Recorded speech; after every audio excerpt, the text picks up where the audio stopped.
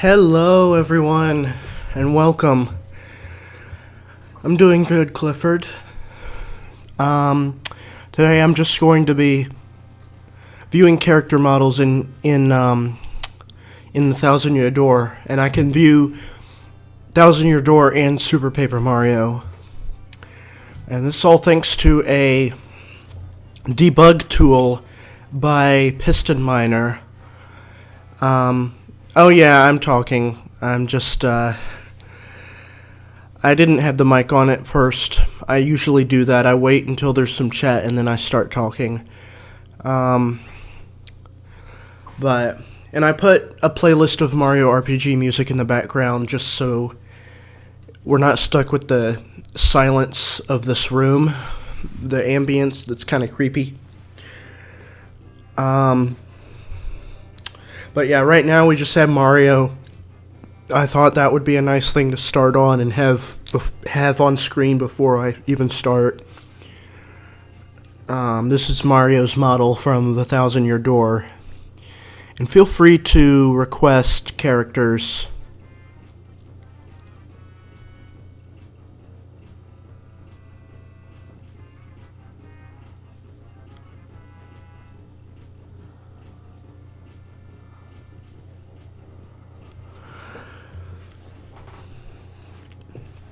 So I don't know if I'm going to be commentating the whole time, but just be sure to let me know what you want to see. Right now we're just going to let it finish going through Mario's animations.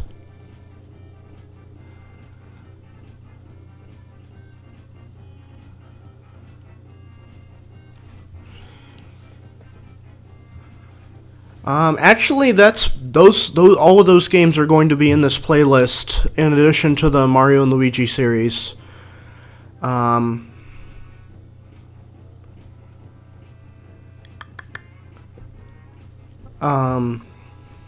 Is Luigi one of them? Luigi can be one of them. I have the entire reservoir of models from both TTYD and Super Paper Mario.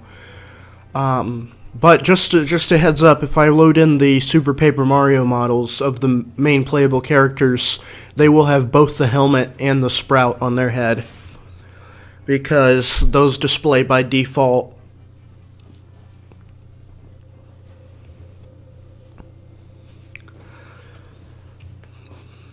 And also, that's really interesting, Liana. I'm gonna have to check that out at some point. And I forget where this was when I first started the stream. Does anyone know if these animations have looped around yet or not? I'm actually not sure. Definitely do Dimentio. Okay, I'll do Dimentio. I do have some requests from Twitter as well to do. I think the first one I saw there was Cammy Koopa.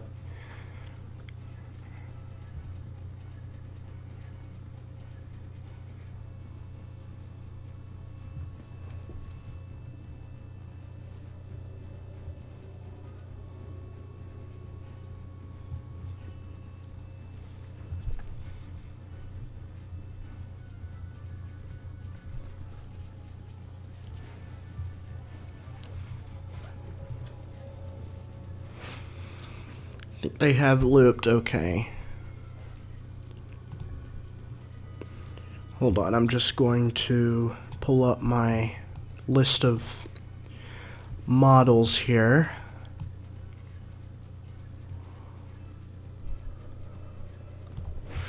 Now this says TTYD file system. It actually has the models from both games in it, because I dropped the Super Paper Mario ones in here, because this is running in TTYD. So that's where it's going to look for the files.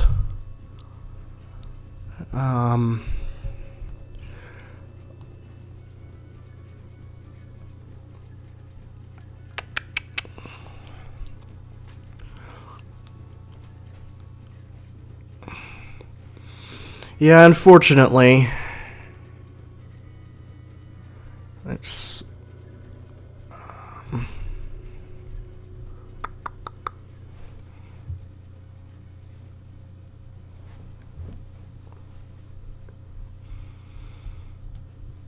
I mean, I'm not really sure if, ooh, C Mario. So I think that might be Dupless Mario, and I'm interested in that. Let me try that one.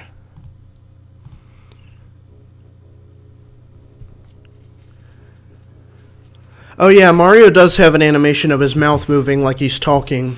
And I don't think it ever gets used in any... I think it's used in the Japanese version in place of him doing that little wave. But he doesn't like do it for dialogue.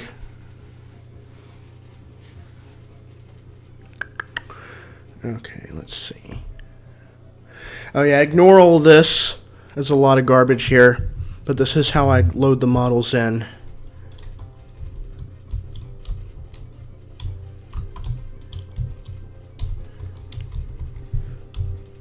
Yep, that's Dupless. So I guess we get to see some of these animations now.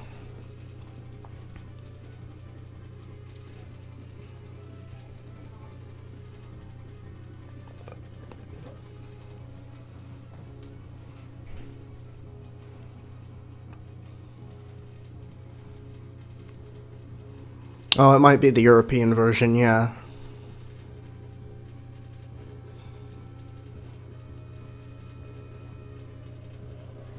Ooh.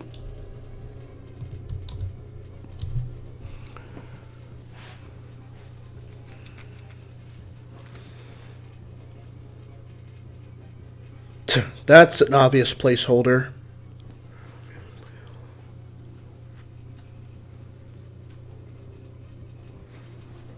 Okay, that was a little weird there.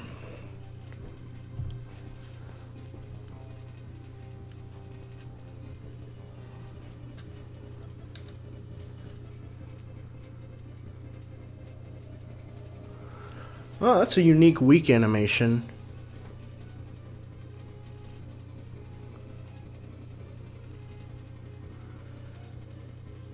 I don't remember if he ever does that.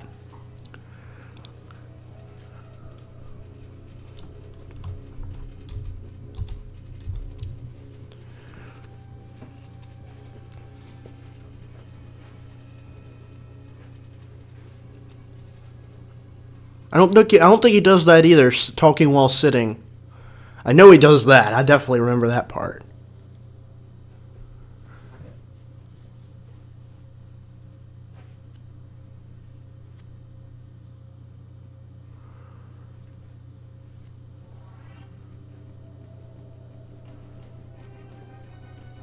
I think that's the one he uses when he runs away.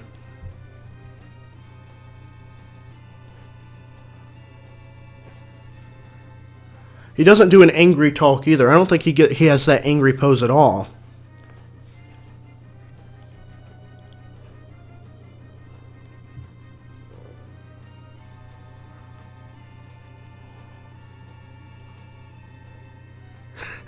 That's a version of Mario's victory animation. Okay, I think it looped around now. Oh yeah, definitely.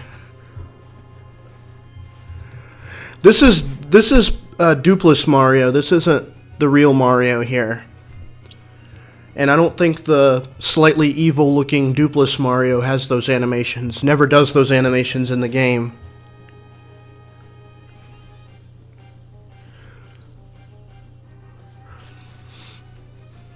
Also interesting to note here,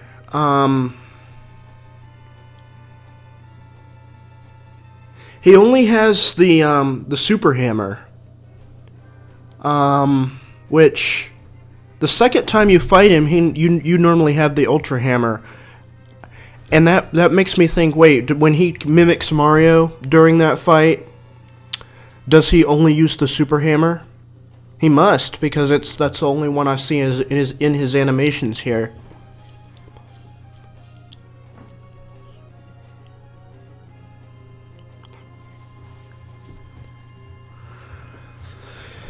But let's see here.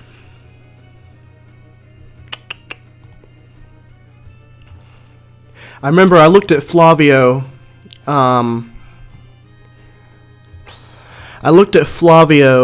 in a recorded video. I have some up on my side channel, some characters. I have Flavio, I have Peach from TTYD, I have Nastasia, and I have Mr. L. Ooh, how about Luigi?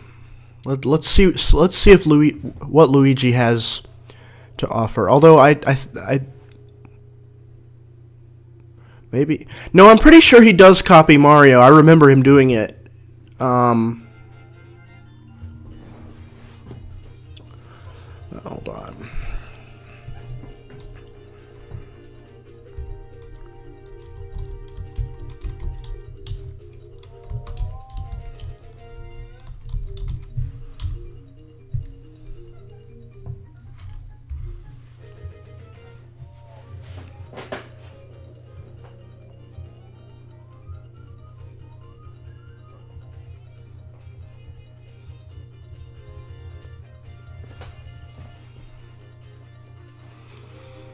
Yeah, the running and crying animation was in the Dupless Mario.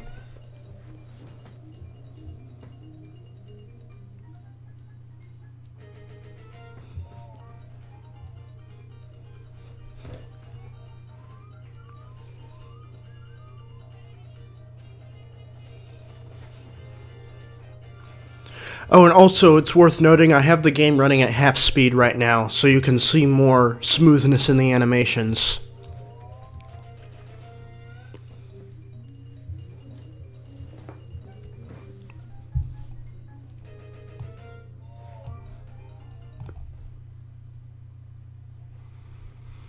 Well, that music ended abruptly.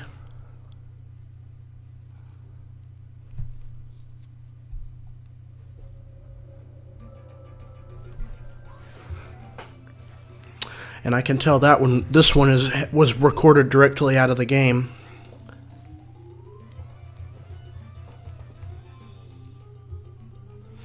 Okay, now it's looped around to his backwards L animations, which is used for when he's facing the other way.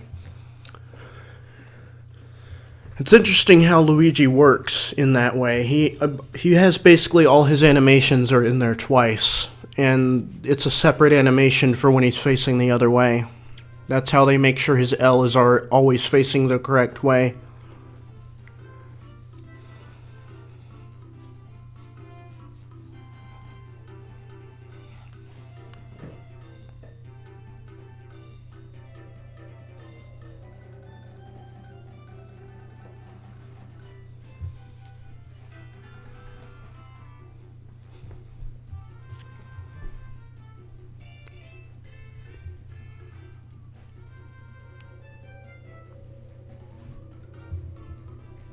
Okay, that's looped around now. If only I could remember what the name of Kami Koopa is in the files. It's there's something Kamek in there, but it might.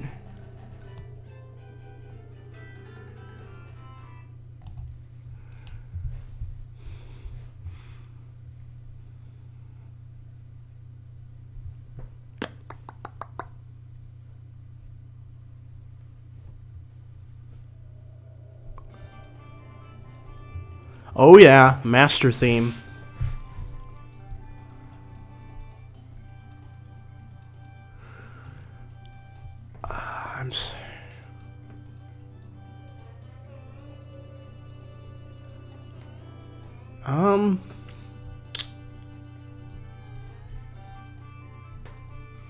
I'm gonna have to search in here to find this.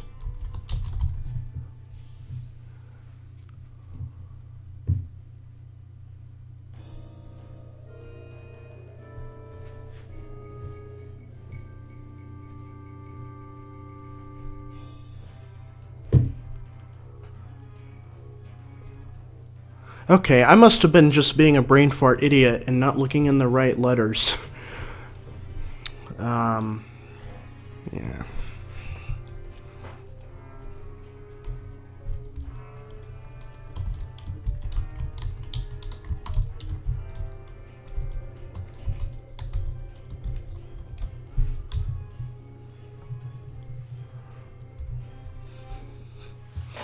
Yeah, here's Kami.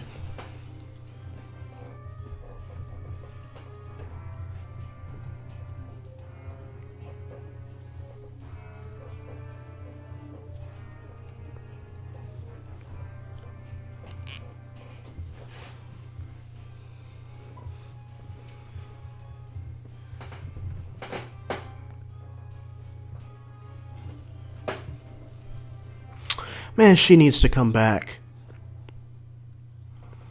It's so unfortunate that that Cammy just never got to come back.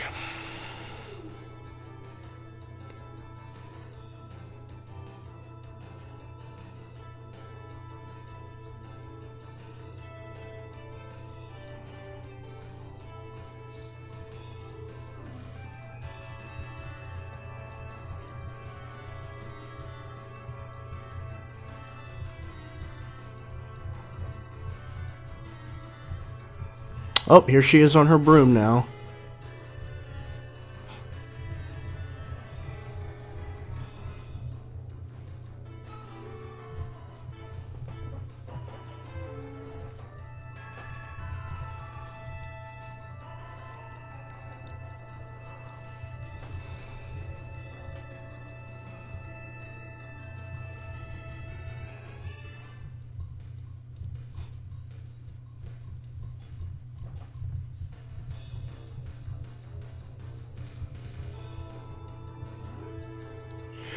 Oh, you know what? You know what's funny?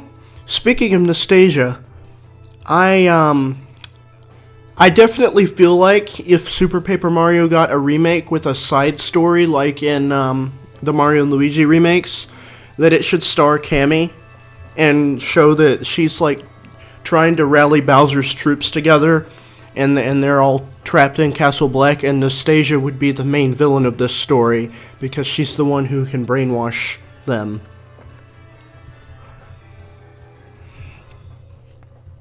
There's the broom by itself. Okay, now that's looped around. Oh, right. Right. Yeah, I can kind of see why that would be done. Now they just handled it differently in Super Paper Mario. They just changed it so it doesn't look like a Nazi wave anymore.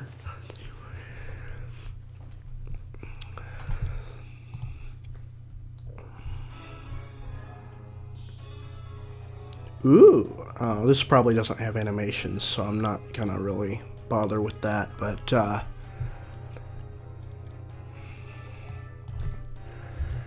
ooh, you know what would be interesting to look at?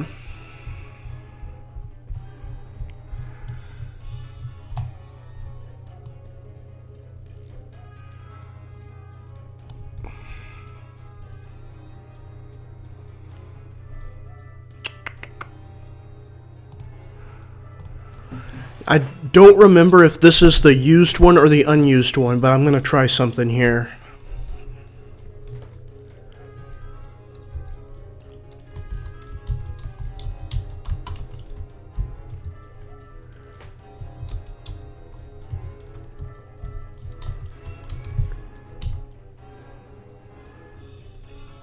Oh, that's not loading at all. Oh, pfft, I'm an idiot.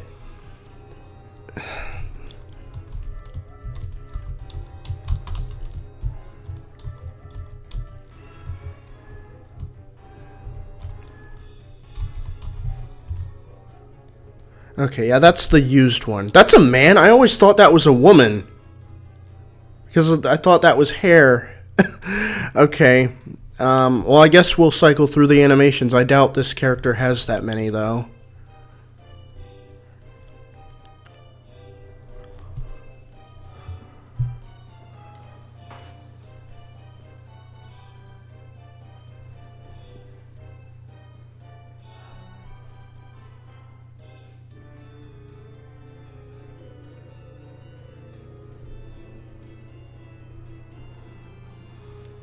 I just know 64 is a different format, so I don't know how to... I'm not as well-versed in loading things into that game and, like, doing weird things with it that's not intended, like this. I'm more well-versed with Dolphin and the Paper Mario games that are in Dolphin. I know you can play it on Dolphin 64 through the Wii...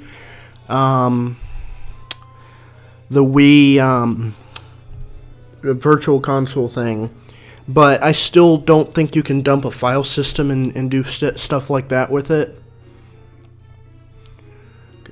I don't know what all of these refer to. I was hoping that this would be the unused one, but this is the used one. I was looking for the unused one.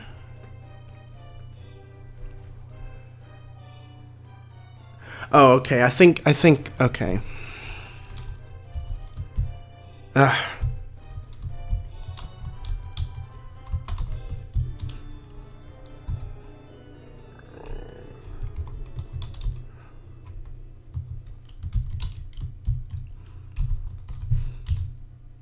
Okay, no, that's also a used one.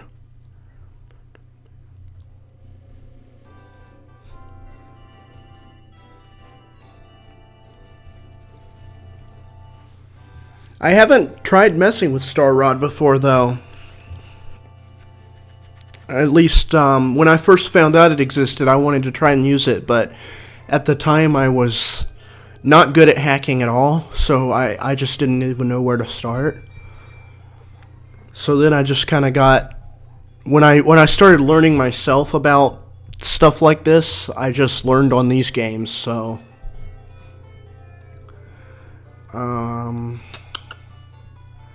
Goodness, where is the,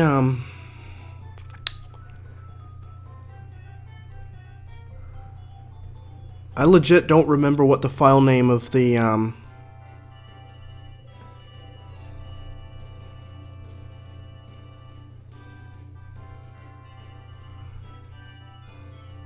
I legit don't remember the name of the character that I'm trying to load, the file name of it. It's basically this, but like the pre-release version that's a completely different design.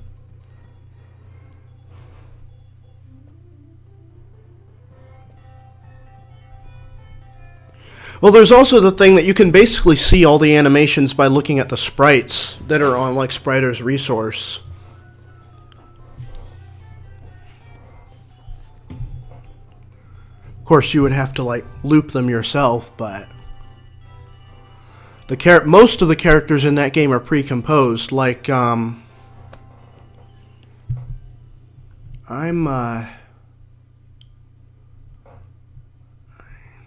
Stage 1 Chief is probably Old Man Watchit. We can verify that, though.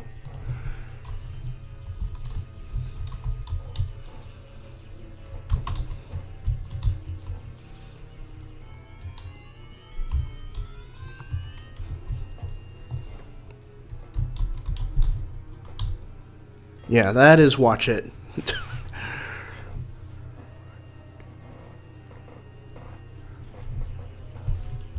We can look at his animations. I'm not sure how many he has. He usually just sits in one place, so I don't think he has that many.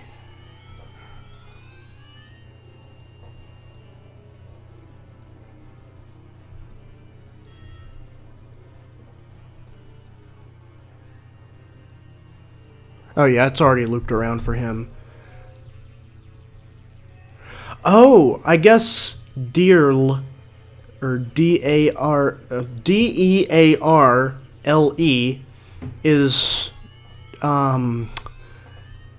is either, well, one of them is definitely Bestovius. I think both of them are Bestovius. One of them is Cloud.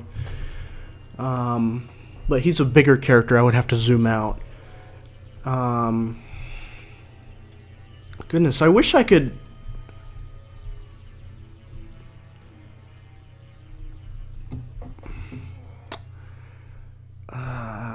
Rebear. Rebear is a completely unused character. I guess we can look at that.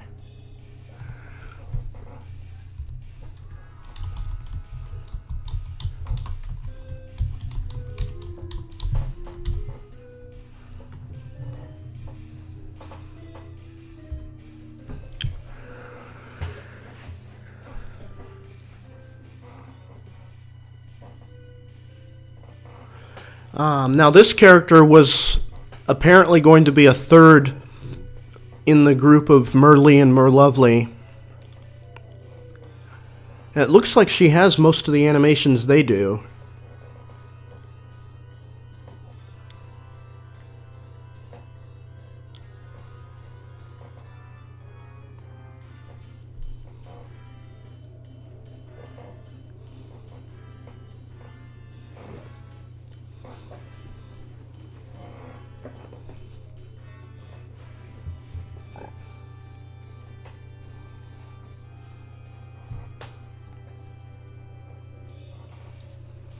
No, this isn't Merlumina. I can pull up Merlumina at some point if you want, but this is a completely unused character.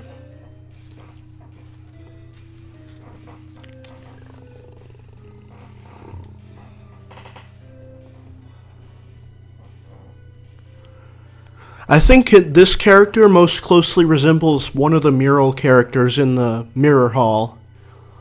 So that's kind of interesting.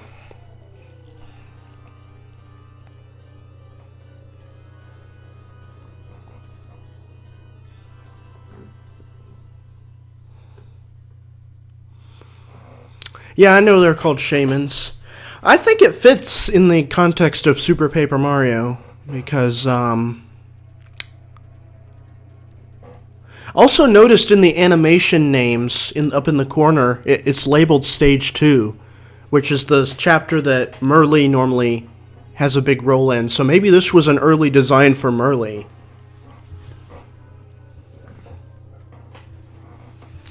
Or, yeah, maybe this could have been Mimi's disguise, but maybe that would have been too obvious.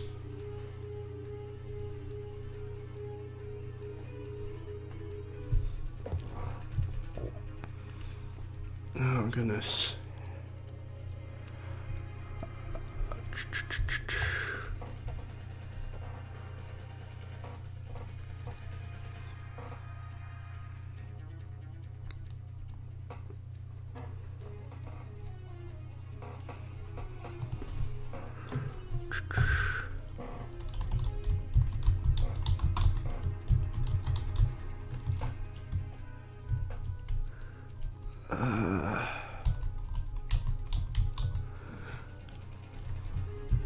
I have no idea what this word means. Okay, no, that's that's green. So the one that's labeled M must be red.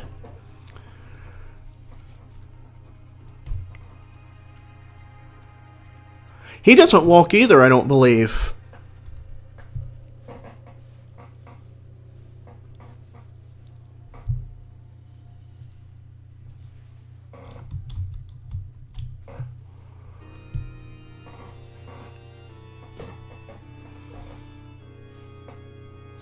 So it's interesting. I think like pretty much every character, even if they don't walk, has a walking animation. That might be left over from how in the Thousand Year Door there were characters that didn't walk, but they all walked in the credits. Because it actually has their models walking past in the credits. So that's why they all had walking animations. Maybe they planned for that to be in Super Paper Mario too. That's why all the characters have walking animations.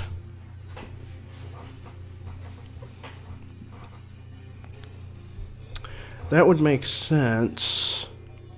Okay, we've looked at green, I guess let's look at red.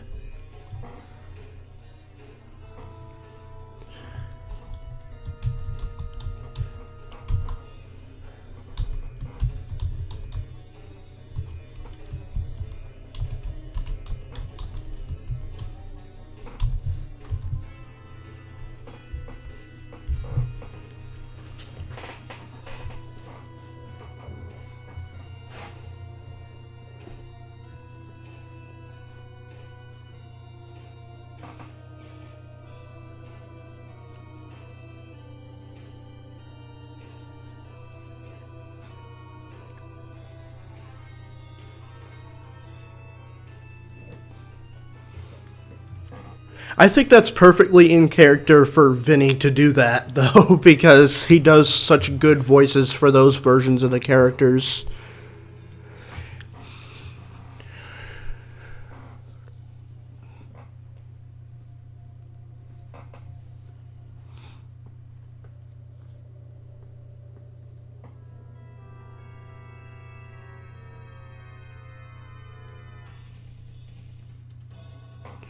Wait a minute. Does he ever actually get up? Lay down and get up like that? I don't think he does.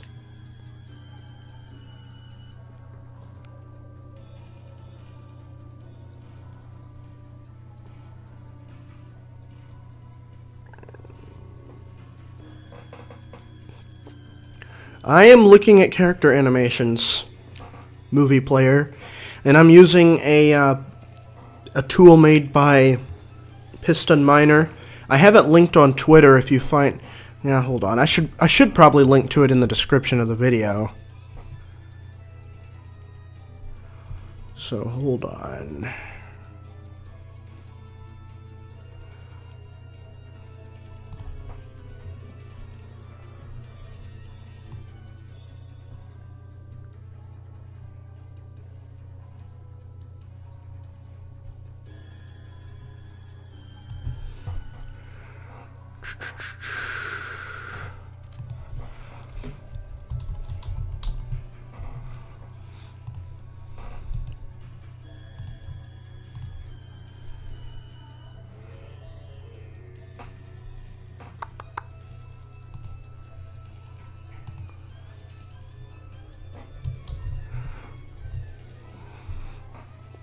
There's the link to it, but I'm not the best person to ask about how to get it to work, because I had to have a lot of help from Piston Miner to get it set up and working. But I know you install it in a similar way that you would install the TTYD practice codes or the Infinite Pit mod. Which that's actually technically why I'm down here at the floor 100 of the Pit of 100 Trials. It was left over from when I was doing Infinite Pit, and I had a save that was right there at that pipe. So I thought, hey, this is a nice empty room. Let's use it for this.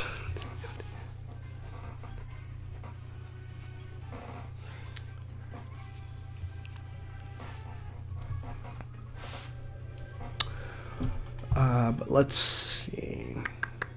I know one of these has to be the unused one. I remember looking at this model before, but maybe I should...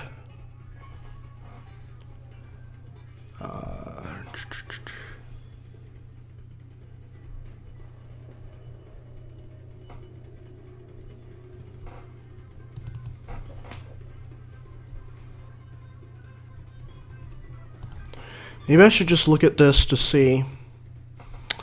I know I have, this is looped a few times. What? Unable... Oh. I know why.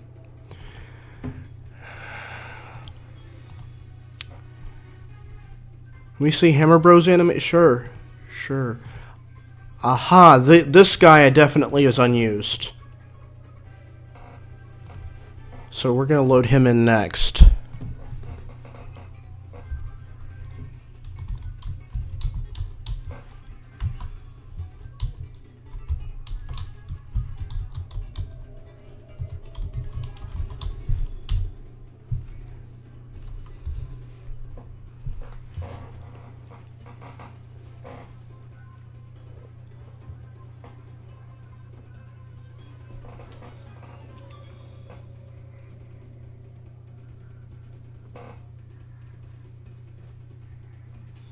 Okay, not very many animations on him, but interesting that was a, yeah, because I think the actual model that he got, wait, no, this guy is considered a boy, and there's one that's considered a child, and there's another one that's considered a child boy, so I guess this guy, I don't know,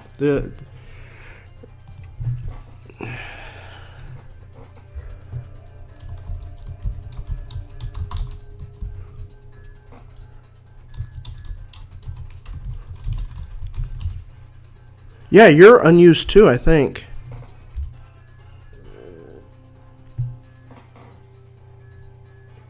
Aw, look at the cutie. He looks like he's just he that's sad that he was cut.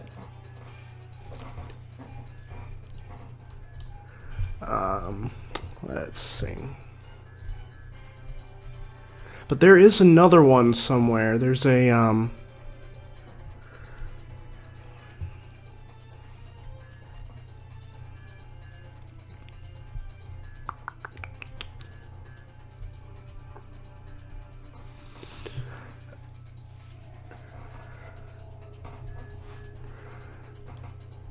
but where is...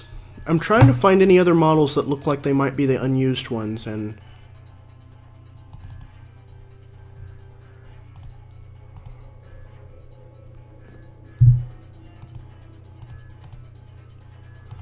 Oh, I think this character's unused too.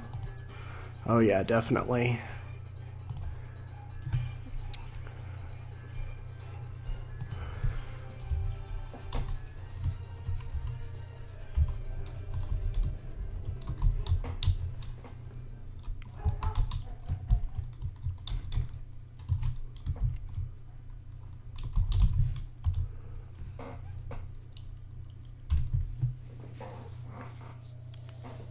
She looks like she's got to be related to Mimi.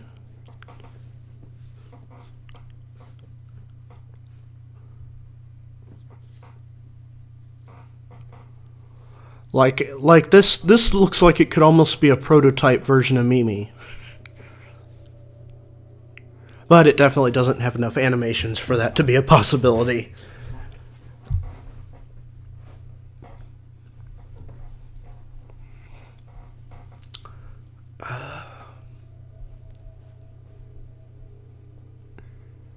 Goodness.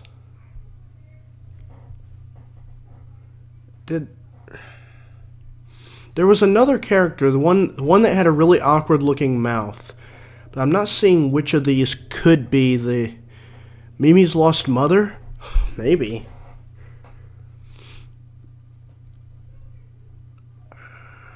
Because it should definitely have the prefix stage 1.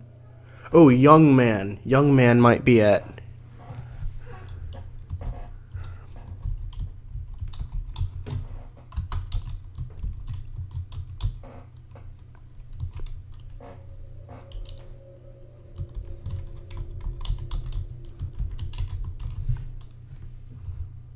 Yes, there he is.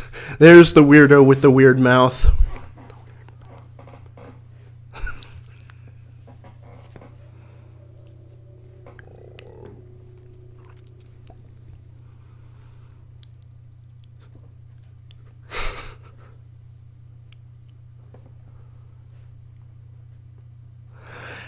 Weird talking animation, too.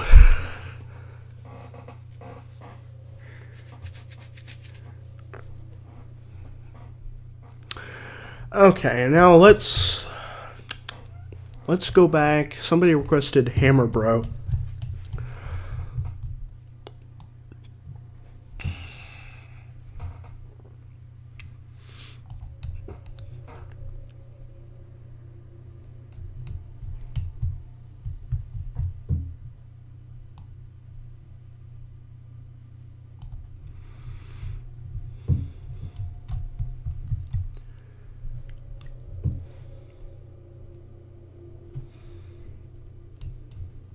If I can find the file name, I thought it would say, like, well, usually Hammer Bro files were you could clearly tell that's what they were because they would have bros in their name.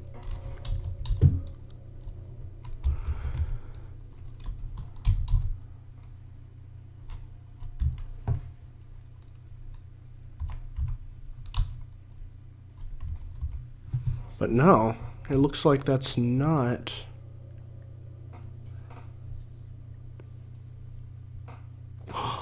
Ooh, I know what I could load up. Let's see. Want to see an unused enemy from TTYD or an unused design for an enemy? It actually looks more like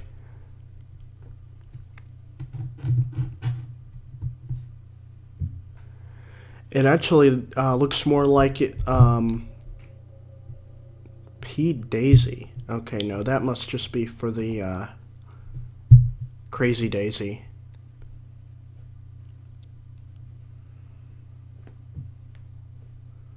But I'm going to look at it just to see what the files, what the,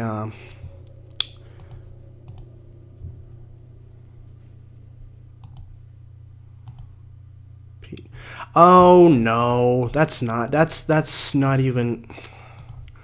I had been in the process of making a mod that lets you play as Daisy, which it's in the very early stages. I haven't even like put graphics over it yet, but the P Daisy file is from that. It's literally just a copy of Peach's texture file right now.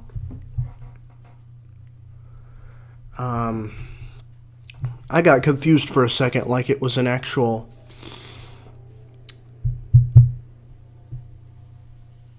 Oof cloud.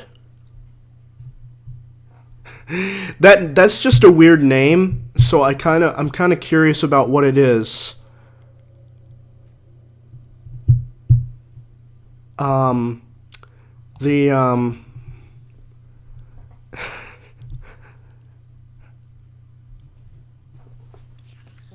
the file name is oofcloud, and that's a very interesting file name, so I want to look at it, see what it is. Make a mod where you play as this unused dude.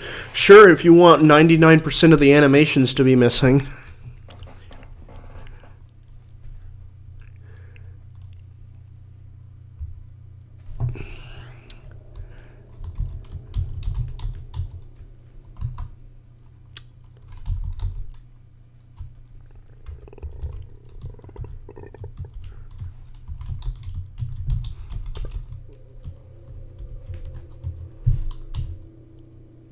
Okay, that's definitely not... Wait, what? It's moving. Oh, this is the animation for when Flurry blows something away. If you look at it, you'll be able to tell. That's just what that is. It's not an actual thing. It's just a... it's just that. And I guess Oof Cloud 2 is something similar to that.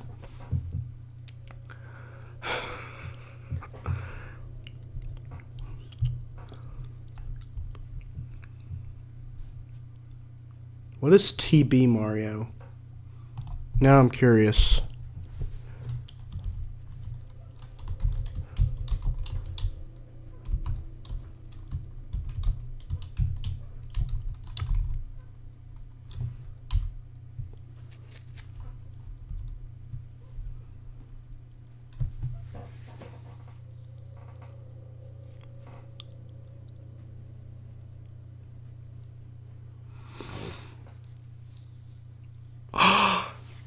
Oh. Huh? Like, all of these poses are already in Mario's file, so I'm... Of course, Mario never does that animation with his normal hammer in this game, so that's technically unused.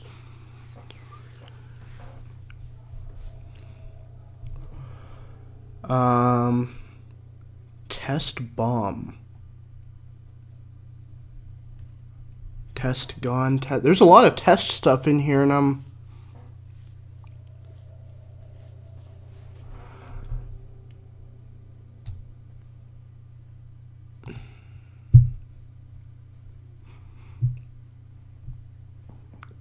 Hold on. I'm starting to get curious about this stuff that probably isn't even a character.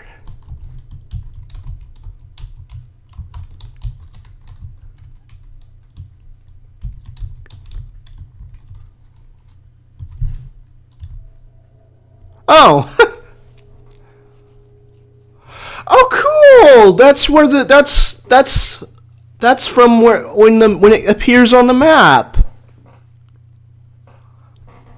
I didn't even know this was in this. This was like a format like that. That's amazing, though. Look at that.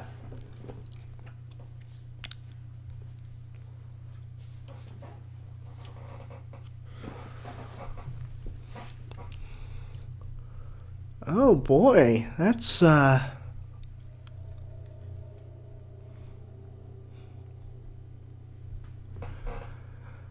guess we can look at all of these.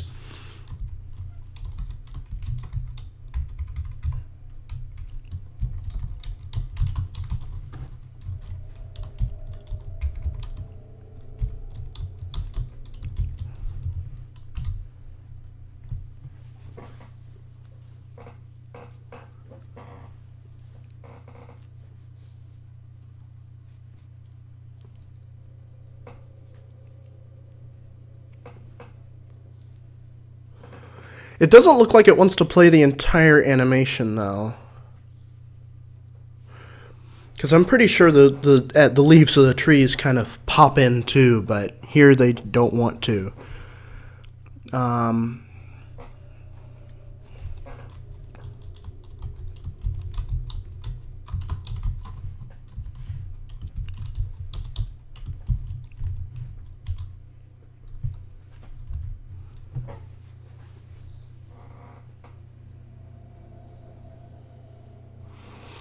Yeah, for some reason it only the first half of the animation plays here.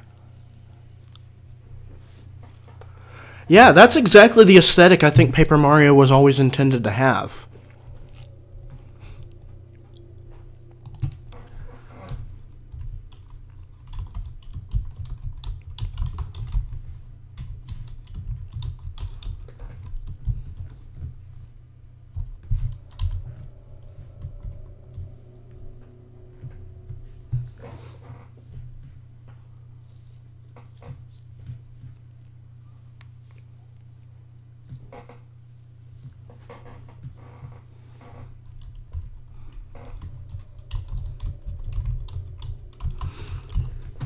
The only thing that sucks about this is I have to manually type this in every time.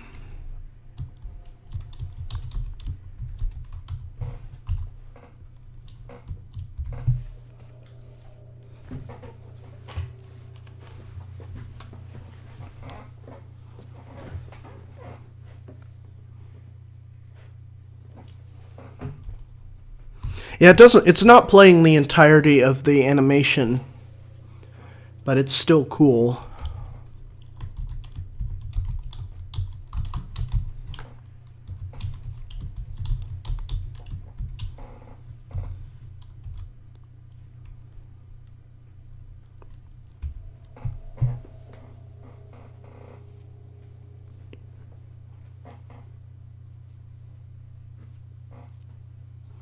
Oh, this one I think starts underneath the stage, and that's why.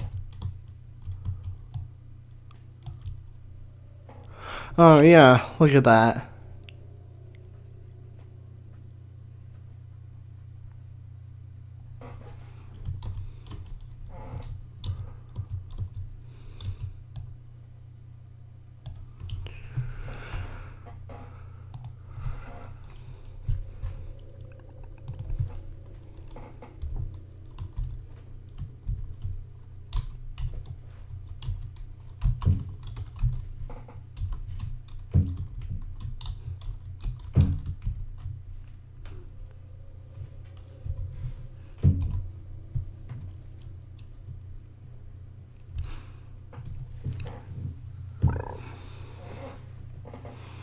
And unfortunately, there isn't one for Stage 8 because that one never appears on the map. That's just in the 1,000-Year Door. And I don't see one listed for that either, so there's nothing unused, unfortunately. That would have been cool. Ooh, we can look at Test Vivian. I doubt it'll have any animations, but...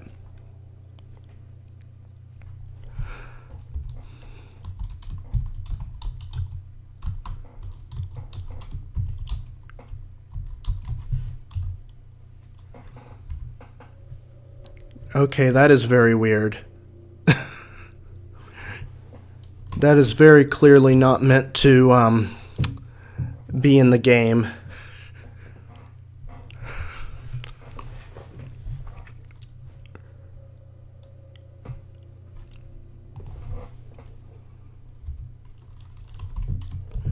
See ya, Homer.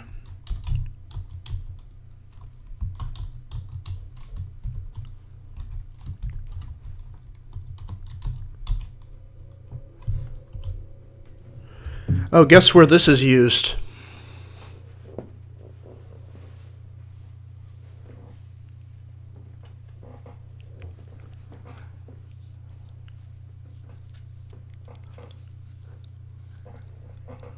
One of the funniest Bowser scenes.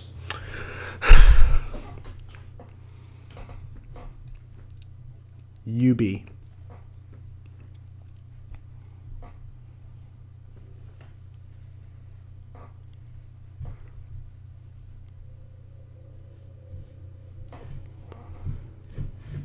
Yeah, that's where that texture came from, is that file. I've only looked at the...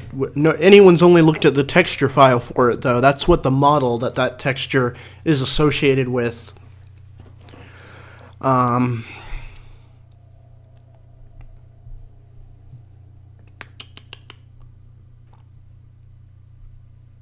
TB Mario. Interesting, huh? Now I want to see what that is. Wait, no, I think we already looked at that. Never mind. The evil king that talks to posters!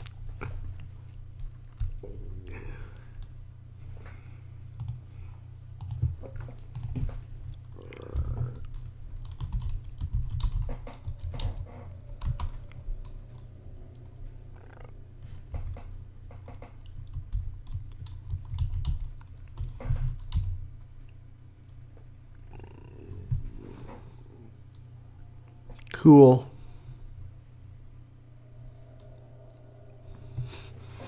Very cool. I was hoping it would like have a texture for a placeholder texture for that though, but apparently not. Wait a minute.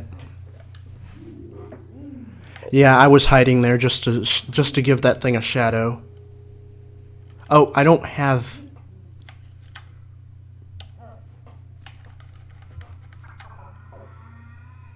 Okay, that doesn't load anything into the... I don't have the slit one, unfortunately.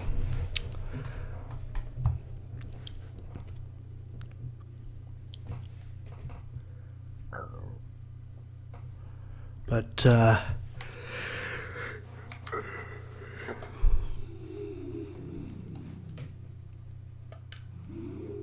you're not educated on TTYD. What is that for? It's for when Mario turns sideways, but for some reason I don't have that ability unlocked here, so I can't show it.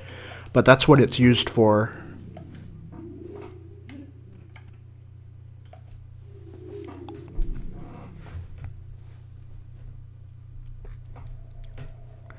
Normally that would be Mario making those motions, not that random black square.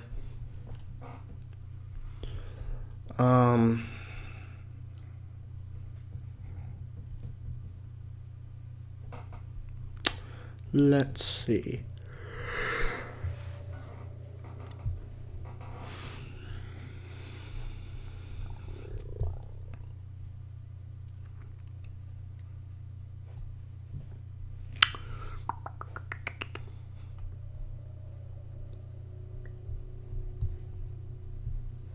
Why don't I bring this over here so y'all can see the list of models I'm scrolling through and tell me if anything looks interesting.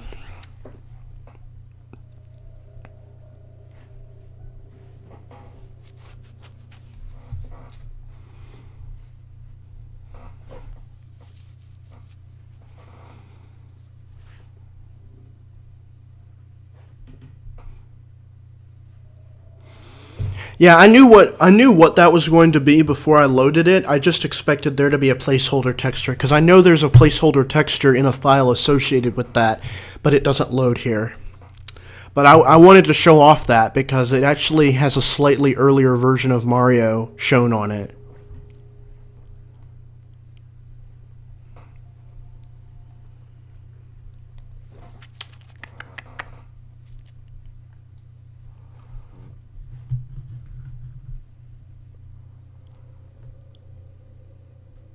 Wait a second.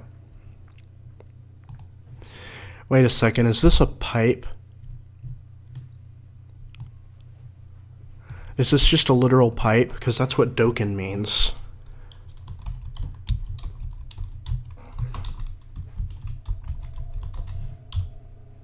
Oh no, it's this guy, the guy that makes pipes, okay.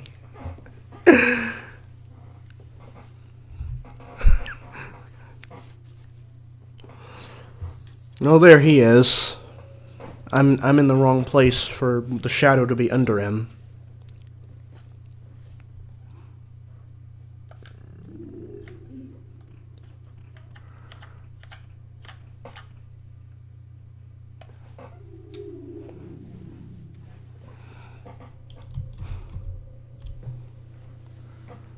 Uh-oh. This is all part of his animation, huh? Interesting.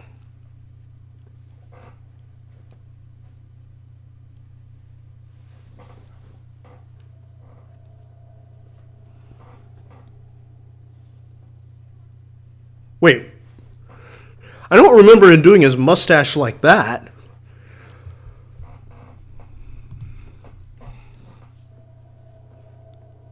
Okay, that looped. Hold on, I'm gonna be right back. I need to get a drink.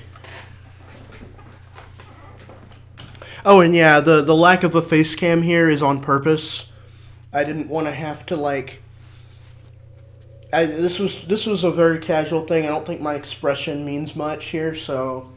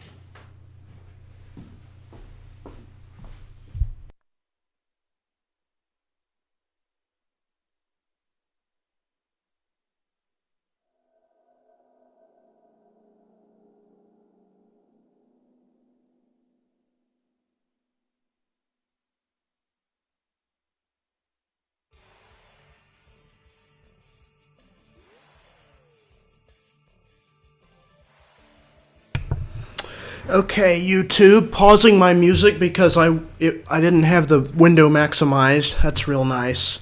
Hey, what's up, Pinky?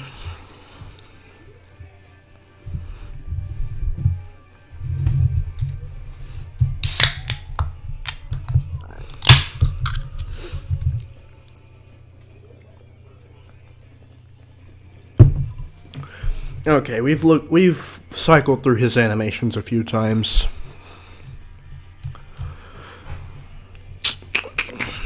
Got a lot of mobs here.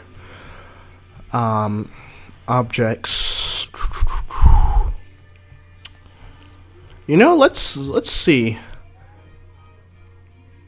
Huh, we have two save block files here. They must be named differently. One of them must be TTYD and one of them must be Super Paper Mario. At least I would guess that.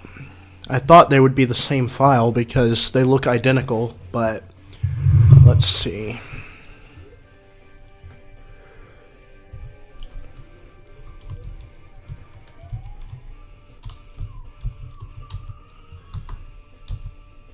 Oh, no, not in.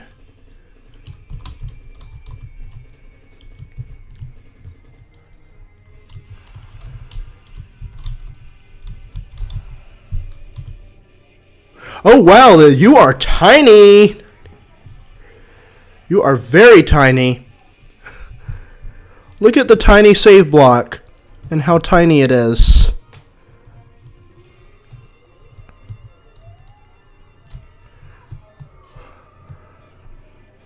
What's Sticker Star's file format?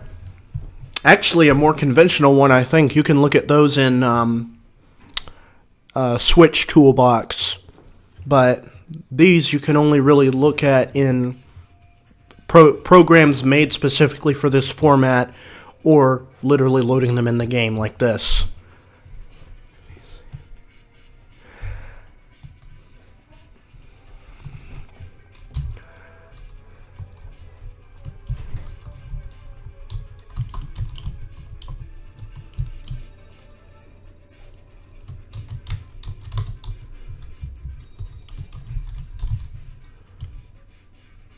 Oh yeah, so this must be the TTYD one. The other one was Super Paper Mario, and the literal only difference is Super Paper Mario has a darker outline around it, because everything in that game has a darker outline around it.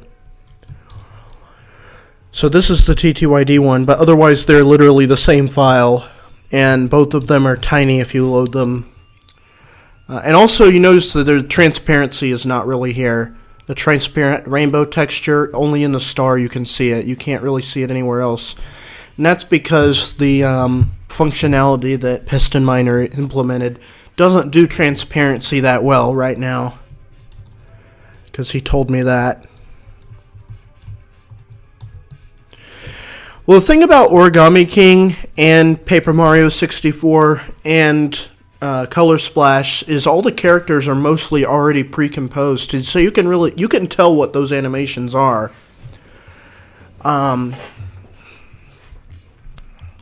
That's why I don't really think there's much of a point to it.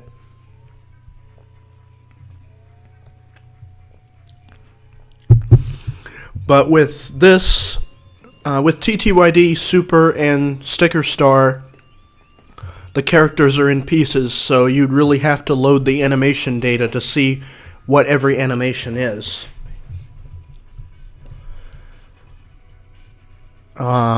And I don't know, Sticker Star's not that interesting to me, so unless there's a potential to find unused stuff, which I think all the interesting unused stuff was taken out. Like Mander. I would really love to look at Mander's model, but... And Chain Chomp had a completely new model when the game came out. The partner one was deleted, so...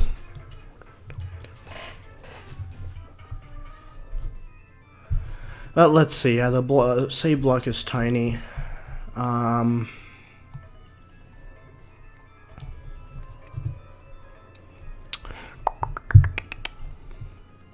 Goal pole. Okay, I guess we could see what goal pole is. It's probably from the Bowser levels.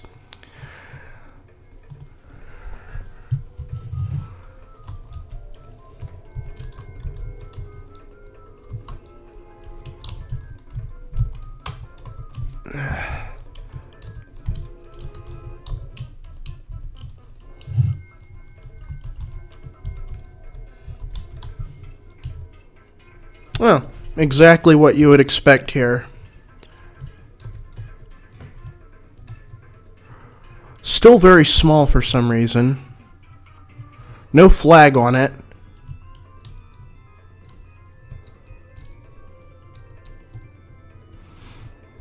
But yeah, there's a nice Paper Mario styled goal pole. Hey, it's actually 3D. I didn't know that.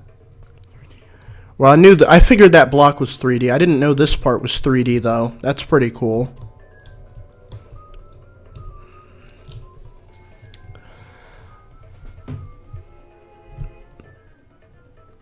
Oh yeah, the origami characters. Yeah. I have looked a little bit at Olivia and Ollie, but they don't display right in that program. I don't know. Yeah, Tanya, I agree with that.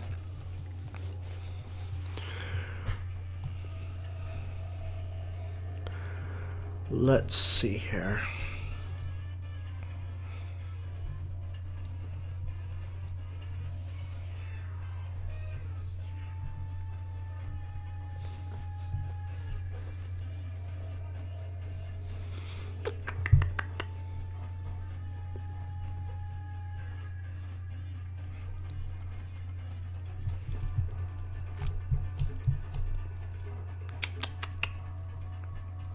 Menu Party, Hoshi, and Hoshi 2. Those are stars for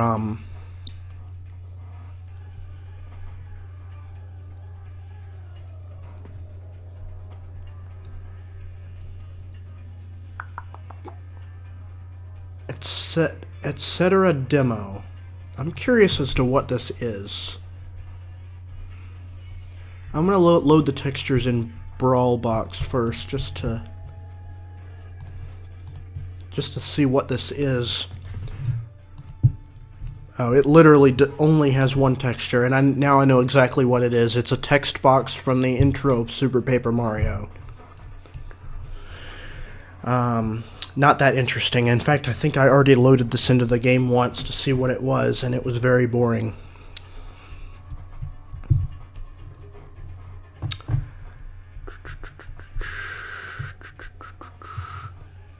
Wan R.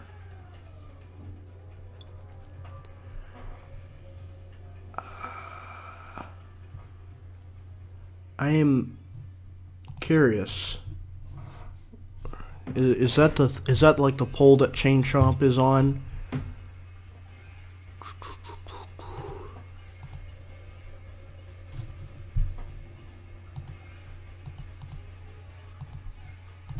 No, it looks like... Oh, no, it's a red Chain Chomp. That's exactly what it is. R stands for red. Yeah, whatever. I guess we'll load that in.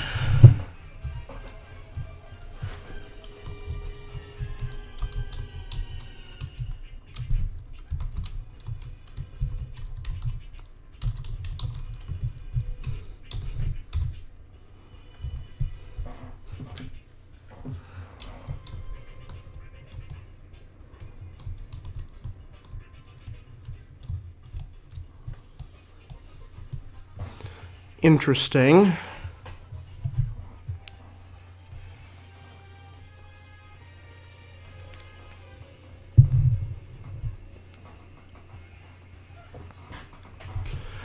I don't think so.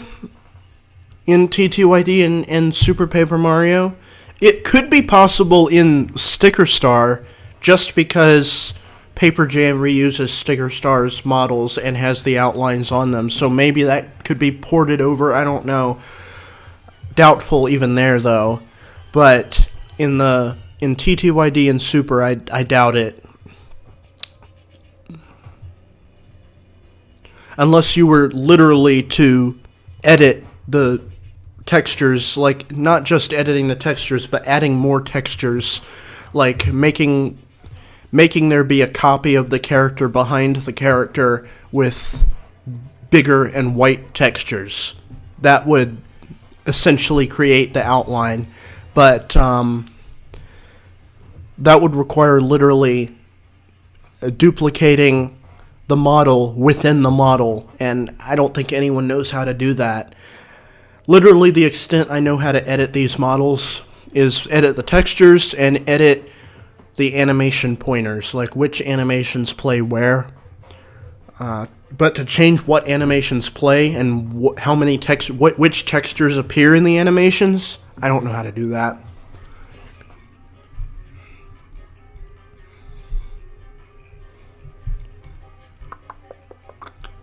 Ooh, the Samurai guys are interesting. I looked at one of them earlier, and an interesting thing about them is that, you know how there's so many variations of them that are only different in like a certain detail, what kind of sword they're holding, what kind of mustache they have. Apparently the swords and the mustaches are separate files. Well, the swords are definitely separate files, because I loaded one that was literally just a bunch of different styles of sword appearing for each animation was a different sword. And then one animation had a samurai guy, but he was very plain, no notable details on him. And once it played through all his animations, it played a bunch of animations after that, but each one was just a static image of a certain mustache floating in the air, or a certain beard, or some sort of feature like a spike on top of their head. So it's interesting. I think the Samurai guys were made by putting different models and animations over each other.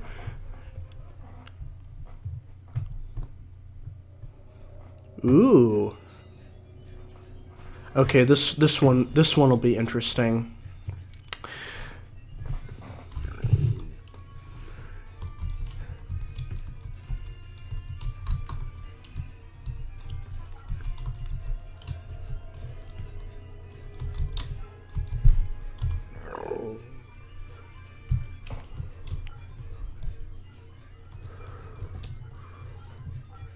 Oh god, this is so big that I can't even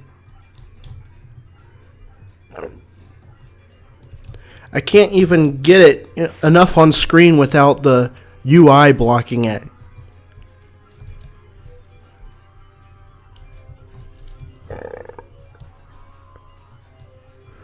There we go, I guess.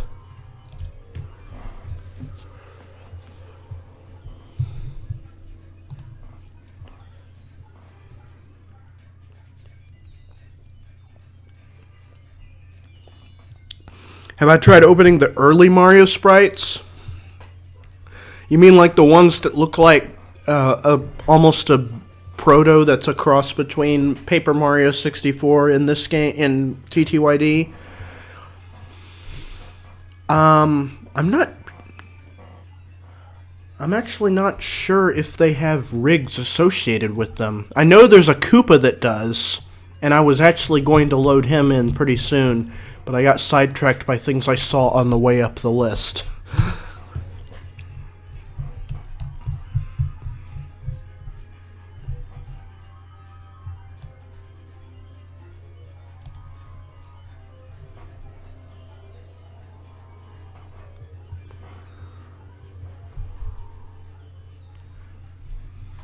I can look here. I also want to check out the Paper Mario 64 partners that are unused in TTYD.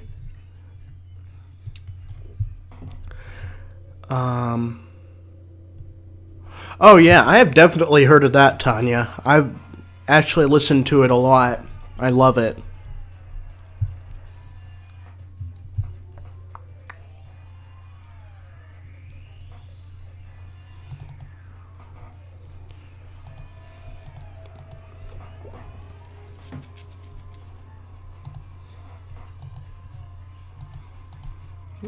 Oh.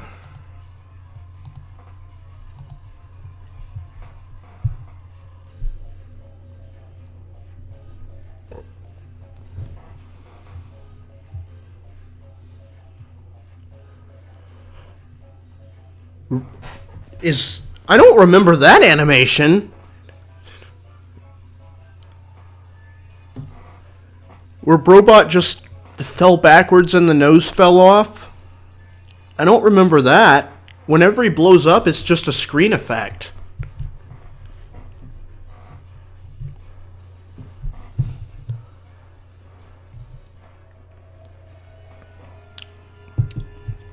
Yes, I've heard of Juno also.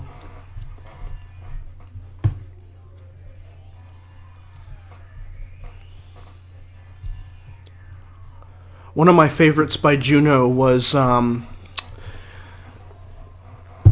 Popple and Rookie, where at one part he does a parody of "We Are Number One." I loved that.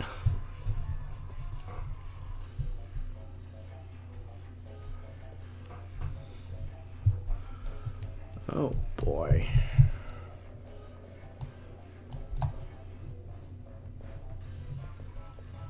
Noko Teki, I think, is the name of this Koopa.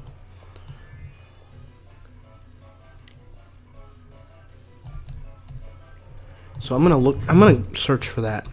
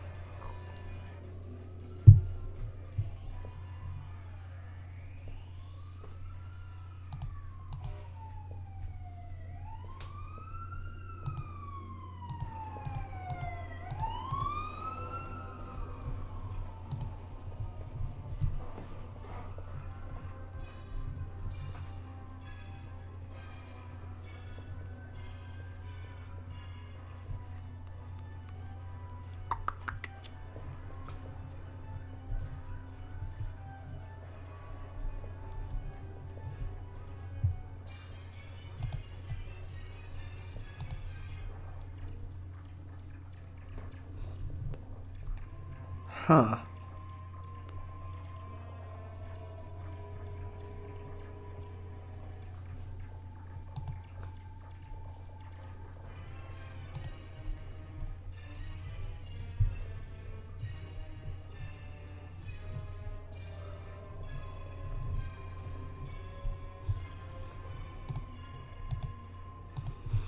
I'm gonna have to see which of these is.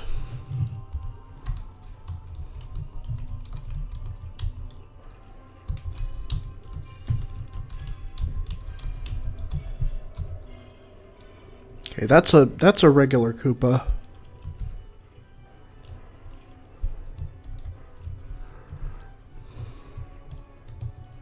Or not a regular Koopa, but a... Oh, you're just now seeing that TTYD credits warp trick? I watched that video last night. It was pretty cool. Oh, look at that one where he's running. Is that unused? It might be.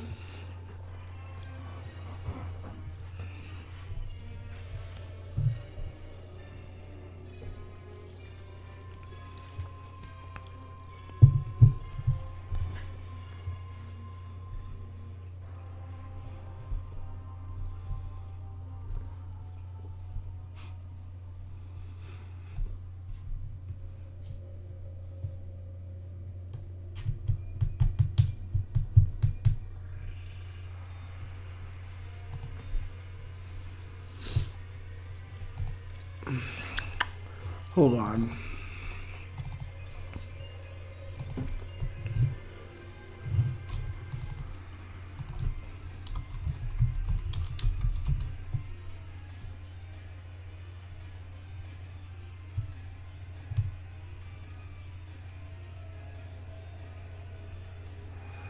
That is weird. I know there was a Noko Teki Wait a minute.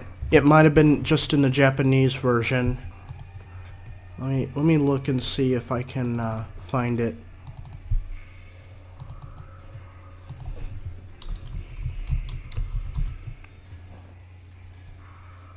No? That one only has... I swear I remember there being a rig associated with this beta texture. Wait a minute. I just looked back at the screen and I do not remember...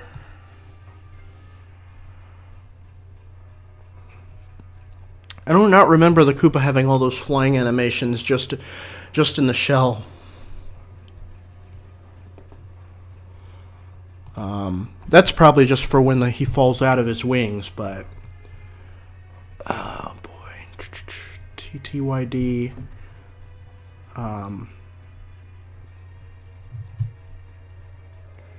Yeah, Super Paper Mario does have unused enemies from TTYD. But I'm not sure if they actually have any unique properties in their models to them. Oh boy. Paper Mario RPG. Okay, I'm gonna look at this.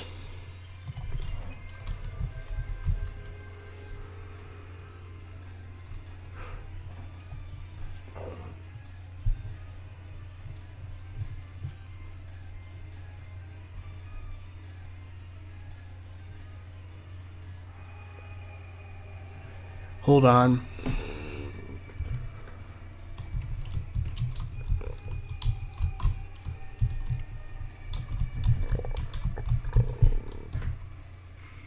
Okay, now that's the regular Koopa. Hold up.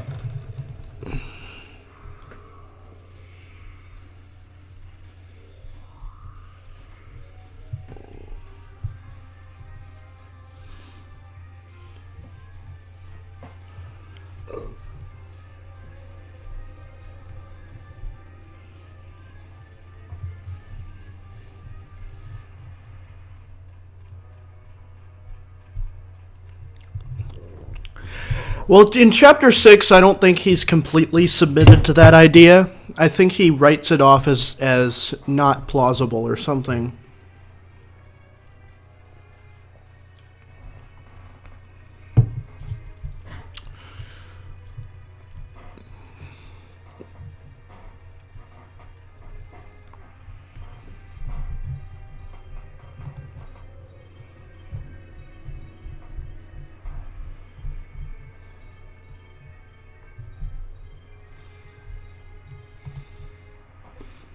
Oh, really? That's interesting.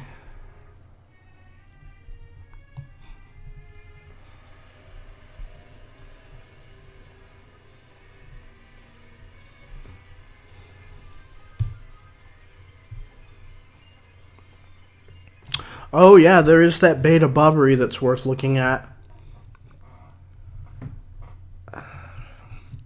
I can't believe I swear I tried to replace the paratroopa in TTYD at one point with the unused model, and it animated to an extent, so that's why I remember there being a rig.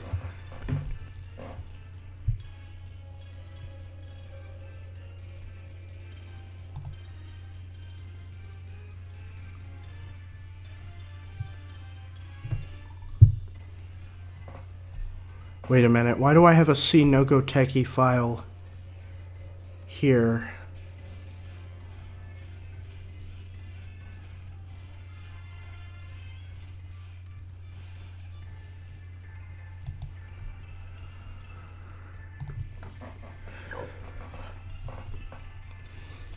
I just noticed I had one on the root of my dolphin folder. Oh no.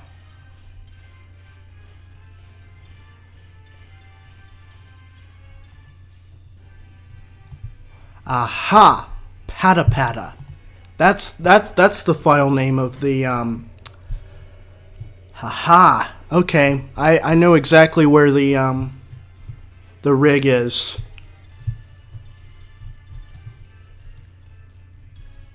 For this unused Koopa.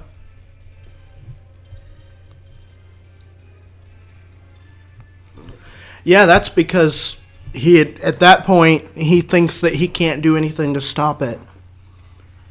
He might have even put on well, no, because he actually can't be damaged until the other heroes come in. I'm not sure. But I think at that point the evil persona had completely consumed him and had to be beaten out of him.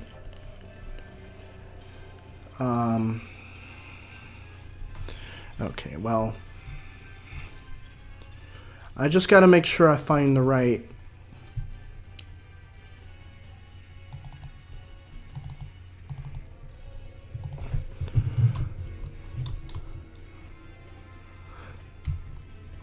Okay. Perfect then.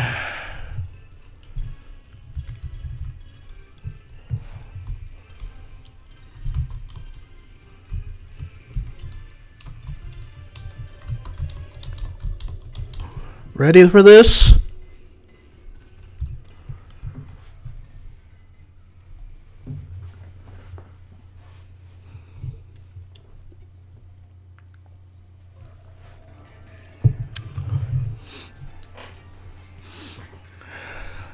There he is. There's the unused Koopa. The early Koopa design here.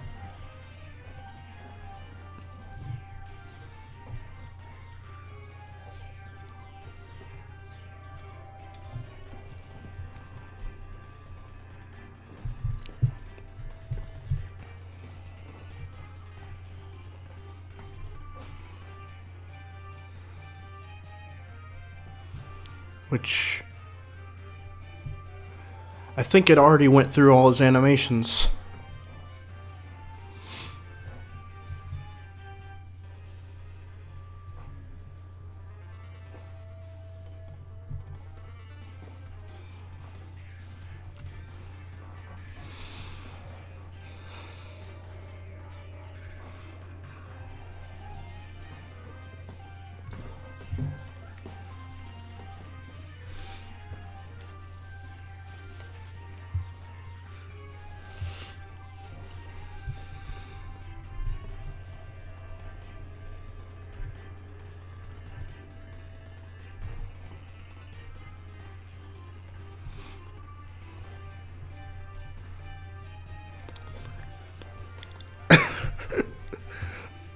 I mean, Legs worked on the Koopas in the 3D games, but I definitely think in the paper style it's better without them.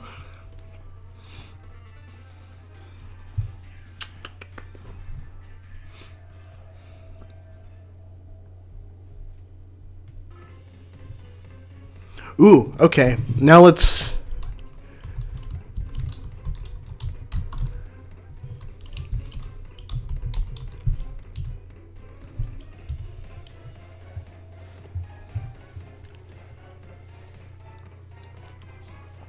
Check this boy out.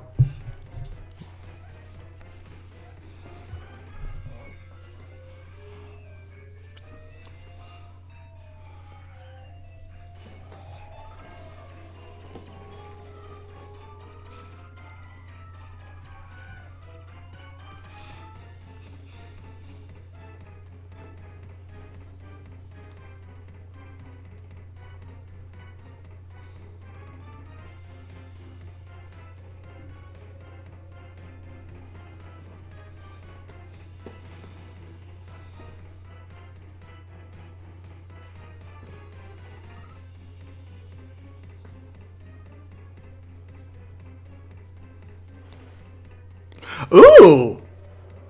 That's an interesting one. He winks at you? Now I want to see if the new Bobbery model has that in there.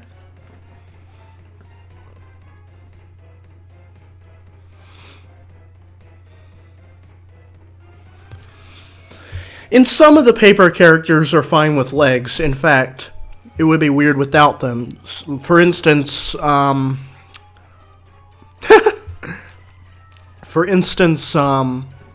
Nastasia would be very weird without legs.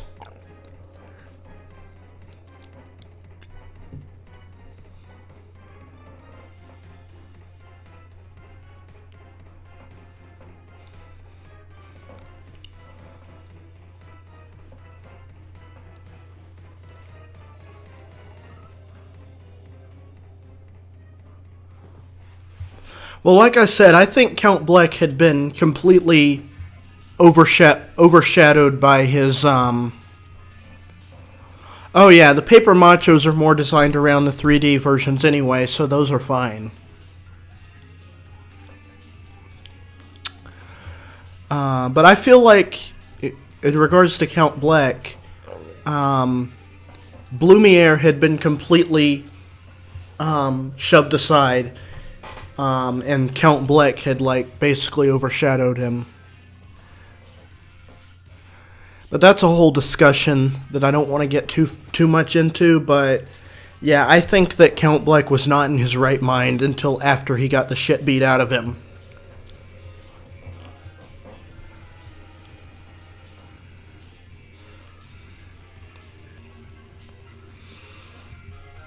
Otherwise, why would he have abruptly changed his tone that quickly? Like, he's, "Mwahaha, I'm so evil, I will destroy you," and next he's like, "Just end me already."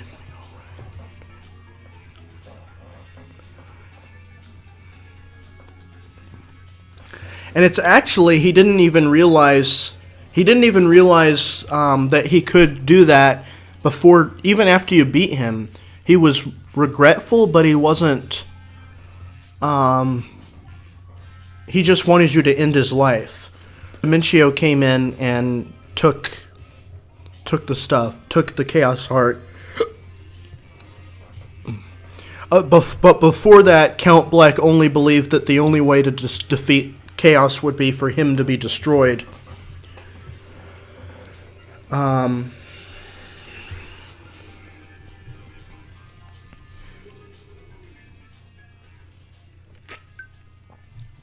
What's my favorite boss in the Origami King? Oh goodness. I'm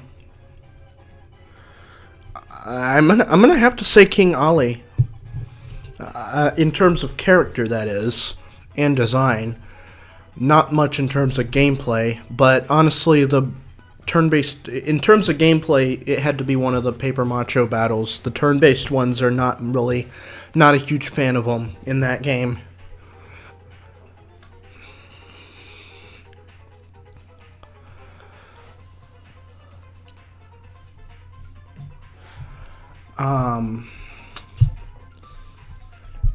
I don't know. I prefer just battle of skill, not puzzle. Like, if you look at the bosses in the first two games, they were more... Yeah, you had to think, but the whole battle wasn't a puzzle. It was more of a... There was only one where there was a clear-cut solution, and you couldn't beat them in another way, and that was the Armored Harriers. But it kind of that was kind of a moving the story along thing than anything else, because how do you think that all the people that are ranked above the Armored Harriers were able to beat them? Unless they had a Yoshi. Like, I think the only reason Yoshi was the only one who could beat them because the only reason Yoshi was the only one who could beat them is so that they could have a creative way of introducing Yoshi into the equation. But and out of the Legion of Stationary, oh goodness.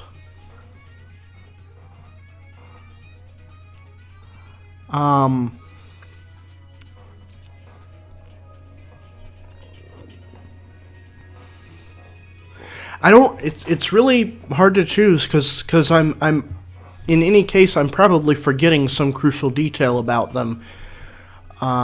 Because I'll be honest, I didn't retain what their personalities were that well, other than I know Hole Punch was disco, and Tape was a mafia boss.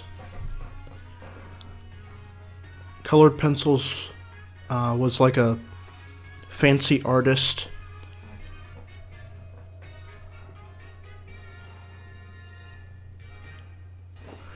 Oh, anyway, I should look for some other... let's see.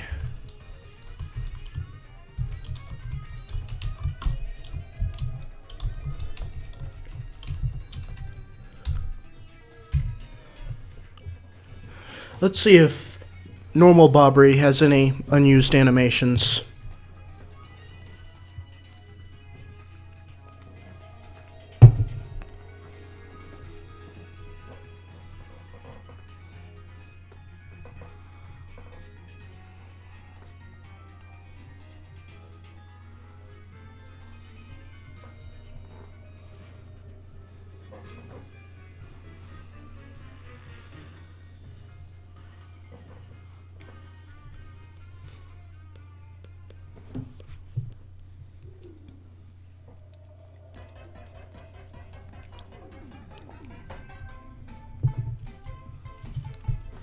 Yeah, I remember that.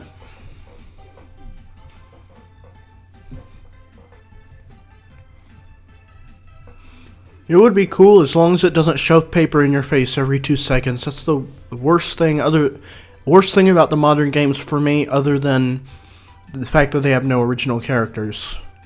Or almost no original characters.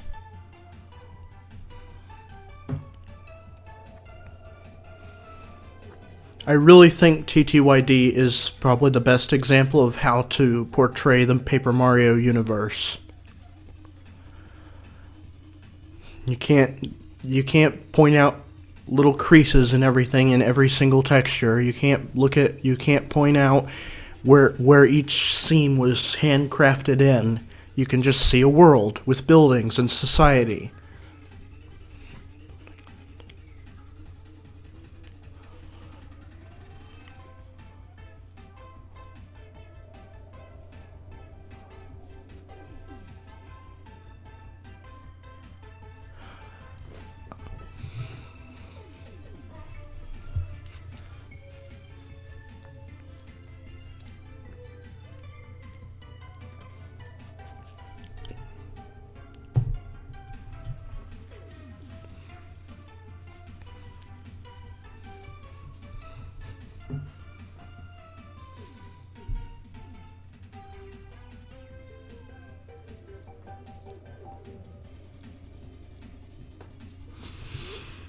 Oh yeah, but I understand why not everyone would like the way Super Paper Mario shows the world in like a 2D view most of the time. I liked it though.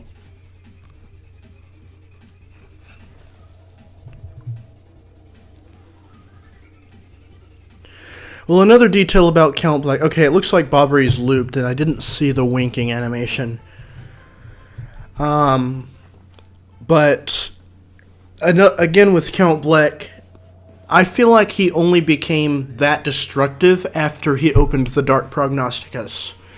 I think he opened the book wanting answers. He wanted, because he told the future, he wanted to know, is she still alive? Is she still out there? Am I going to reunite with her?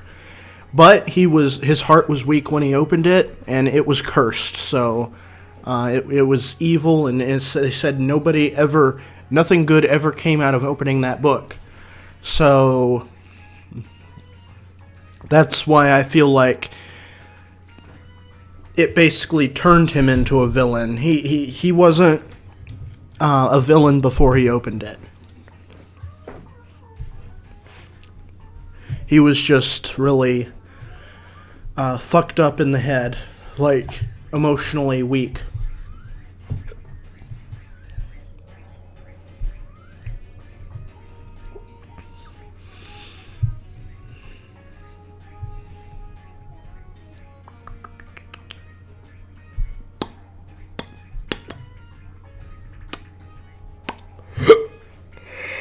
Oh boy.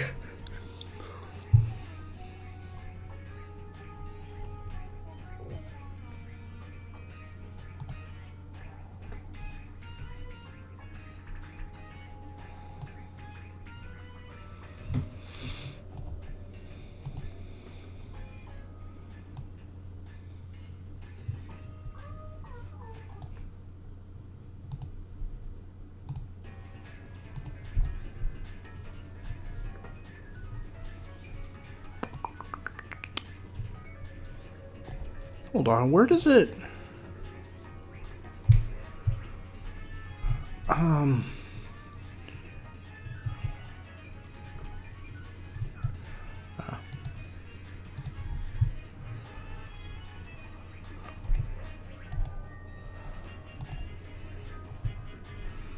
Basically, yeah. That's how I see it. I don't like to hold the entire extremity of what he does against the person he was before he opened that book.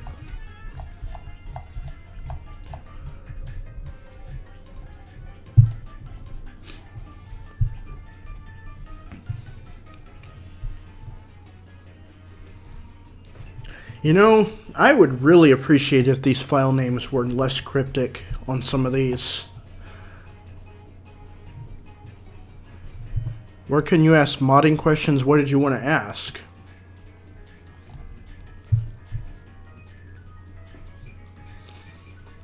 Oh, here's one we can look at. Yeah.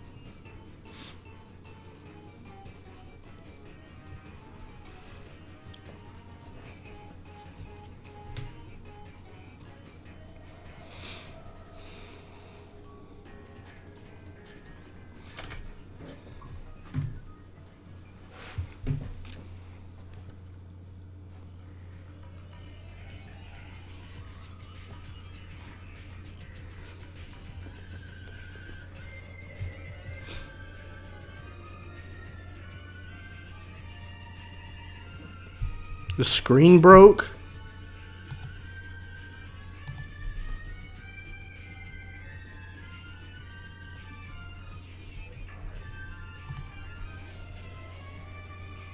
Oh, on your computer, okay.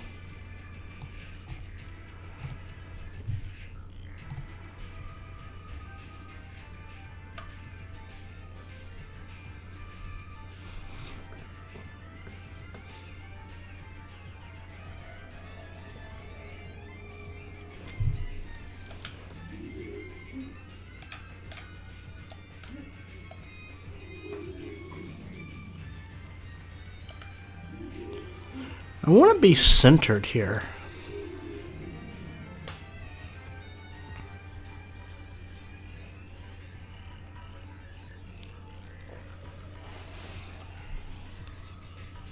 Pee-wee Mario.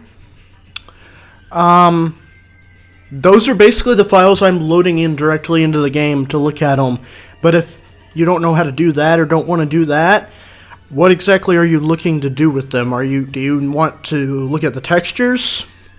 Because if you want to look at the textures, you can open the ones that have a little dash after them. Those will open in Brawlbox. And you can look at the textures, but Brawlbox won't find them if you try to browse through the Brawlbox window to find them. So what you want to do is right-click them and say Open with Brawlbox. But only the ones that have a dash at the end. There's usually one with the dash and one without. And it's the ones with the dash that are the texture files. If you want to do something with the other ones,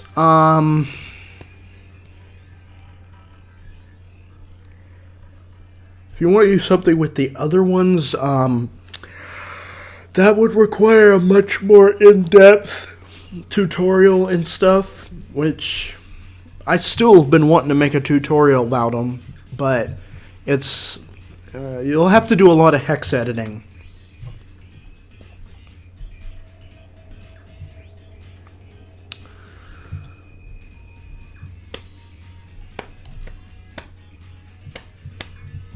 Ooh. Okay, get ready for one of the most boring yet interesting at the same time ones, and you'll see why.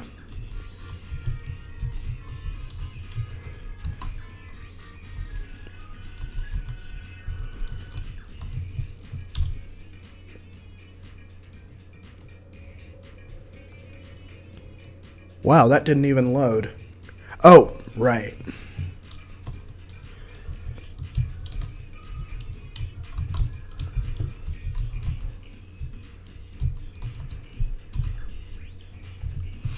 Remember this guy? This is an unused character in TTYD. Unfortunately, he has no animations whatsoever. He's literally just that texture, which is all one texture. But, yeah, you can load him in. He just doesn't do much.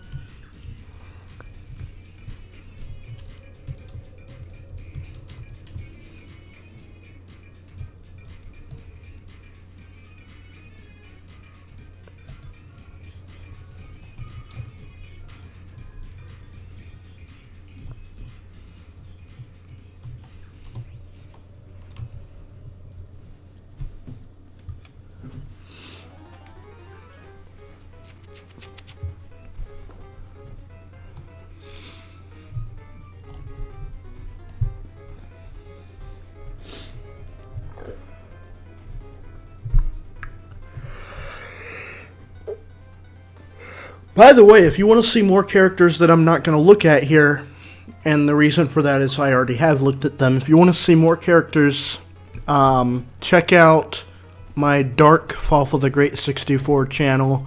I uploaded 4 different characters, I believe. And showed off their animations. Peach from Thousand Year Door. We can still look at the Super Paper Mario version and the Thousand Year Door back-facing version here.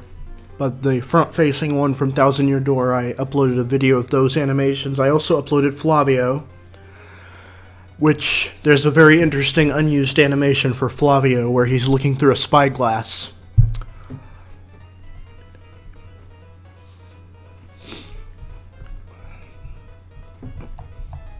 You know what? Let's look at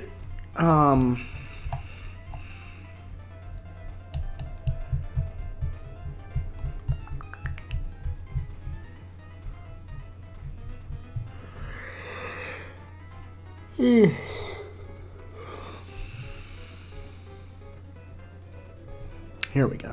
Okay.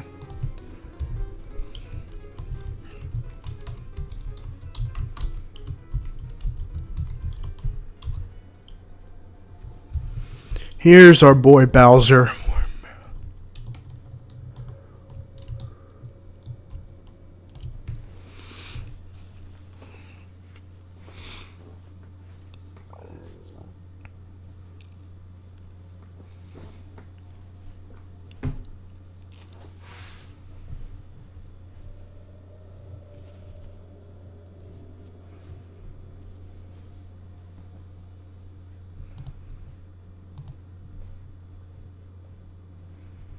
Video paused. Continue watching. Yes.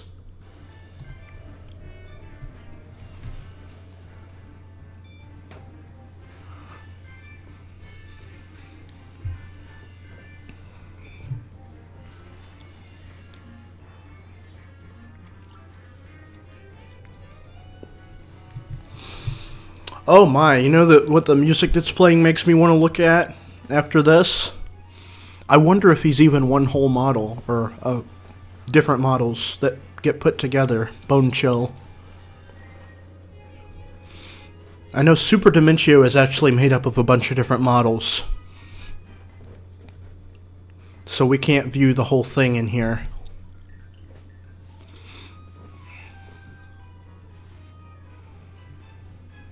Sure, go ahead.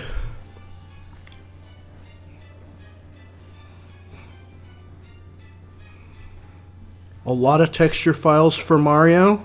Which one should you edit? I mean... Oh, you mean which file? C Mario is the main Mario file.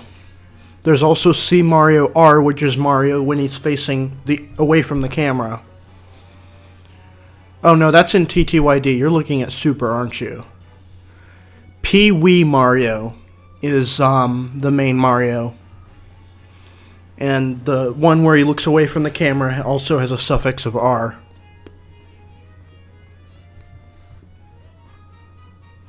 The Legion of Electronics? I don't know about that. I'd rather the bosses have actual character designs in the next one, as opposed to objects. Although, if we get to fight a toaster, then I would be totally down.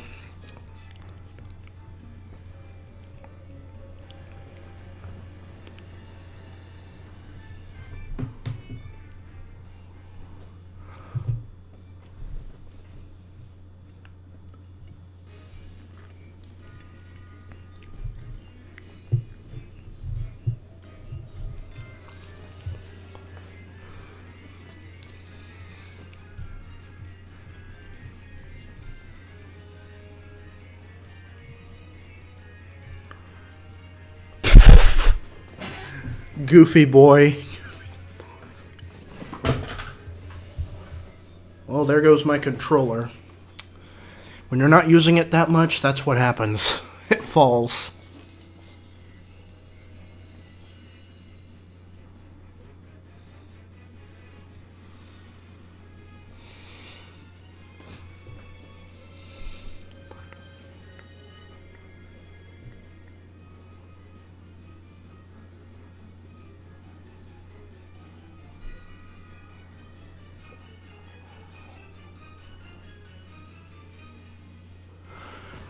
If you want all of them to work, then yeah.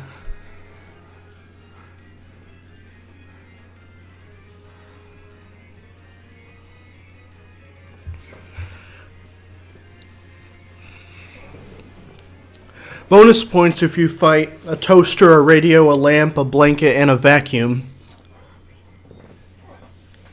Electric blanket, that is.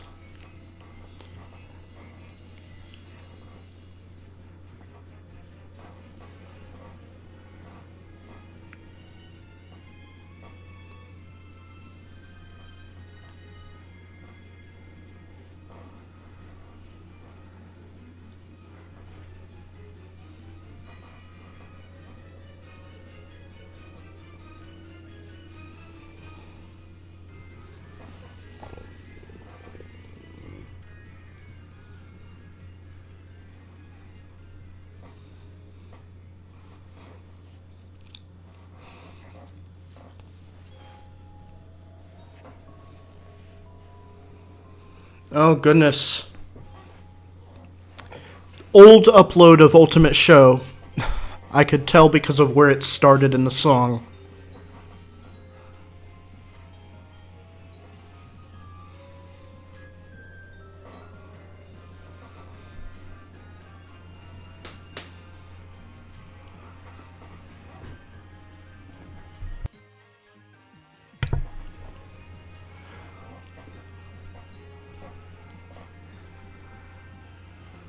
Why not just a whole ass computer that has the mouse and the speakers and all of that are like other targets on it?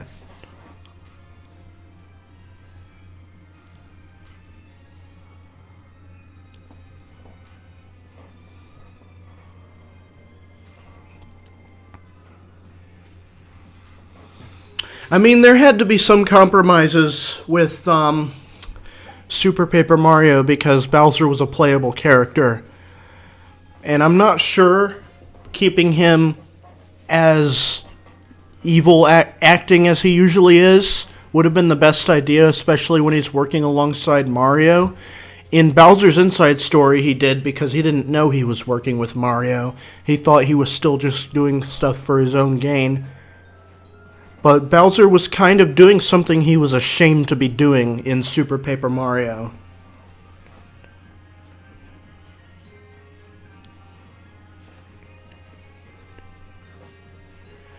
Like, he was more so doing it because he had to, but not, he wasn't, like, happy about it or proud to be doing heroic things. So, but he still got in snark wherever he could. Wherever there was a boss, he would roast that boss.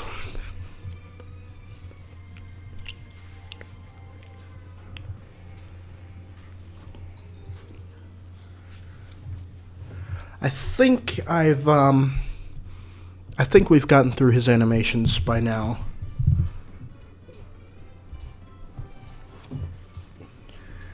Let's see. Well,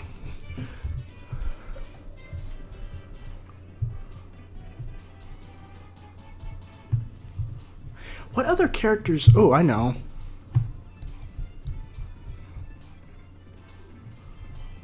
Well,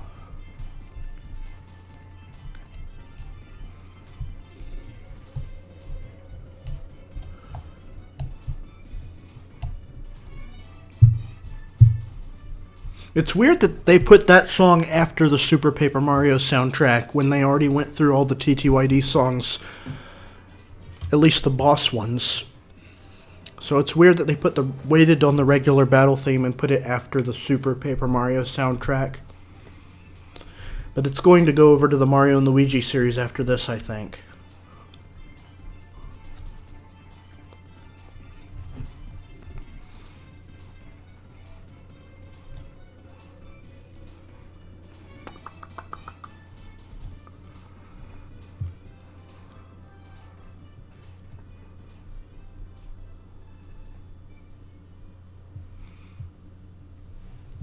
Do you remember how Dirty Bowser got done in Superstar Saga?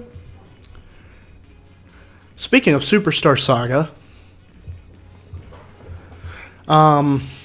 but Bowser literally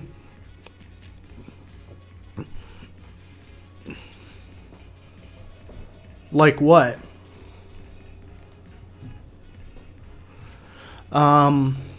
Bowser literally, as soon as they cross the border into the Bean Bean Kingdom, he gets his ship blown up, lands in a cannon, gets double-crossed by promising that if Mario gives the guy enough money, Bowser will get let out of the cannon. Then he just goes, "Ha ha, trolled you," and Bowser is literally crying while he's stuck in the cannon. And then he gets shot out of the cannon, and for the rest of the game, he's not himself. I feel like Bowser got done kind of dirty in Superstar Saga. Not that I minded, because, well, it was nice to have a change. I think that was the first time they had an original villain since Super Mario RPG, where Bowser was also teaming up with you. But he, like Super Paper Mario, wait a minute, what's that? Look at his. Look at it. Never mind. You should have looked at his right here. His this spike right here. In the arms crossed animation, there was a tiny little copy of his arms inside that.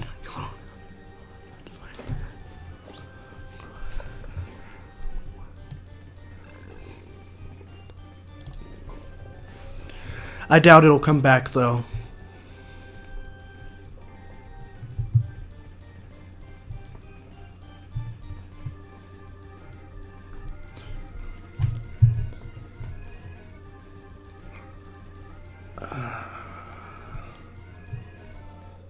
Let's see what B Mario is.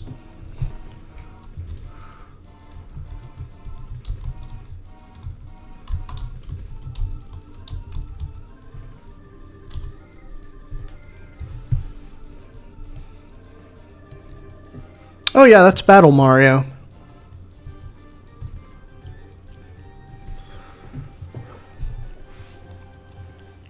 There's a lot of cool animations in here, so... Yeah, I should have known B Mario was Battle Mario because I've literally documented these animations before, but not recorded them anywhere, so I only have them described in a sheet.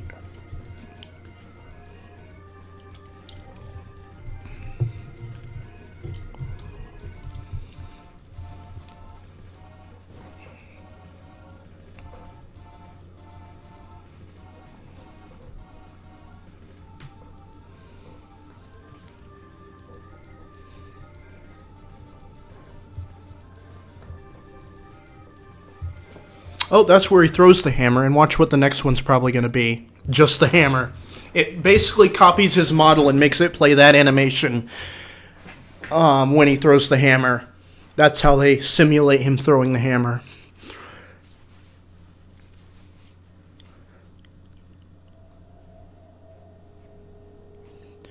Which is going to be proved to be one of the hardest things in a mod of this game that replaces Mario with another character. Because I'm going to have to find an animation to replace with the hammer. Otherwise, the character will throw themselves at an enemy. And this goes for all three versions, so...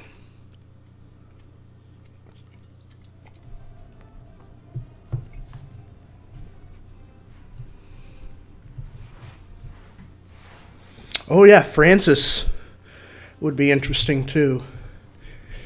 If I can think of what his file name is. I'm not entirely sure. Ooh, that one's cool. That's when he does the Quake Hammer.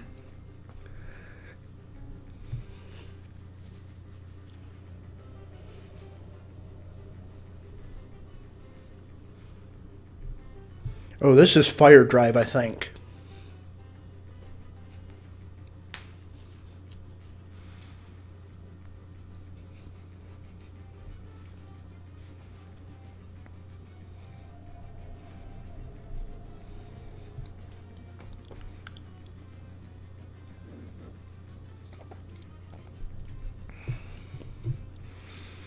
Why are all the audio files in Super Paper Mario so sped up? It's just a weird thing. I think because of the speed flower and the slow flower, those basically just changed the speed of the music. And I guess they just made them the speed flower version by default, and the game just slows that down during regular gameplay. And slows it down even more during slow flower gameplay.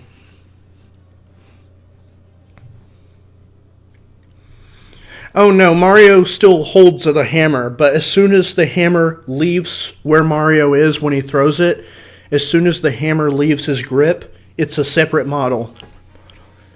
And that model uses a copy of Mario's model playing an animation that only shows the hammer.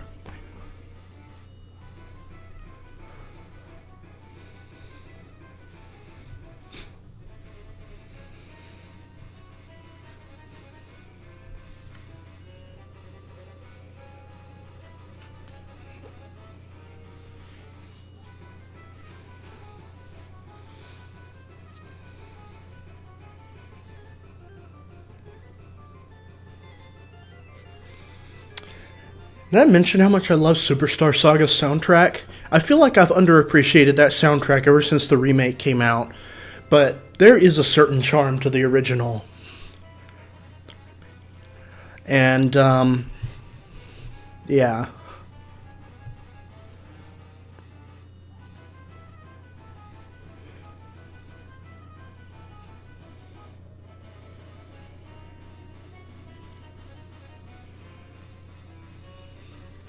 By the way, interesting thing, Mr. L actually has a version of that animation where Mario's holding his foot and screaming in pain.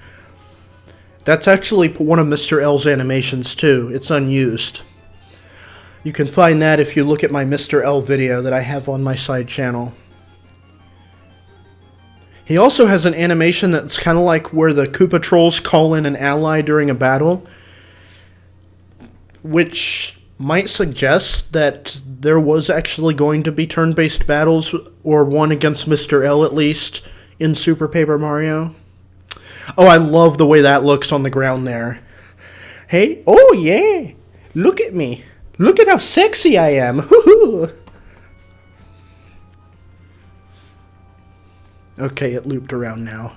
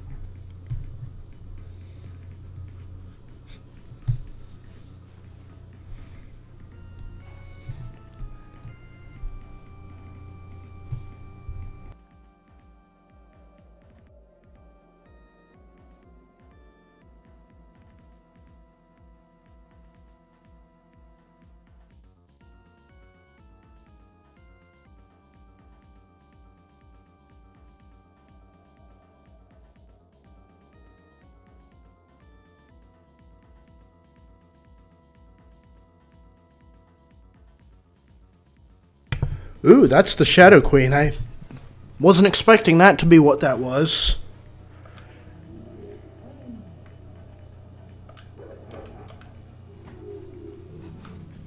Although, maybe it's not, because she's not moving, and she just has two animations. This isn't the actual Shadow Queen Peach. This is like a weird duplicate. Will this stream still be up after it's done? I don't know why it wouldn't be.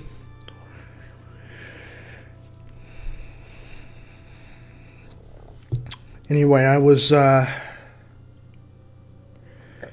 about to turn the mic off for a little bit because I don't feel so good.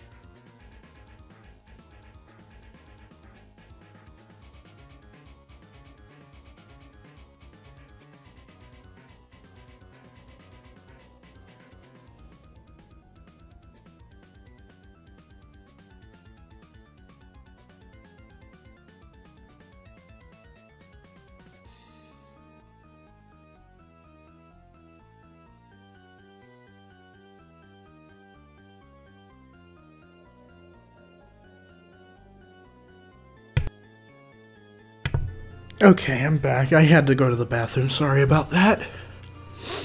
Does Vivian have unused animations? Now, fair warning about Vivian. I have loaded her model in here before. It doesn't display correctly. She has no tail, so she's just floating above the ground. But I can...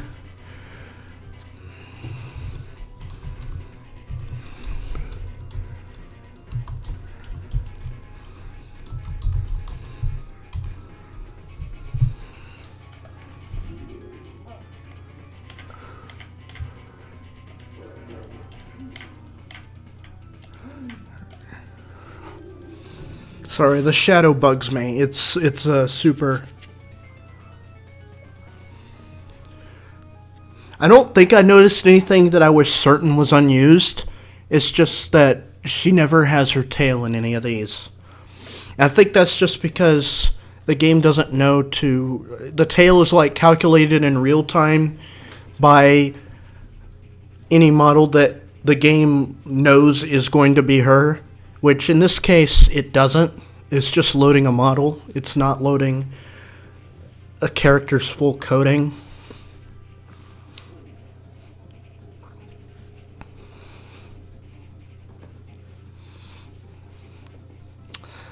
But she's adorable as always.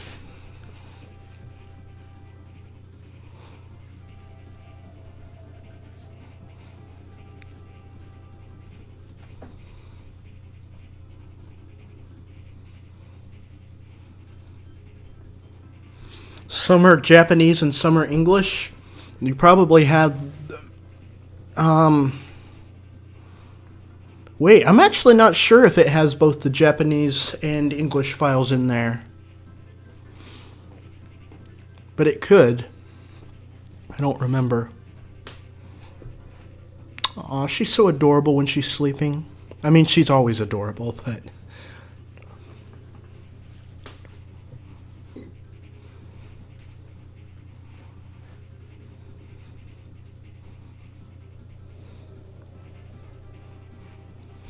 Yeah, Vivian's tail has a lot of real-time coding so that it always stretches to the ground from wherever she is. Although it does glitch a little bit if it stretches too far sometimes.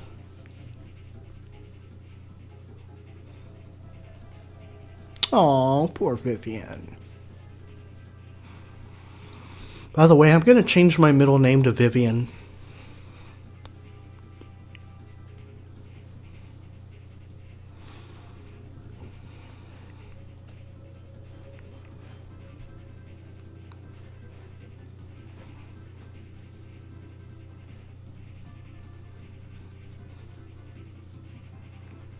If you were going to edit the text in which Super Paper Mario,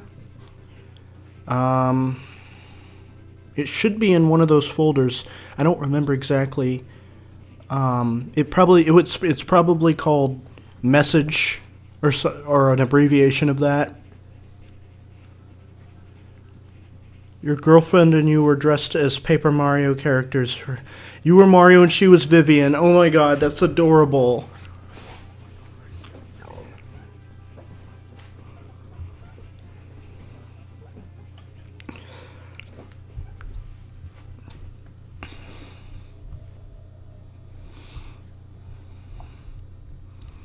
I kind of want to look at Shadow Peach now, like the actual Shadow Peach, not that weird placeholder model that had no animations.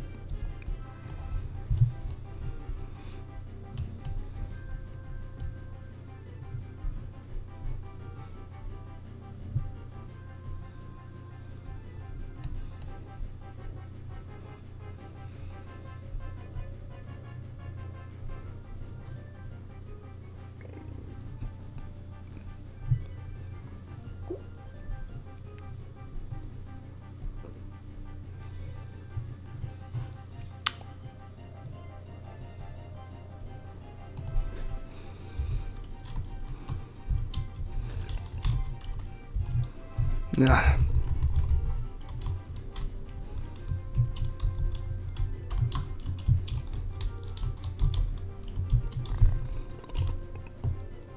Oh, this is Peach laying down.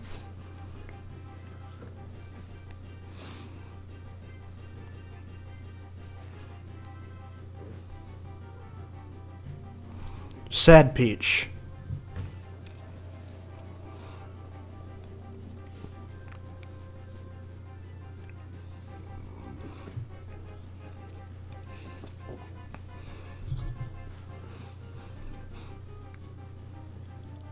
That would be pretty interesting, but it would make Bone Chill even more pathetic of a boss.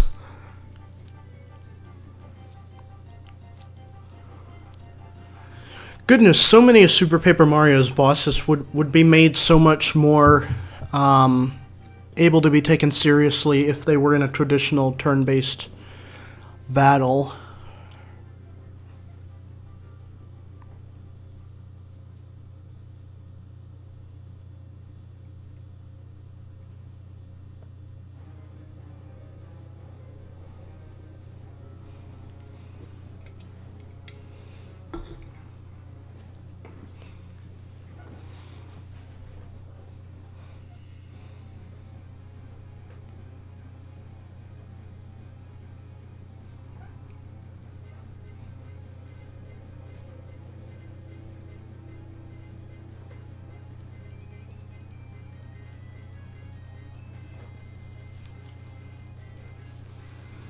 I'm not sure entirely what the difference between this file, well obviously it has some different animations in it, but I've already looked at normal Peach's animation file. This one seems to have different animations, but some of them seem to be the same.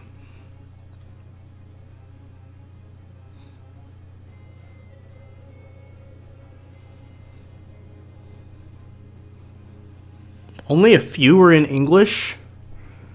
If you have the English version, that they should all have the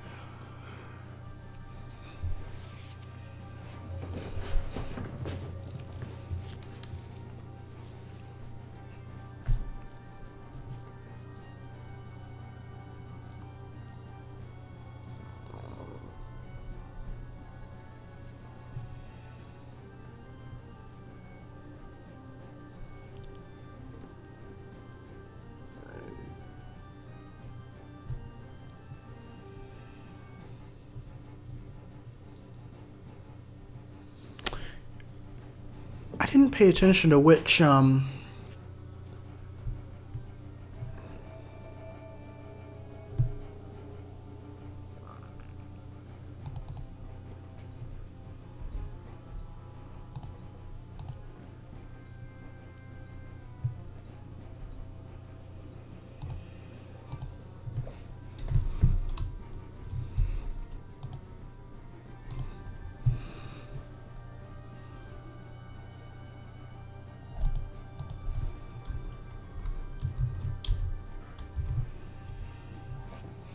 Okay.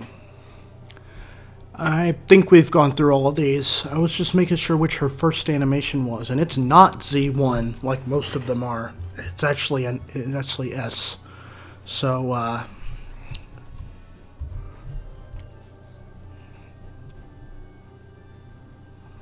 P and K, PKR.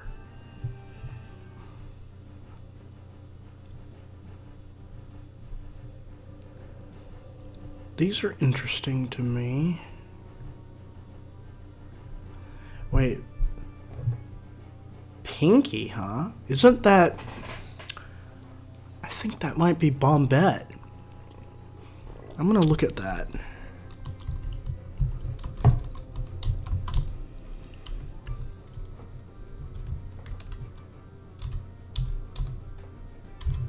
It is Bombette.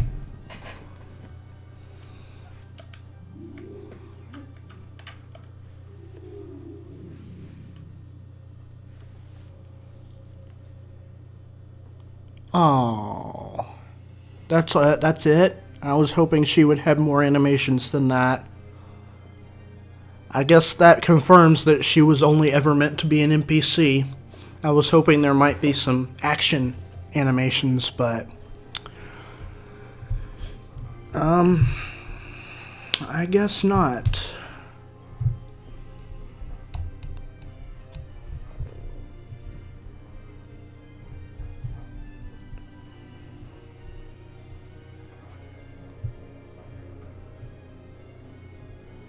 Hold on.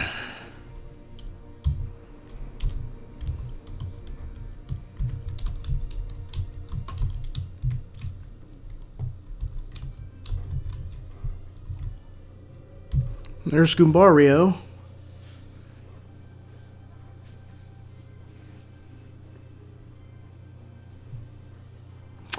And just like Bombette, he only has those 3 animations.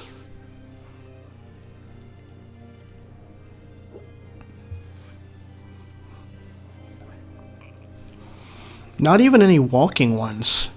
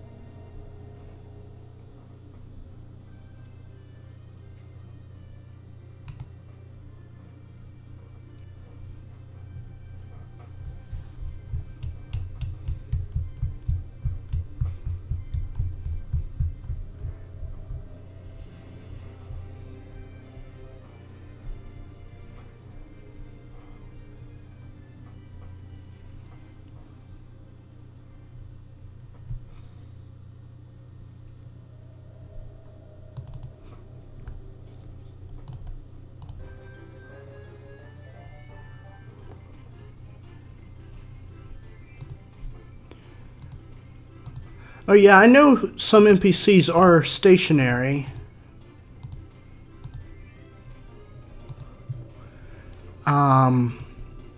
But a lot of the characters that never have a walk animation have an unused walk animation, so that's why I'm surprised these don't. Because remember, even the stationary NPCs in TTYD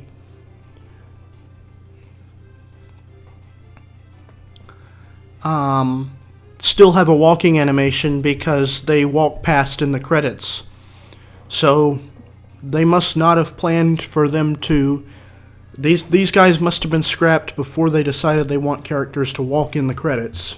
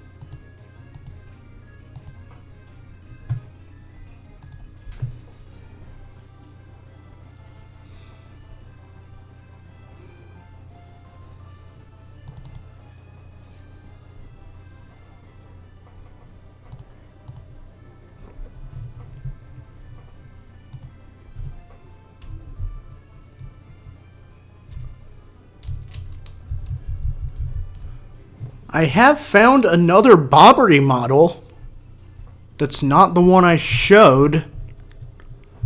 It's called T-Bumped In, which the actual Bobbery is called C-Bumped In. So let's see what this does.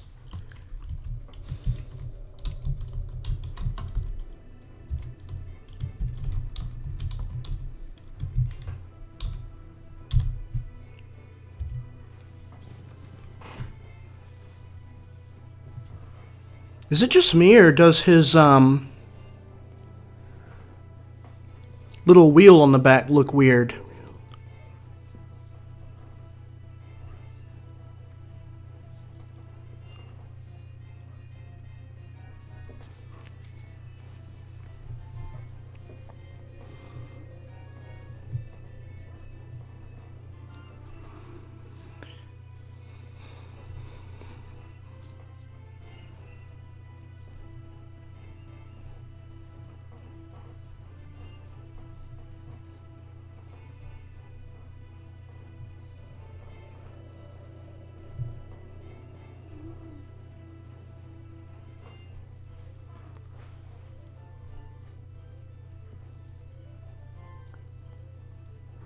Does this Bobbery just look very subtly off to anyone else?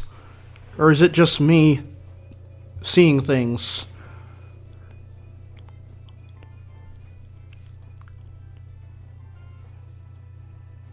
Most notably his wheel. It's like at an angle. Kind of like the other Bob-ombs usually had a turning thing on the back of them that you could see it turning. But Bobbery was usually a texture just facing you and rotating.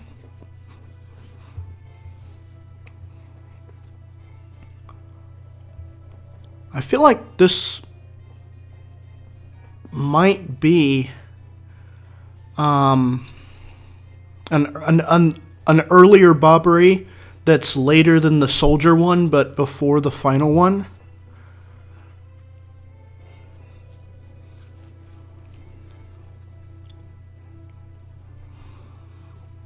Oh yeah, I know what you want me to look up. I just don't know what the file name of it is. I tried looking at different things that had bomb in them, but all I could find was a pink bomb. So unless I know what the file name is, it'll be trial and error looking for it. Oof, sorry about that.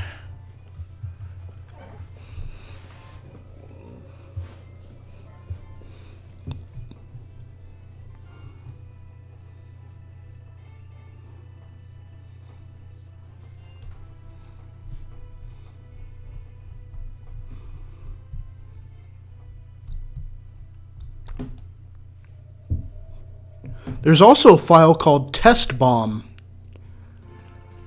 And now I'm wondering what that might be.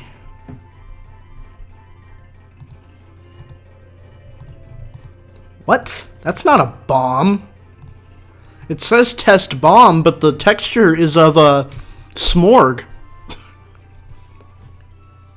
I'll load it just to see what it does.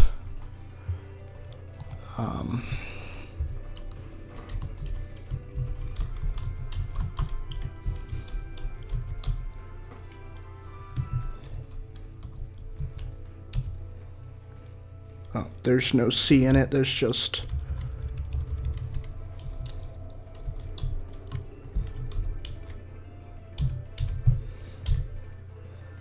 That is not a bomb. I am sorry, game, but you have failed at your file names there. That's a Smorg, that's not a bomb.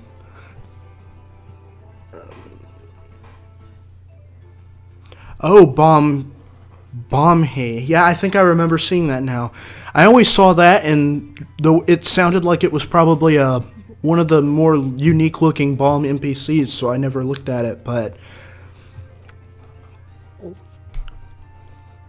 And I guess let's look at the animations of this thing first, which seem to be very interesting, as we can all see. Yep, that's already done. That's clearly a very unfinished model.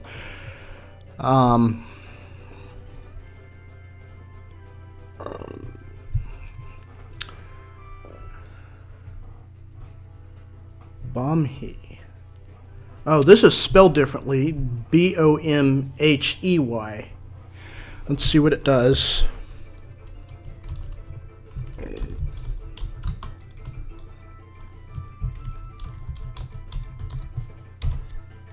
Oh, there's Bobby, or one of his pals that has a fuse, or Bobby right before his unfortunate demise.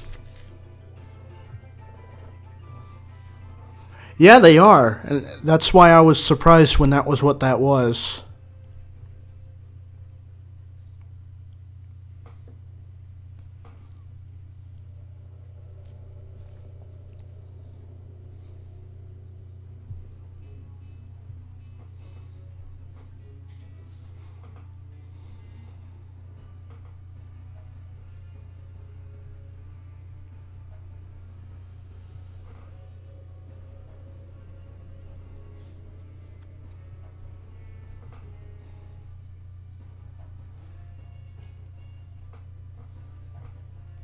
Aw, that's a goofy little animation.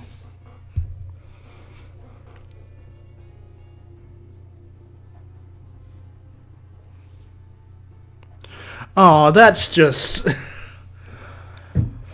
That's probably got to be one of the worst ways to go out.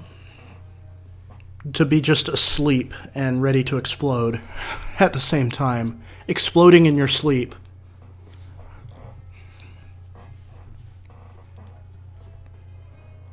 Aww. Yeah, Bobby's probably one of the easiest characters to backport to TTYD. All you have to do is remove the fuse texture from this model and you have Bobby.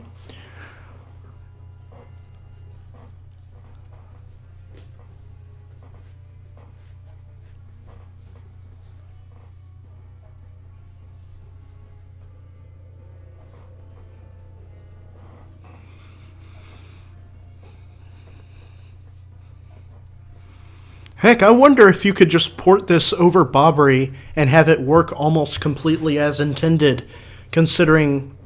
Well, no, because this guy has a more unique animation IDs than Bobbery does. Bobbery just has the regular letter underscore number, but this guy has bomb underscore letter underscore number, which is kind of funny.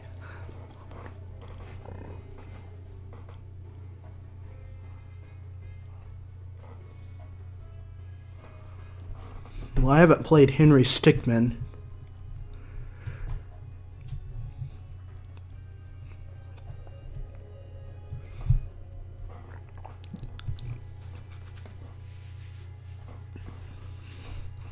Are they the same color, though?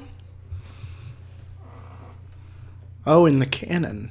Were they fuseless? I don't remember. They probably don't have all these animations on them, though.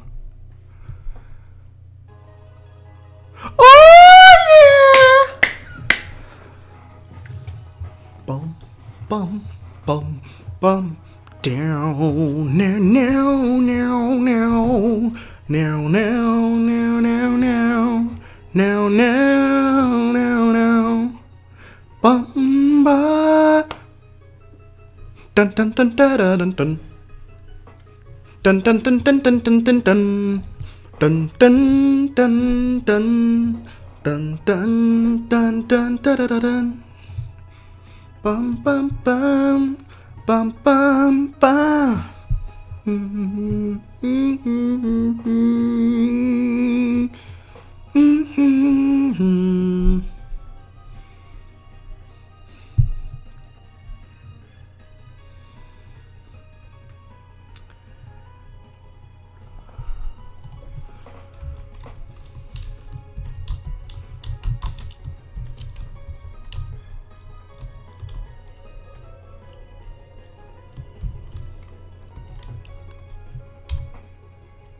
This is a pink one.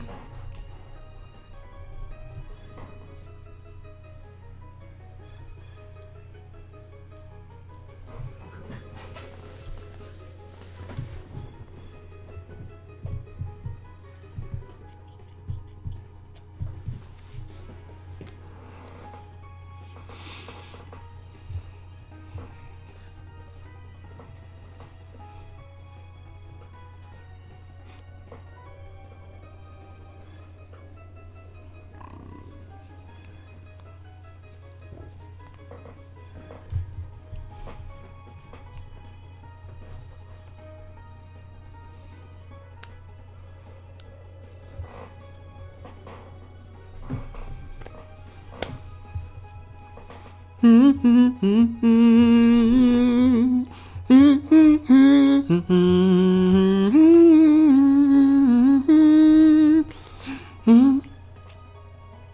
pink bombs ever enemies in TTYD? I don't remember. I don't think they were. I think there was just regular ones. But these weren't the hyper ones green?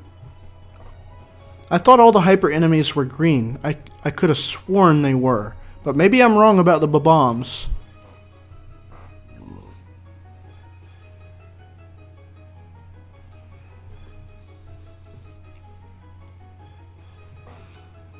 I'm not sure if I remember paying that much attention to the color.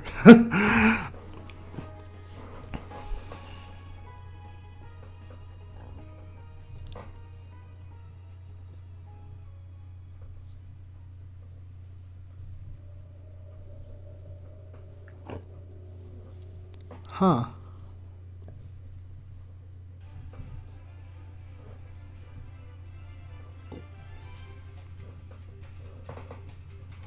I know there was a pink bomb that was an NPC, but I don't think this is it. This has a bunch of enemy animations.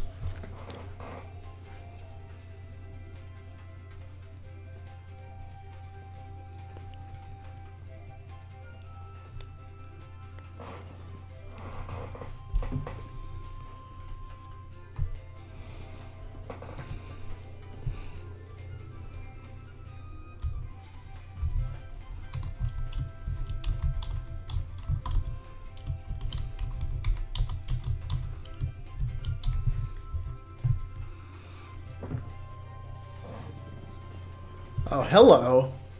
You're what I was thinking of when I thought of Hyper Bomb.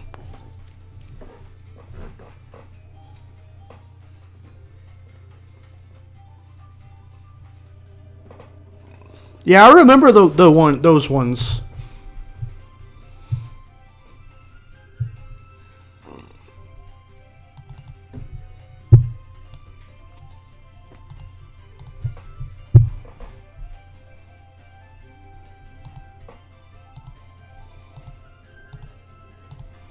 Okay, I might have found it here. Or not. Oh, yep. Yep, here's the parachute, and here's... Okay, yeah. I'm sure these animations on this guy are the same as on the last two we looked at. So,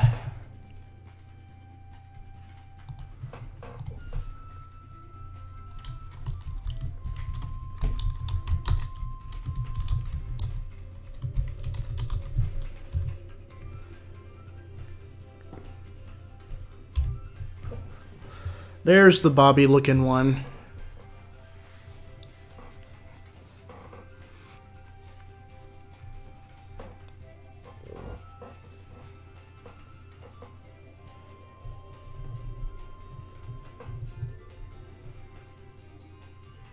Yeah, those are all the animations that he has.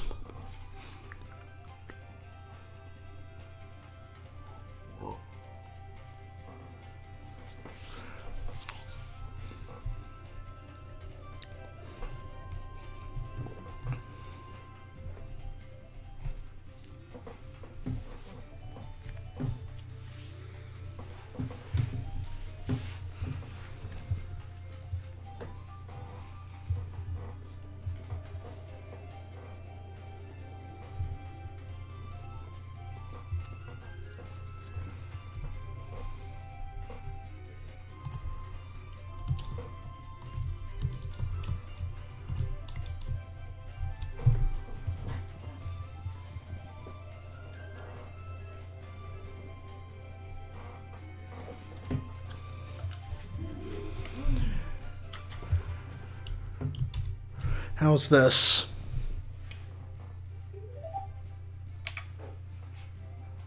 Oh, dang it, I don't have Koops.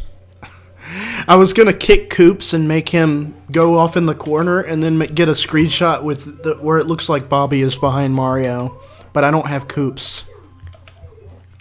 For some reason.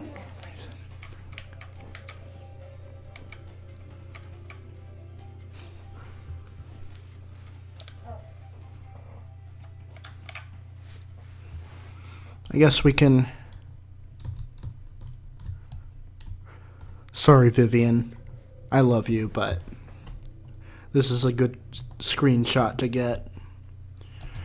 I'm not screenshotting it, of course, because I would have to open Photoshop and paste it, but you guys can if you want.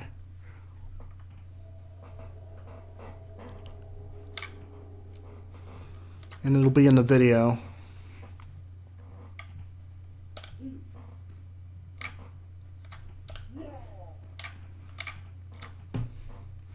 I thought that his fuse, or not the fuse, but the part the fuse comes out of, looks slightly different. Like a little bit smaller than Bobby's.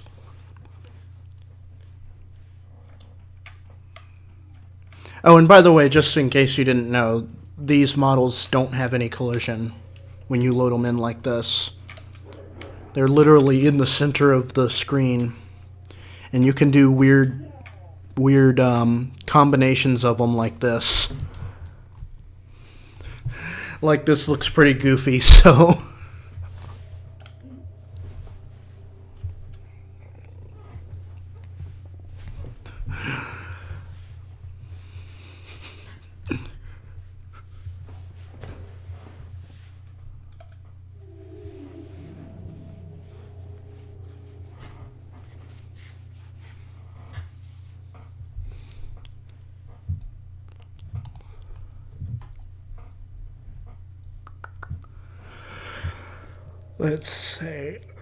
Let's see, I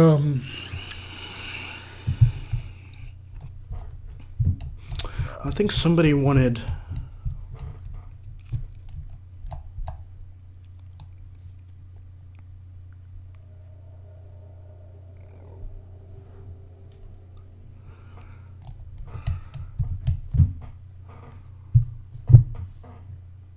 Oh, I think I looked at Jig 1 earlier, and it looked pretty identical to Jiggin, which is Count Bleck's model.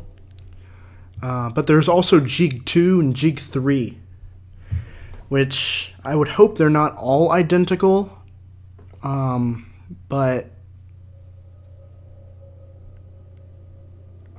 Yeah, Jig 1,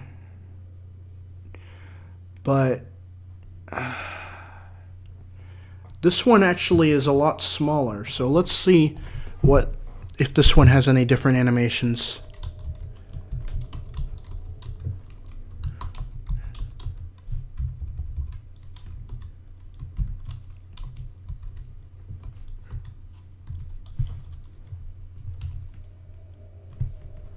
Oh, are you just Tattered Count Bleck? Because these animations were already in his model. So...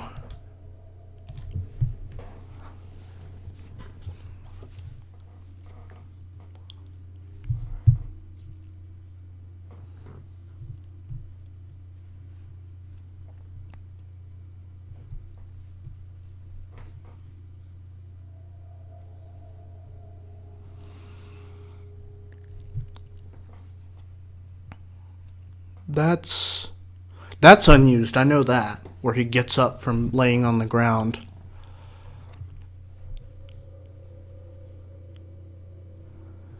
But this otherwise appears to just be like the... Well, not otherwise, that getting up was in the main model too. This just looks like select animations out of Count Bleck's main model, just as their own thing. Which is honestly a little bit disappointing. I was kind of hoping for some completely new animations I hadn't seen yet. But we'll finish cycling through them. Oh, it's so hard to rank music. Especially and talk about it. It's hard to talk about music other than saying, this sounds very epic.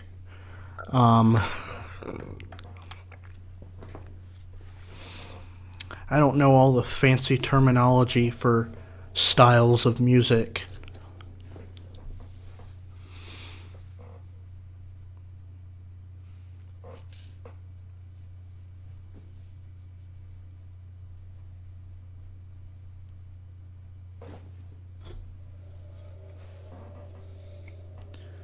Jeez, are you serious? No, there's no way. No way in hell I've already drank an entire monster.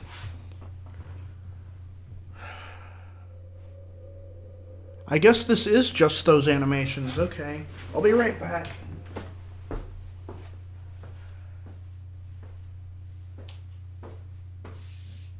Wow, I guess I did. I just drank an entire monster. Oh boy. I chugged that thing. I demolished it. Hold on, I'll be right back, so I'm gonna, oh goodness, you know? I want to eat something or drink something, but at the same time I'm full from drinking 2 monsters.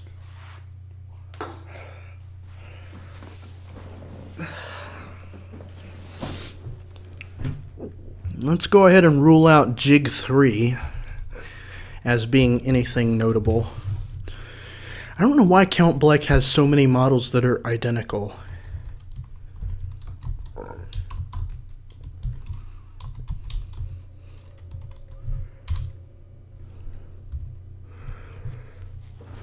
This looks like it's going to be more of the same, but we'll see.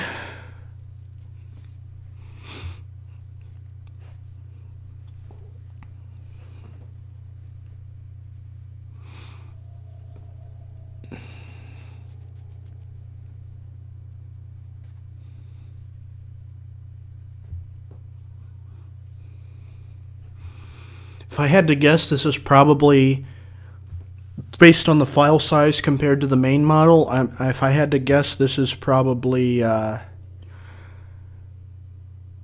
animation is definitely unused. The one where he's on the ground but not beat up. This is probably all his animations in not beat up form, except for the battle animations, if I had to guess. But the main file has literally all of these animations in it. I don't know what the point of having multiple is, unless they're like early versions, which they don't appear to be.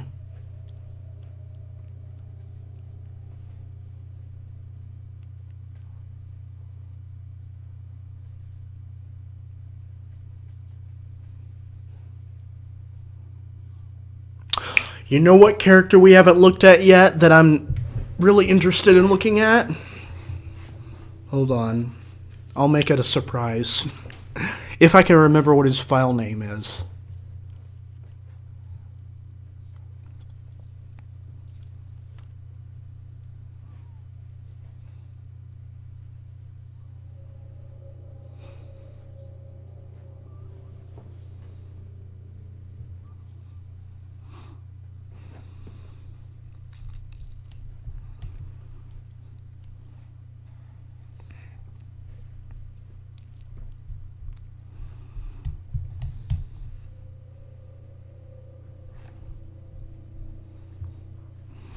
I also don't want to miss any potential unused or new unused Bleck animations, but I doubt there's going to be any.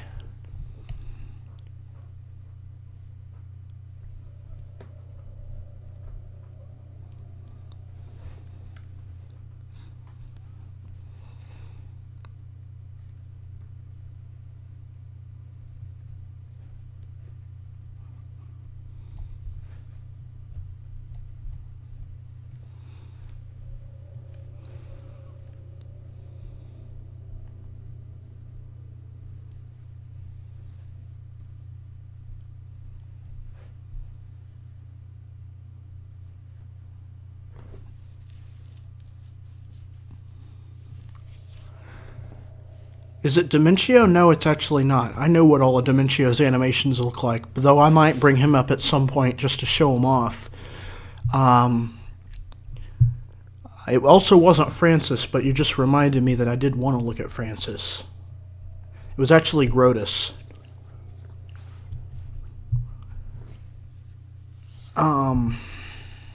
Goodness, but then I got slightly sidetracked because I wanted to see There is a unique Vivian model in Super Paper Mario. I doubt it has any animations on it, but there is one, and it's used for the card. And it actually looks slightly different from Vivian in TTYD. They added a little bit of extra detail to her hat. Which I kind of wanted to just load that and see if there was any animation to it. Probably not. I'm not finding a,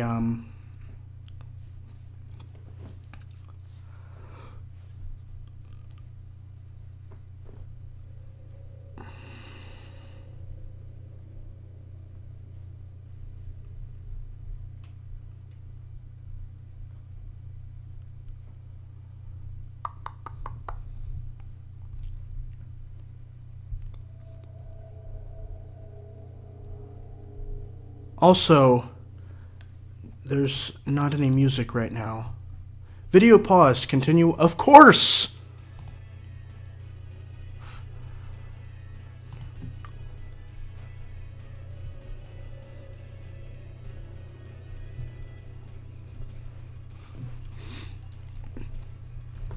King Ollie is probably my third favorite, depending on how you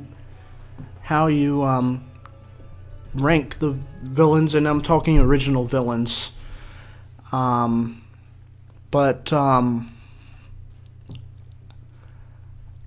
definitely, Super's villains are definitely my favorite, but I'm not sure which ones you would count as main villains. Probably just Bleck and Dimentio. But I'm also mixed up on whether Grotus and or Shadow Queen would be ranked higher than King Ollie or not. I'm not sure.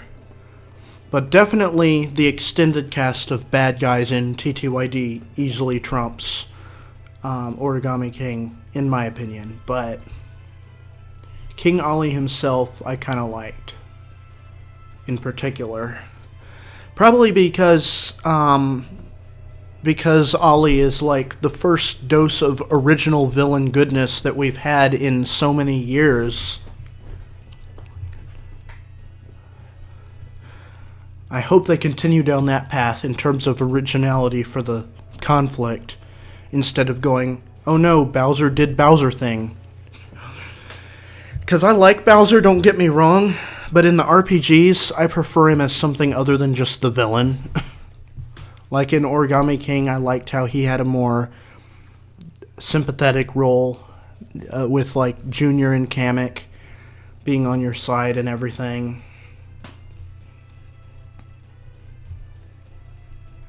Although I really wish they could re-implement Kami Koopa. Goodness, even if you don't just kick Kamek out, you don't have to do that. Just have two Magic Koopas that bicker with each other a lot. That would be really nice to have. I don't want Kami to just rot in obscurity for eternity.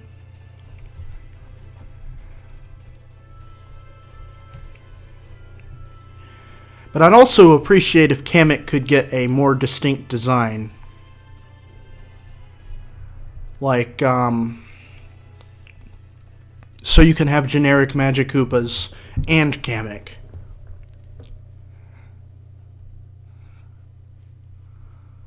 Ah, goodness.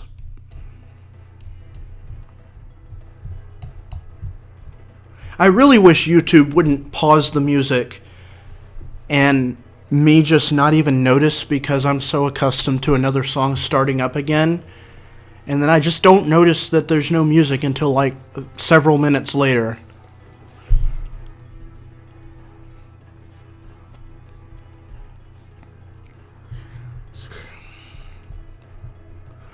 I think it might be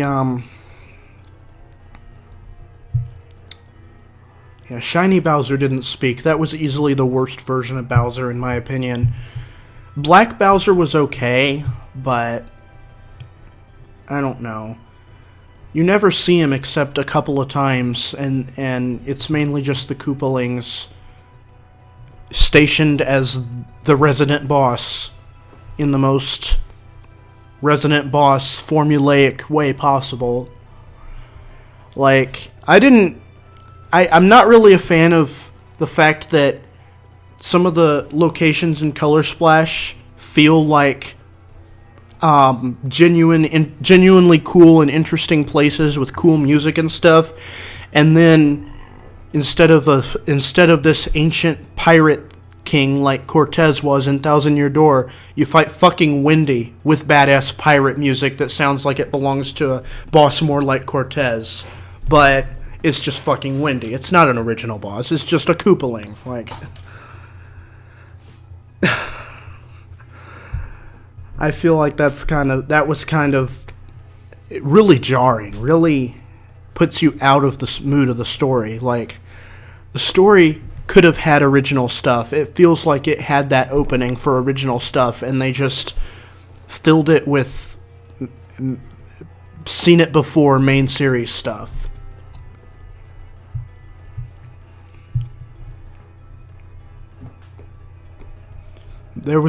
I think there was a major jarring disconnect between Color Splash's world and its characters. You have this world that has all this potential for all sorts of original residents and bosses and stuff, and then Toads for the NPCs, Koopalings for the bosses. Big generic Mario enemies for mini bosses. I think that was such a big missed opportunity, and Huey is like the best thing about Color Splash. I'll agree there. I still want to stream Color Splash or play it as a LP, and when I do, I could get you to co-commentate, Pinky. But first I'm going to have to get it working in Cemu emulator. And that's easier said than done.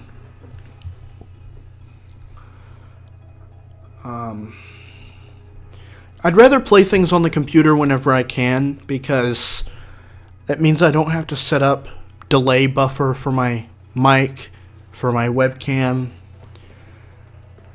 But recording with the Elgato has a pretty big delay that you have to account for, and it's just annoying. More cords to hook up and everything.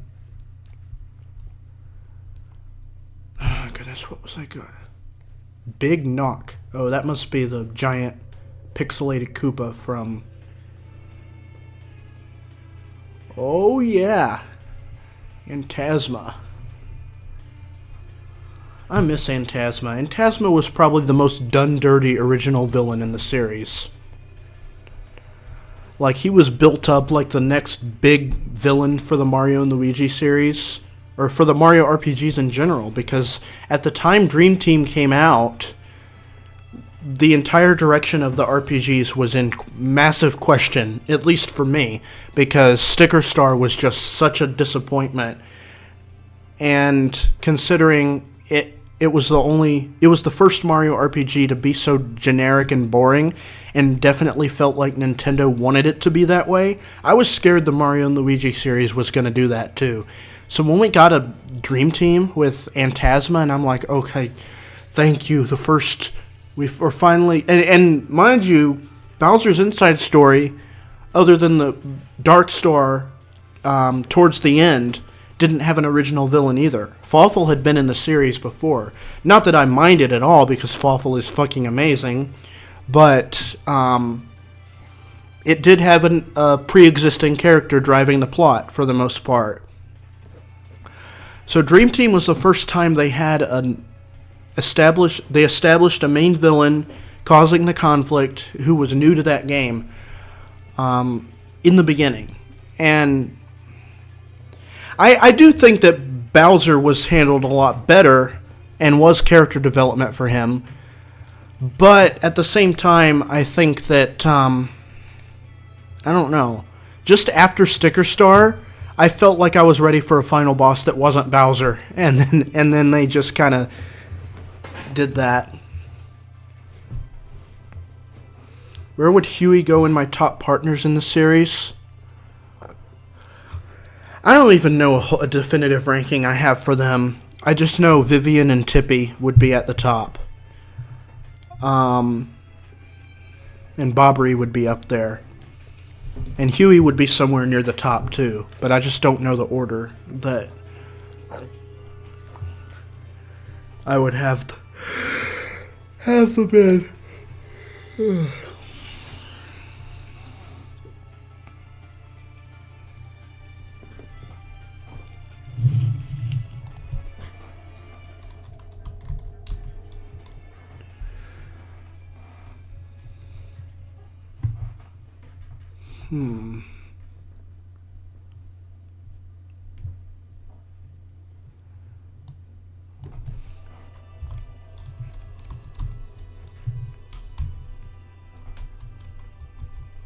That is weird.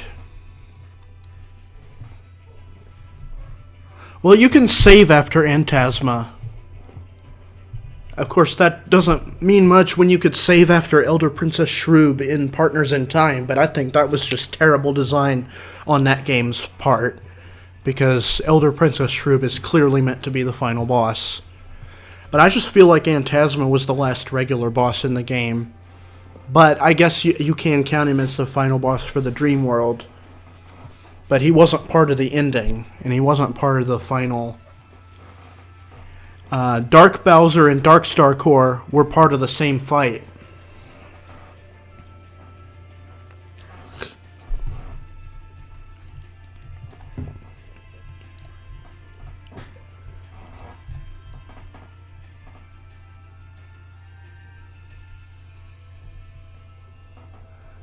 I don't think Olivia was annoying, except maybe a little bit at the beginning when she's telling you how to play the game. But if anyone who says Olivia is an annoying partner has not played Sticker Star, or the modern Mario and Luigi games, because Starlow's pretty annoying too.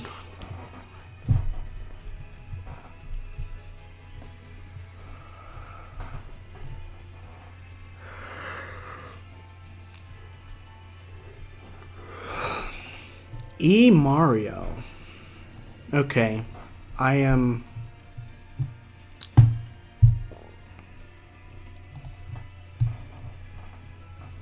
curious.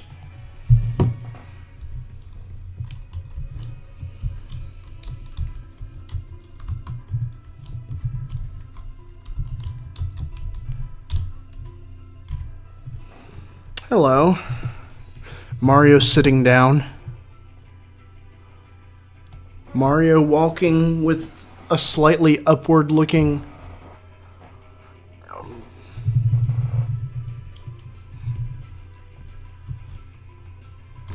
Oh, that's an interesting one.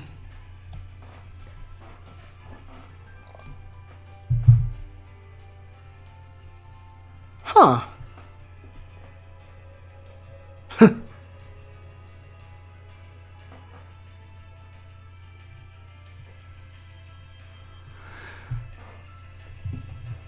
Oh yeah, I also didn't really like how Olivia tells you that even on subsequent times when you get an HP up heart.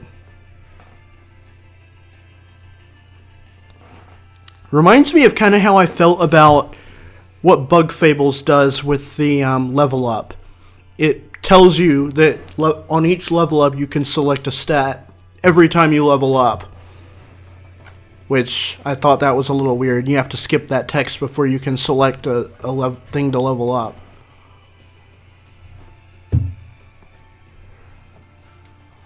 No, I don't think this is a possessed Mario. He looks pretty normal to me. This is just some animations that weren't in his main file. I think some of these are used in some cutscenes.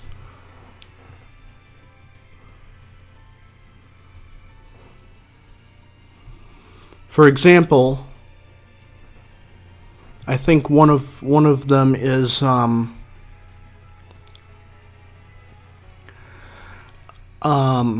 used when Mario falls in the water, because I know that the animation that plays when Mario falls in the water in TTYD, where he's flailing his arms, that's not part of his main model, because when I replaced this main model with Peach and fell in the water, it turned into Mario when he fell in the water.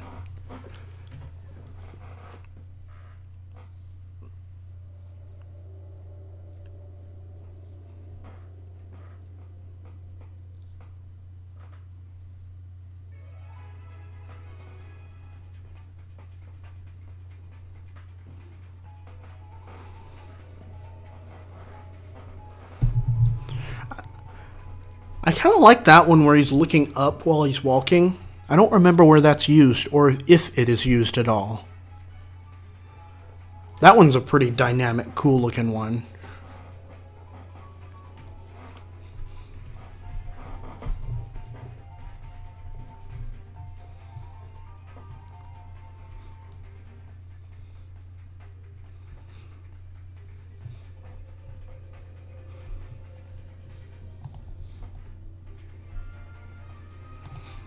Hold on, just real quick. I'm gonna look at...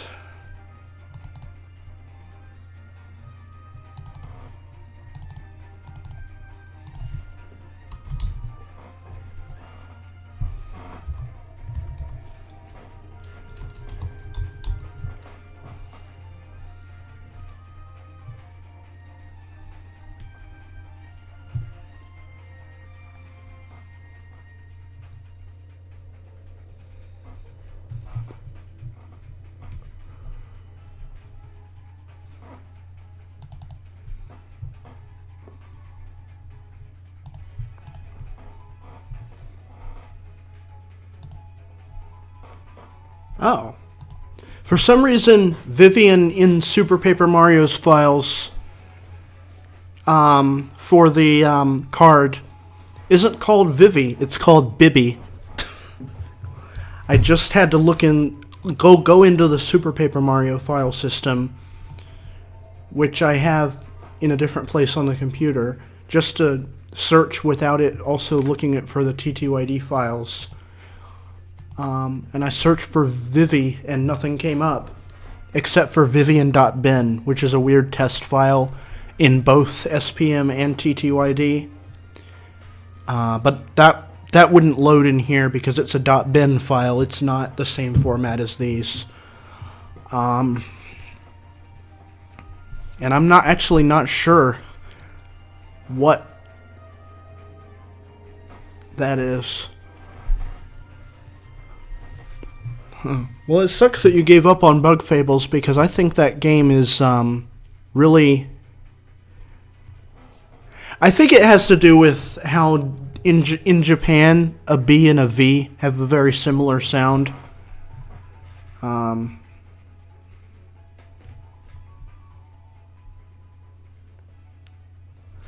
That's weird. I definitely preferred Paper Mario 64 over Origami King, even though I liked that Origami King had an original villain. So I would definitely say if there was a lot of original characters, I would definitely be fine with Bowser being the main villain. Even though I would at least hope that they don't just make him do the same thing every time.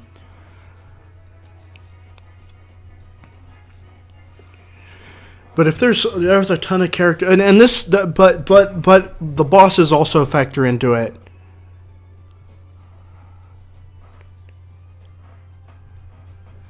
Really? So I wonder why in the TTYD files, Vivian is still spelled with a V.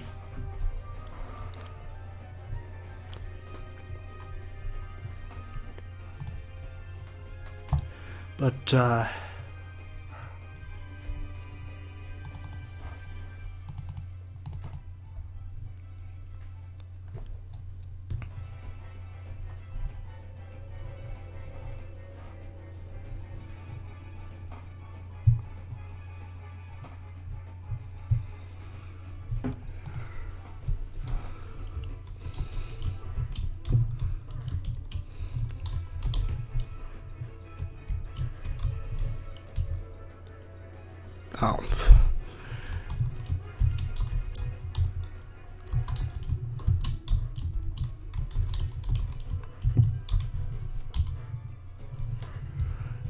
Okay, this appears to be the Shadow Queen file that actually has the animations.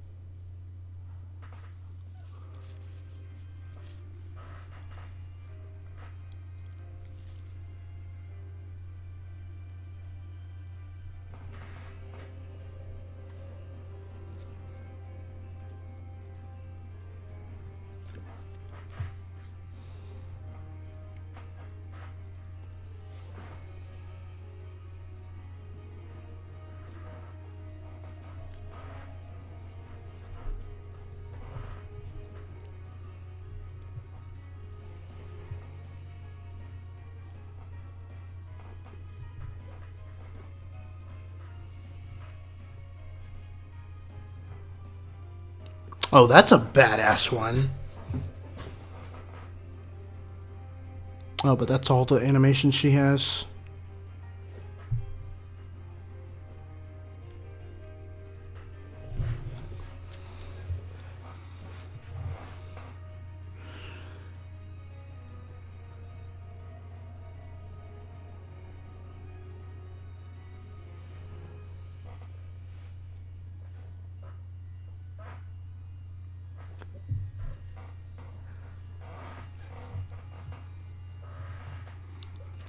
Me too, but something tells me the two games that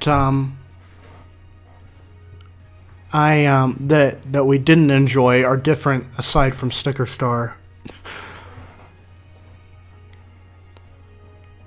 Because I'm at least assuming one of them is that.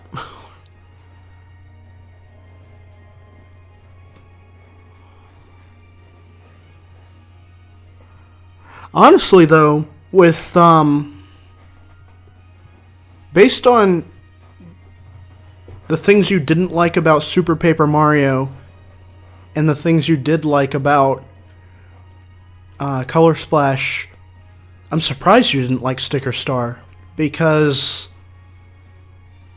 in terms of gameplay, it's almost the same as Color Splash.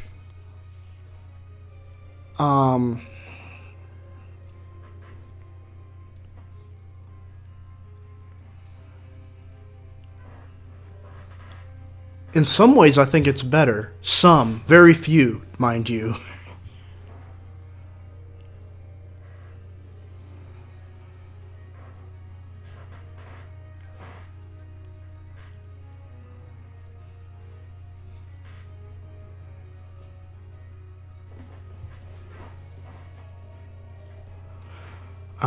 The only thing I think Color Splash did worse than Sticker Star is the battle system is slower, and Kamek can come in and just ruin your day.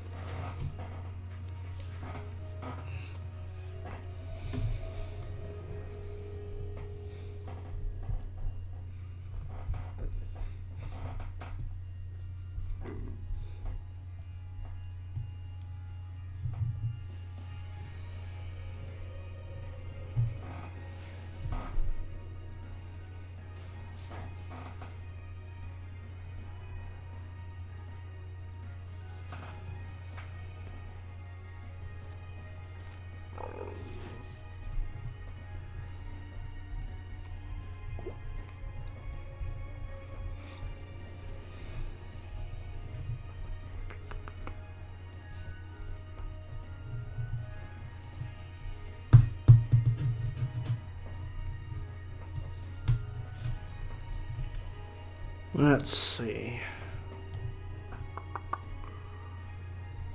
Oh, right. Francis was,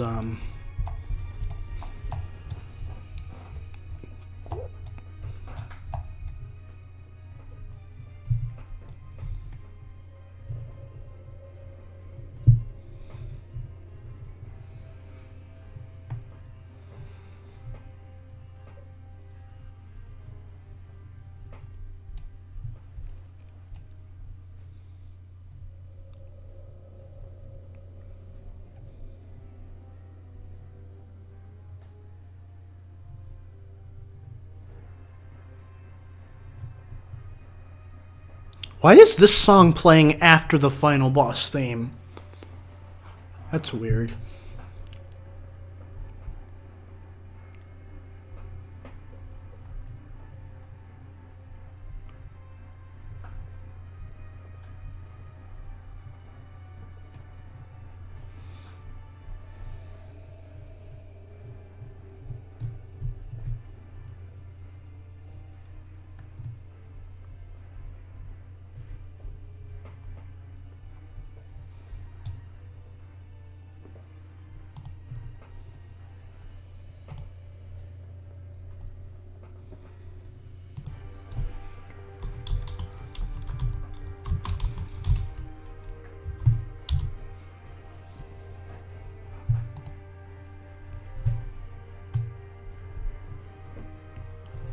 I'm actually looking up Francis's Japanese name.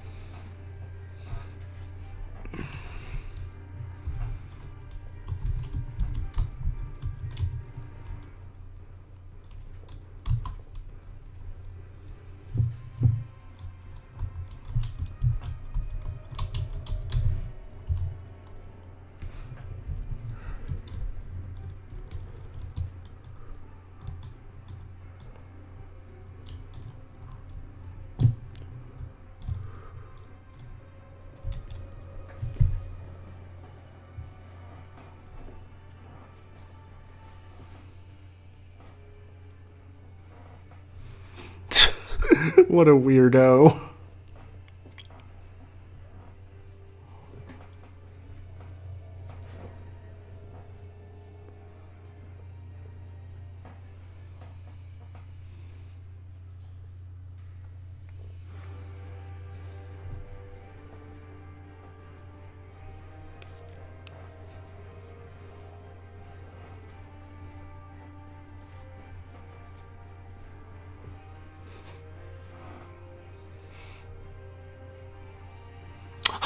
He's sleeping.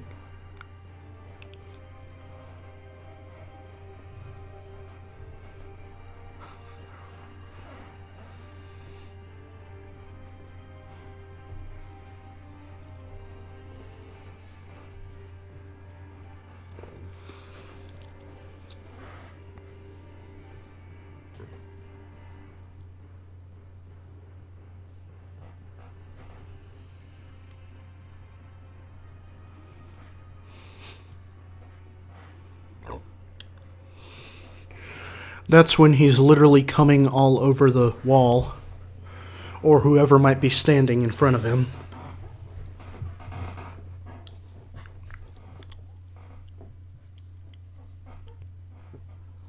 Which, unfortunately, at one point in time was Peach with her mouth open.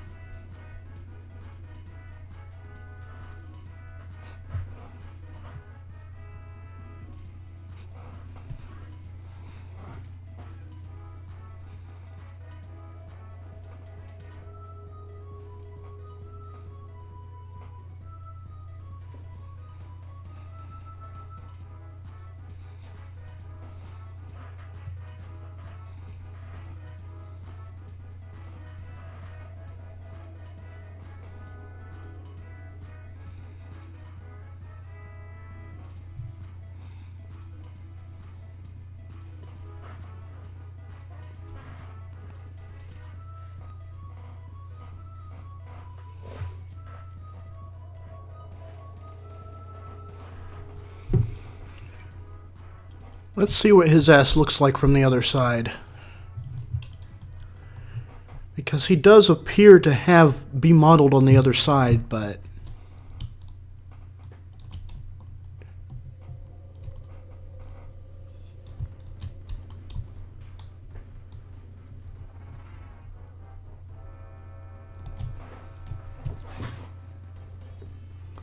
he actually looks pretty normal. His legs are just reversed.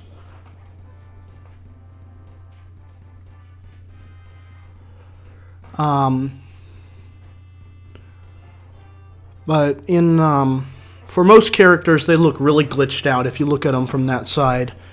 It just mirrors them when they turn around. It doesn't show the other side of their model.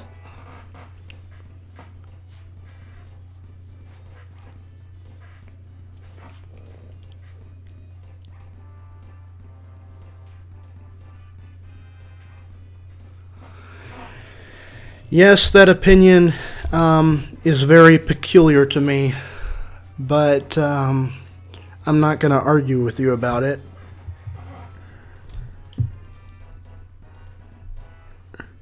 But I will say that I legitimately can't fathom it.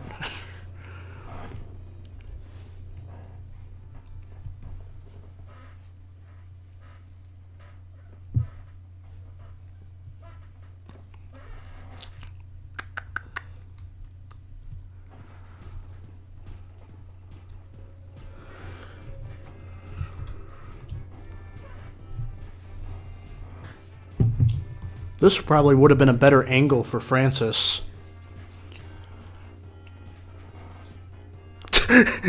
That combined with the music made it look like he was dancing to it.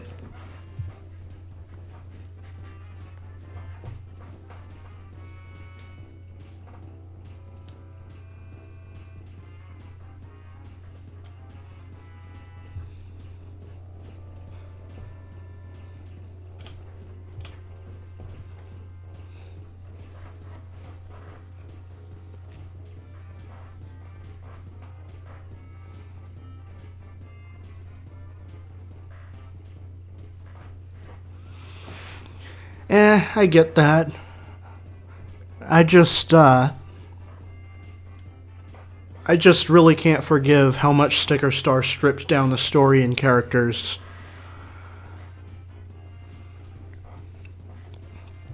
If you were only factoring in gameplay, I think that Thousand Year Door is easily the best in the series in every possible way. But the reason Super is my favorite overall is because of the story and the characters.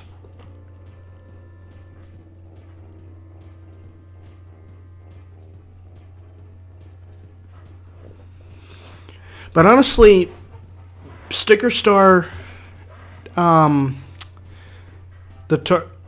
turn-based battles really don't feel like they have the impact they did in TTYD, because they made almost everything simpler and they changed the system to be obtuse instead of something that already worked. I really wish we could get that 2010 beta. I really want to see the content in that, how it played, the areas, the character models. I want to see that so bad. I know almost every asset from that beta is not in the final game, not even unused. And that just makes me want to find the beta even more.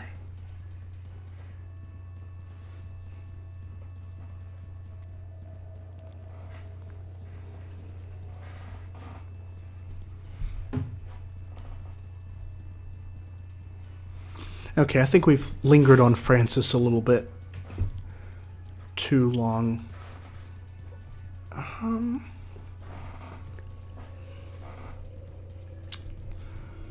Let's see.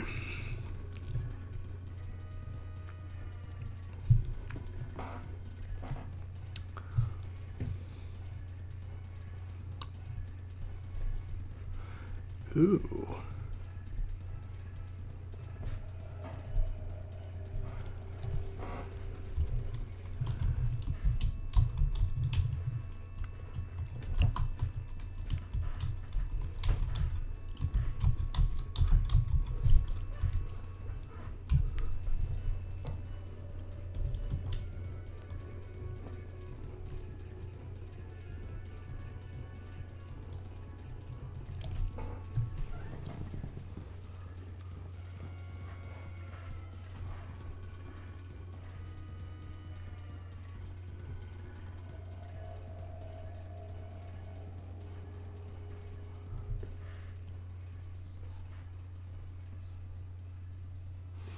You do know that Super never required you to do that, right? That was just for a slight bonus in EXP.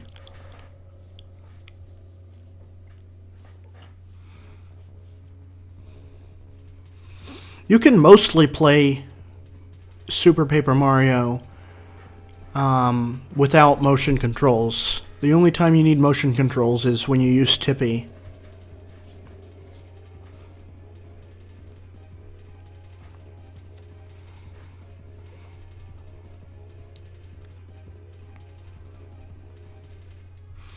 But here's the fabled Kamikaze Goomba.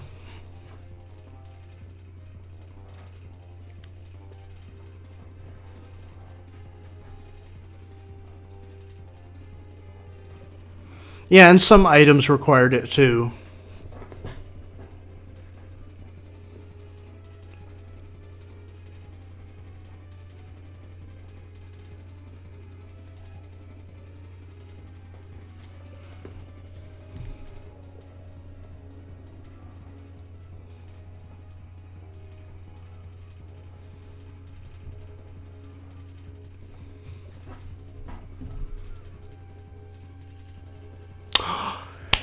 This reminds me, you know what else we should look at? Shy Guys.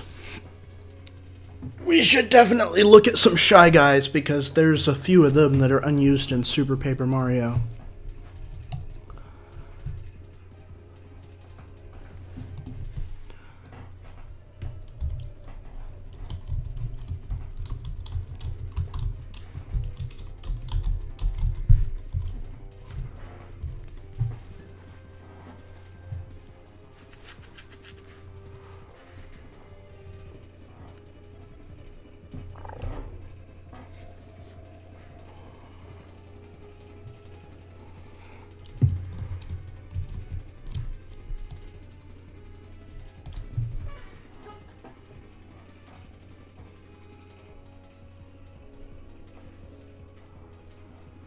Super Paper Mario is definitely a game that you play it to experience the story, in my opinion.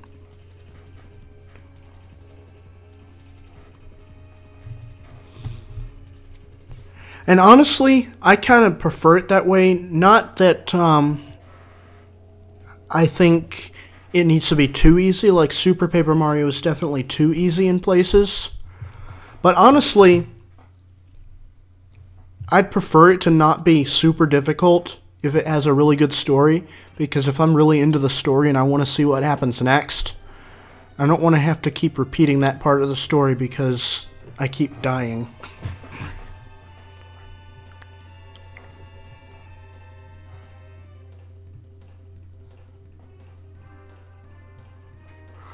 Look at this guy, though. He has a talking animation. It's only just now looping too. There's this idol walking, running again, a more Shy Guy like running, getting hurt. Okay, that's just another getting hurt animation. Sleeping, I think. Dizzy. Talking. Okay, yeah, I think that did loop a few times, actually. But that's pretty cool. Honestly, I wish they had kept this design for Shy Guy. Maybe made some of the line work on the arms a little bit. I don't know, that's a little weird to me, but otherwise, I really like this goofier Shy Guy design.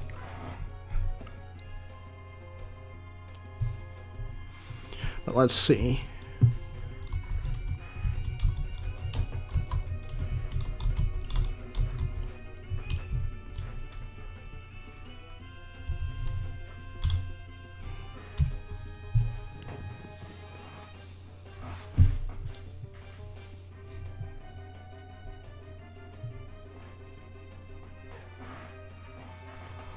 Look at him. This is a fly guy.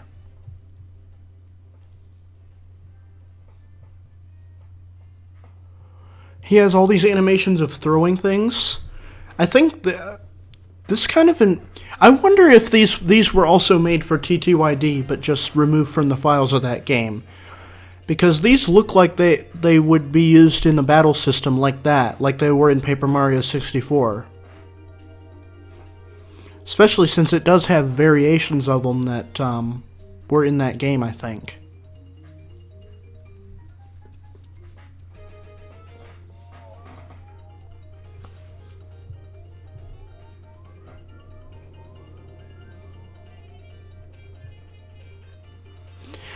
I absolutely sucked at TTYD's battles when I was a kid. Maybe the story feels so much more grander to me because of that, in hindsight, because it took me so long to get through it. Because it also didn't help that my very poor parenting, in my opinion, I was allowed to play video games for an hour at a time and only on weekends. An hour a day. Only on weekends. And a lot of those sessions were completely spent not making any progress because I spent a long time fighting a battle and then died. And then didn't have time to start it again. That was probably because when I was a kid, I only upgraded HP.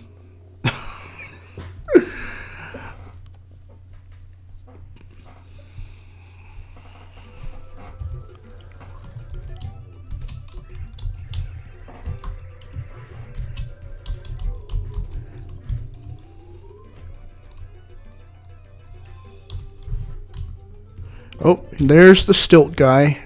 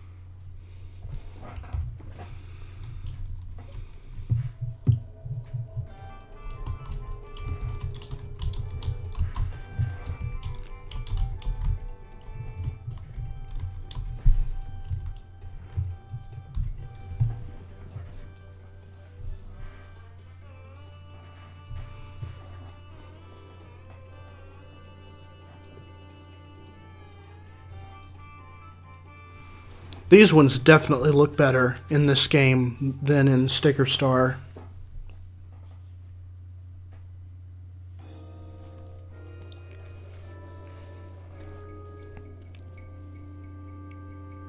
Haha! I knew it! I knew it! Exactly how Mario's hammer throw works too. He would throw it, and the thrown spear would be a copy of the model with just the spear showing, like right there.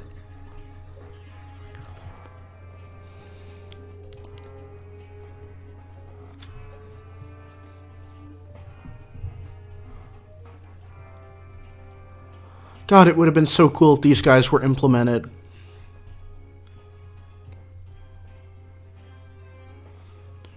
These guys were in Paper Mario 64.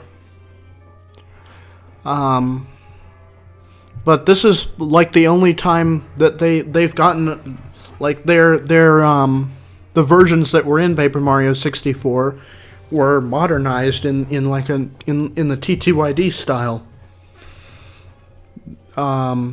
They completely scrapped these in Super Paper Mario, and some of them came back in Sticker Star, but with more standardized designs like in the main series, because that's just what Sticker Star did to almost everything.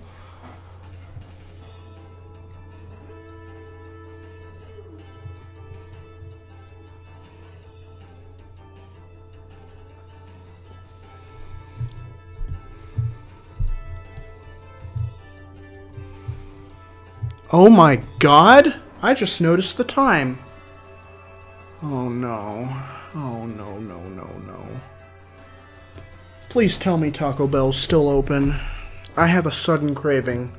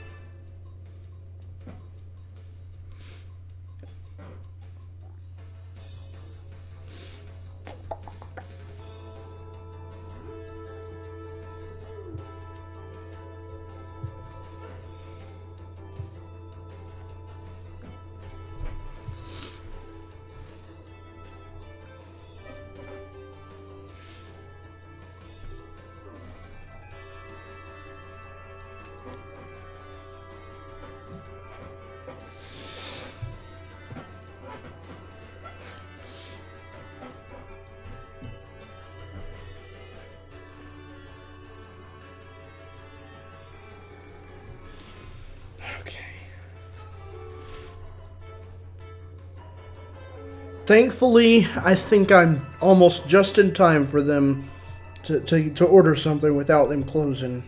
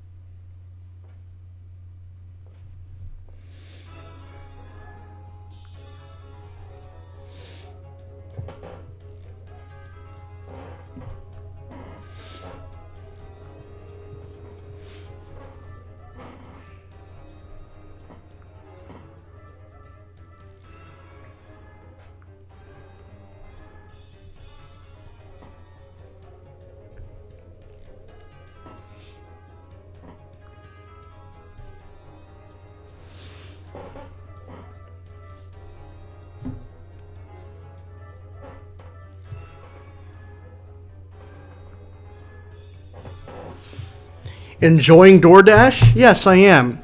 Mind rating us in the store? No, sorry.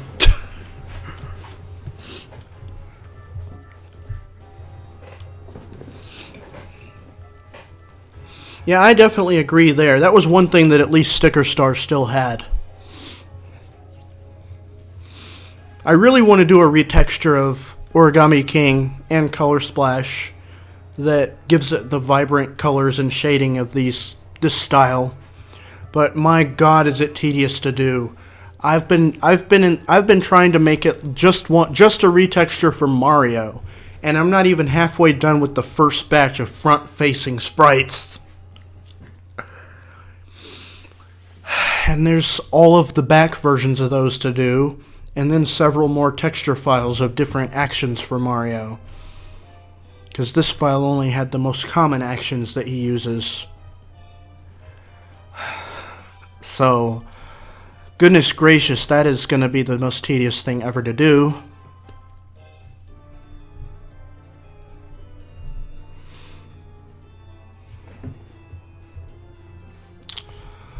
But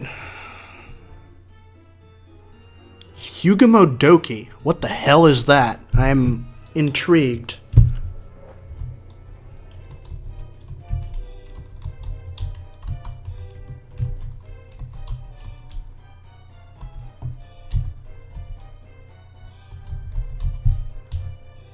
Oh, this thing.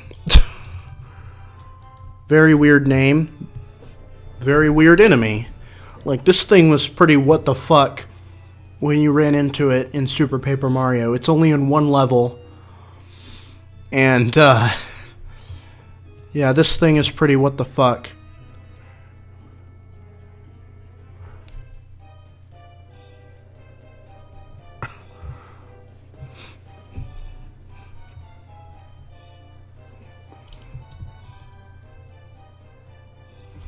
I know it has an animation where it runs away and forgets its face. So I want to see that one.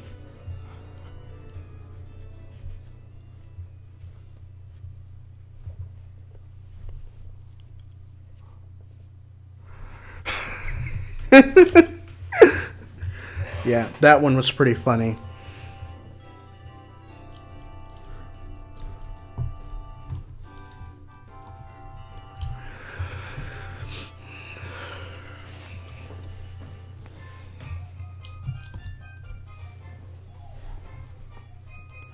I will say, Sticker Star's overworld exploration is better than Super Paper Mario's, just because being able to go in all directions as opposed to just left, right, up, and down. Not only that, but also back and forward. That just makes the worlds more immersive. But the world themes and aesthetic designs are much worse in Sticker Star, in my opinion. I would love to explore Super Paper Mario's environments in that 3D kind of style. And no, I don't just mean flipping and walking through that hallway that it makes. I mean, like, I actually would be interested in trying to design some custom maps or something that are basically Super Paper Mario's environments in a more open-ended 3D style like the other games in the series.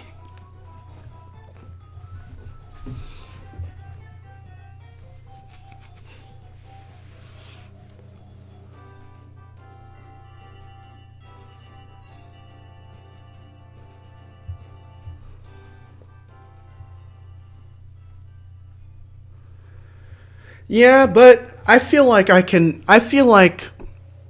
have a little bit of experience spriting in the TTYD style. So I could probably easily adapt the Koopalings into that style.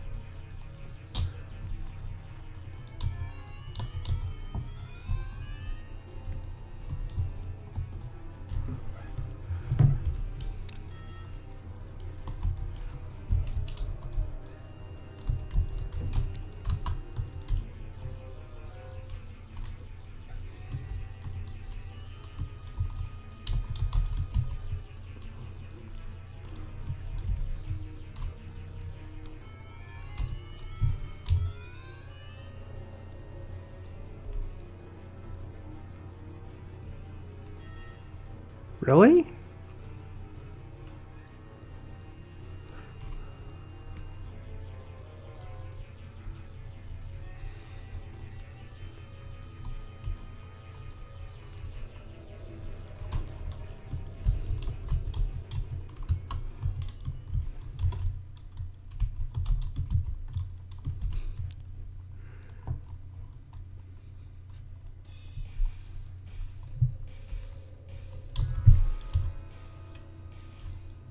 Aha.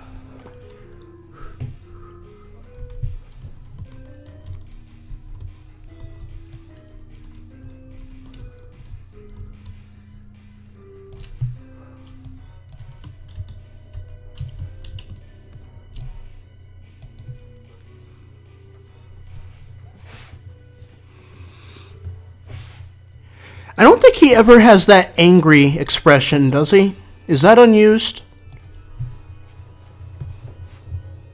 That is definitely unused. Goodness gracious, look at that.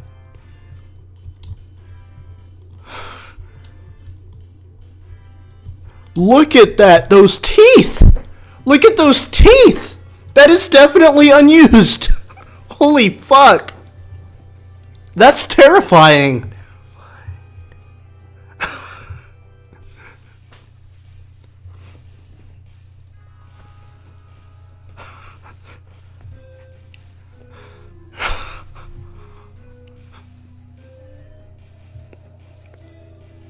Goodness gracious.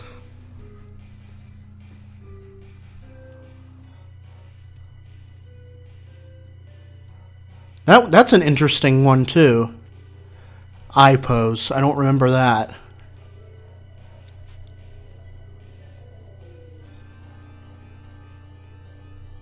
Goodness, the teeth though.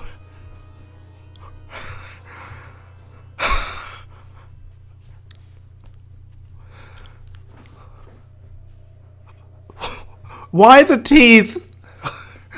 Like, I haven't even seen him do his normal mouth opening animation yet. All of them just have these teeth. There's the normal one. Okay.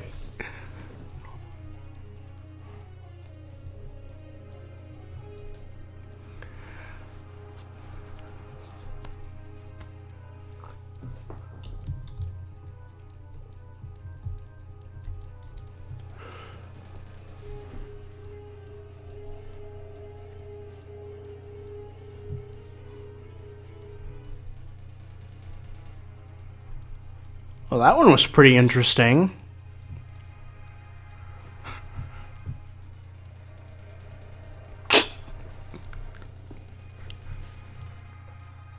Oh, he has a sleep animation. I didn't even know you could put him to sleep. Okay, that's a little bit creepy, that one. I think that's supposed to be his dizzy animation. Wow, okay, now is his regular talking animations and stuff.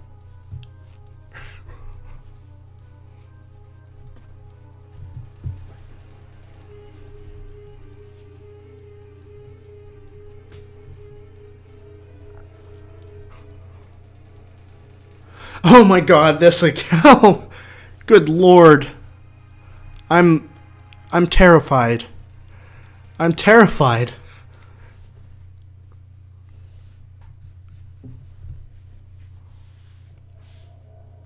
Okay, that's when it spawns in. Okay, now it is looped. Goodness gracious.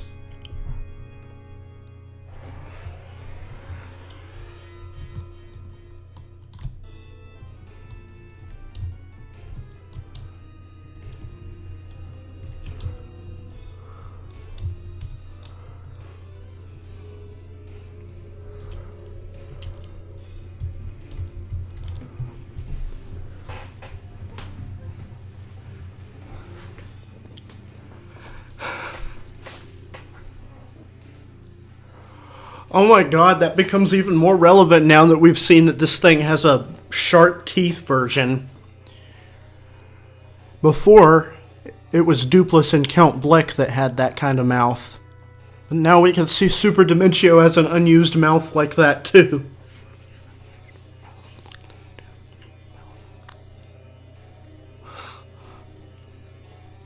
You know, I was curious if there was an unused sharp teeth animation when I saw the texture file for Super Dimentio, because it had a texture that appeared like a sharp tooth version of that, but wow. It is very interesting to see that actually being implemented in animations.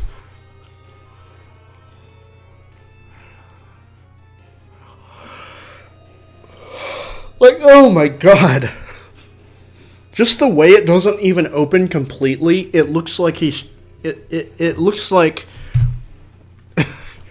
he's like wants to nom on you.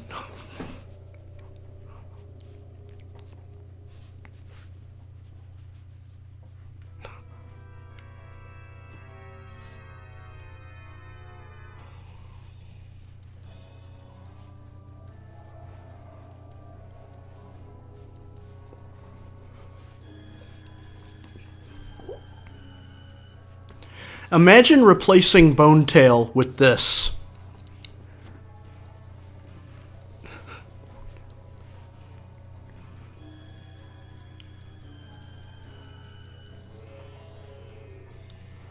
You know, it's kind of funny how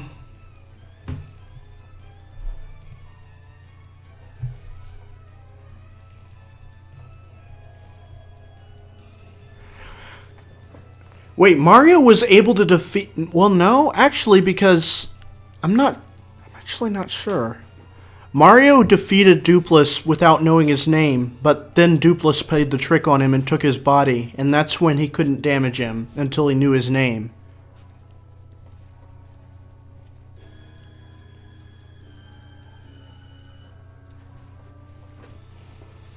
And Dupless couldn't harm Mario either, remember that. The battle was literally a stalemate until you find his name.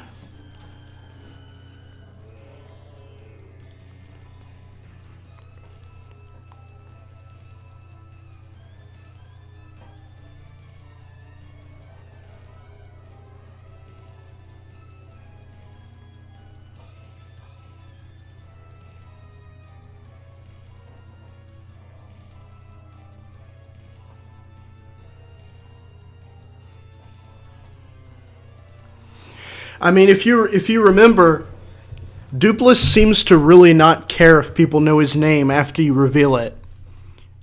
He just gives it to Beldum. And also, when Beldum intentionally gives him rude names, he literally just goes, "I told you, my name's Dupless."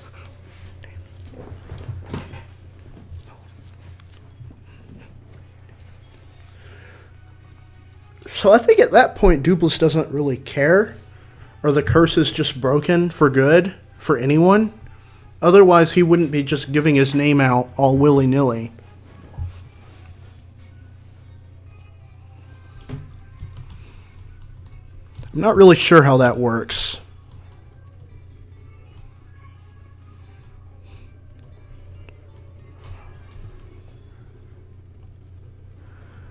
But I really want to see Dupless come back. Like, I feel like Dupless would make a perfect bonus boss in a modern Paper Mario game. Because imagine the potential since he can transform into anything. You could have it be like 7, 8 in 1 fan service boss fight. You can fight Dupless, but he can also turn into other Paper Mario bosses from the past. And it can just be the ultimate fan service battle. And that would be effing amazing.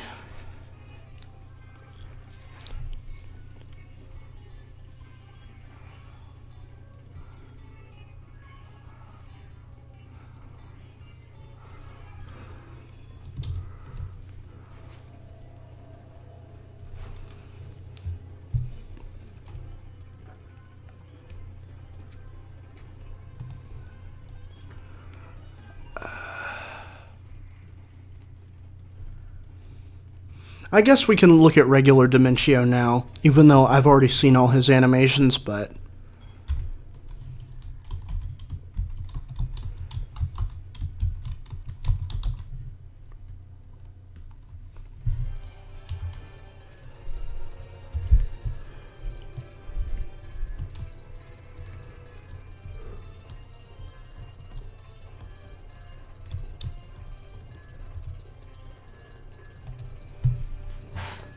There's his walking animation there.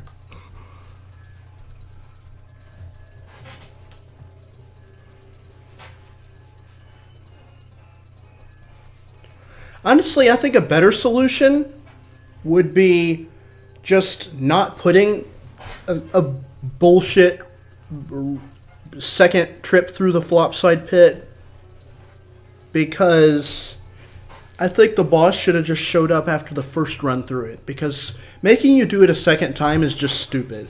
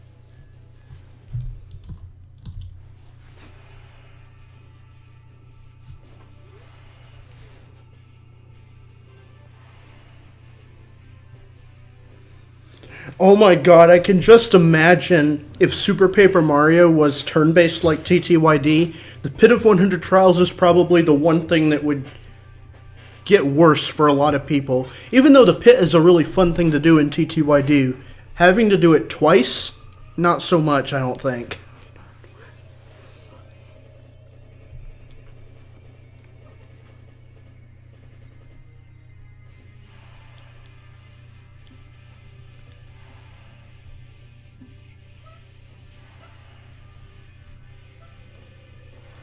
How would the Shadow Queen fight in a platformer setting like Super Paper Mario?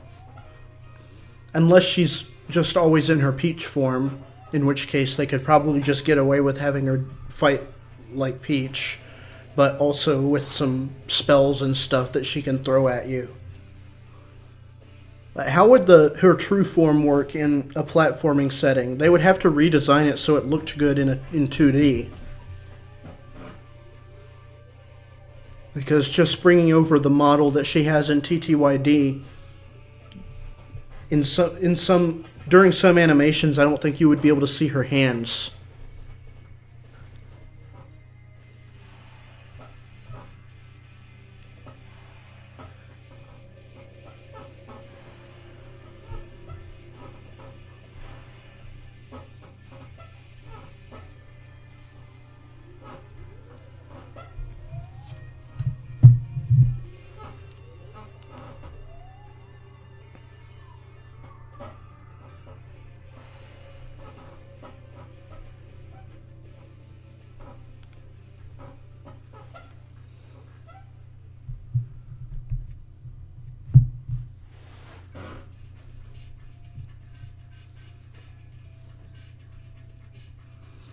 Imagine all the GIFs that can be made out of this stream after it's done.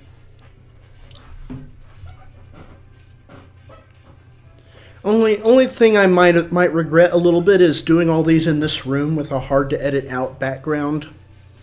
I could have technically made a custom map and ported it in here that has invisible terrain and a green background for green screen.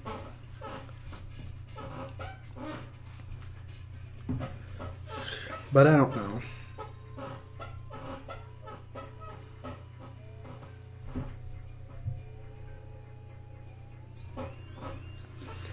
I don't know, just having a, because they already have, like, Shadoo's clones basically work like AI versions of the heroes.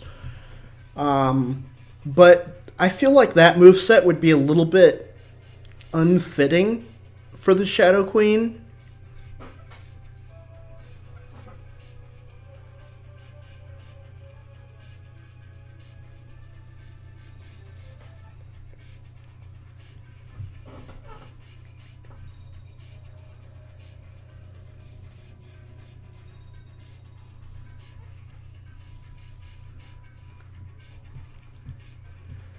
Because I could imagine the Shadow Queen would have all sorts of wizardry that she could use, that she uses in TTYD, like dropping lightning on you and stuff.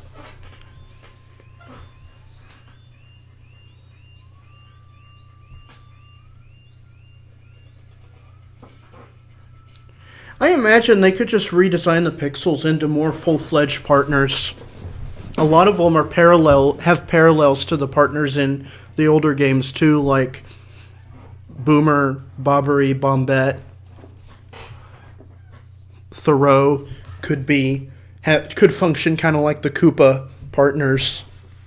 Not exactly, of course, but like there could be parallels there.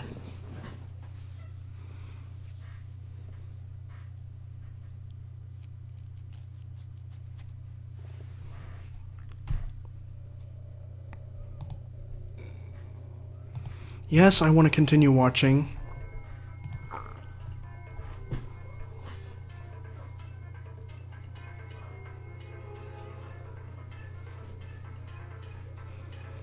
Or the spin jump, the ground pound, basically. I don't know why they call it a spin jump in the first two games. It's clearly a ground pound. Luigi functions like the super jump in TTYD. Or the spring jump, as they call it. At least that's a more fitting name. But super jump also makes sense.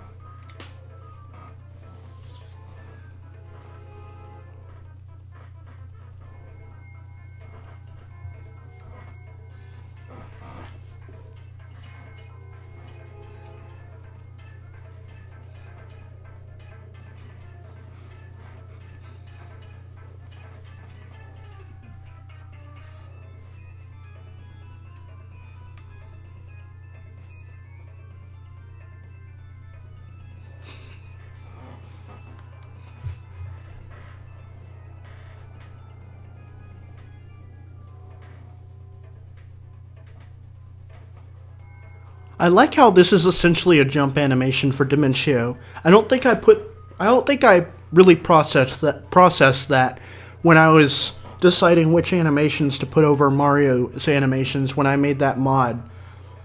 But that works. That would probably work perfectly as a jump animation. Oh, that would have been amazing, especially since I think canonically the Pit of 100 Trials, like, they brought creatures from all around the dimensions to put in there. So the X-Nauts would have been an amazing callback. They do have a whole bunch of Bowser's minions in there for some reason. And God knows when they got there, since the Pit of 100 Trials is supposedly ancient.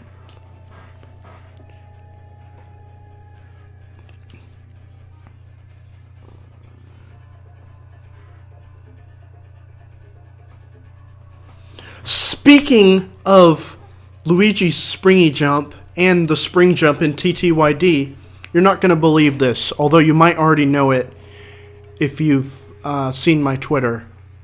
But you're not going to believe this. You're going to have to ignore the helmet and the whatever you call it, the Flora Sprout. That's it. You're going to have to ignore that stuff, because when I load a Super Paper Mario playable character in here, they'll have that stuff on by default, and I can't disable them except by just erasing the textures in their file. I'd imagine that Cammy would definitely be trying to free the Koopa Troop members that were brainwashed, which is why I think she would work perfectly as the protagonist of a side mode in a remake of that game, like the Mario and Luigi ones. I could just imagine them, Cammy setting off towards Castle Bleck so that she can free the rest of the Koopa Troop that is being forced to work for Count Bleck, and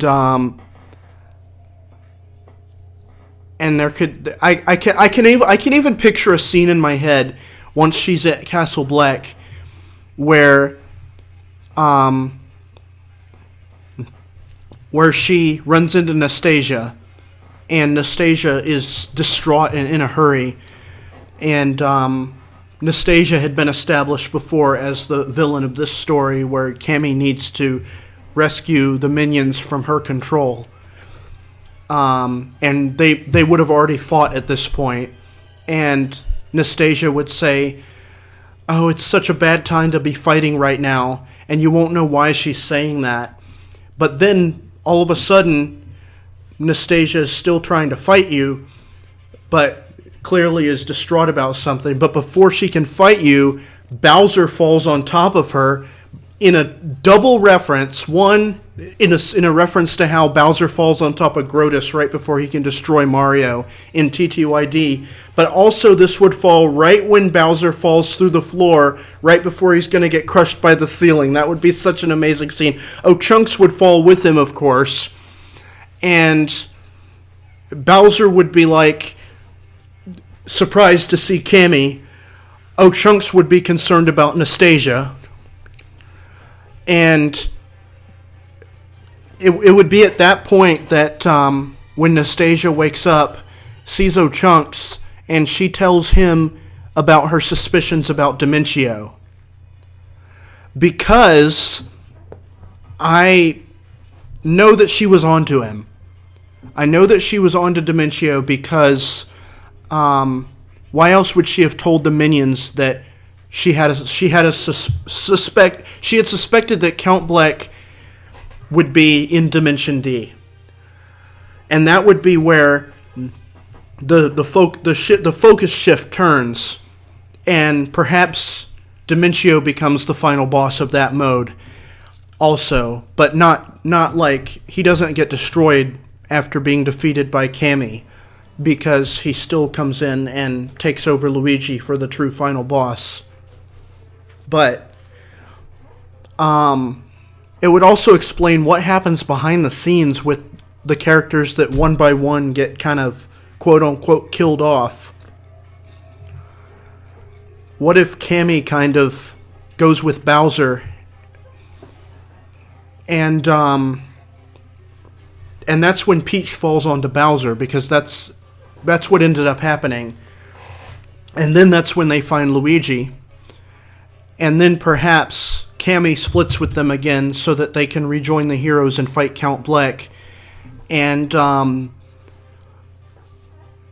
Cammy perhaps runs into Dementio and fights him in a pre-final battle, I guess, to the main story, but in the final battle to this, because I don't know, I could just imagine that scene. I kind of told more than I had in my mind, but like I kind of tried to continue that story as far as I could, but just the fact that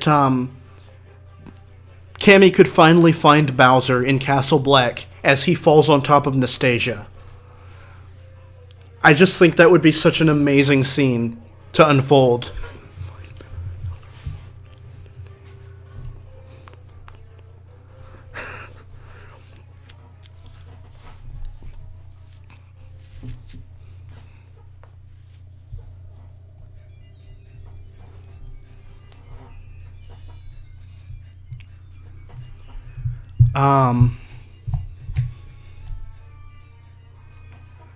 And then, if that had a post game, you could unlock Bowser onto your team, like what you got in Bowser Jr.'s Journey. You could get Bowser on your team in the post game.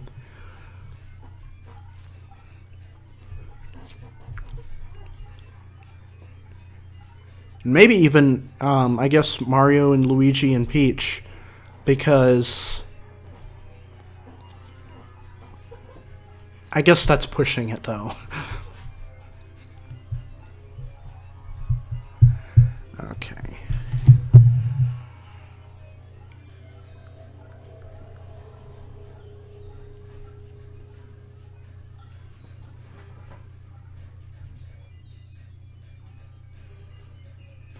Oh, it looks like my food is almost here. I, of course, ordered myself some Taco Bell. I'm so happy that they actually turned out to be open. I wasn't sure if they would be.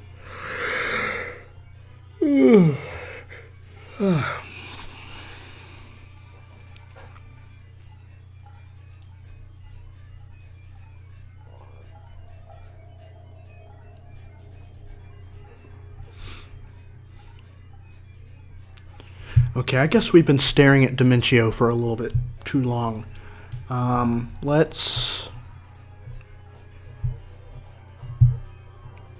Yeah, I like that theory too.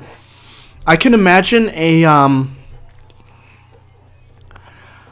I have this amazing idea for a fan fiction that takes place in Sticker Star's world, where Mario starts to become aware of what is actually going on, and he accidentally rips a floral sprout out of his head that he wasn't aware of, that nobody can see because it's controlling everyone's vision and what they can see.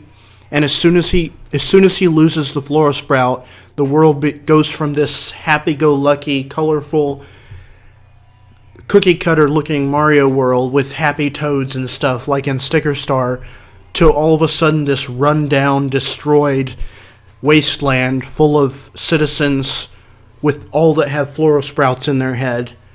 And those are what he thought were the toads when he had the floral sprout in his head, but they're actually original Paper Mario NPCs that are all being controlled to think they're normal toads.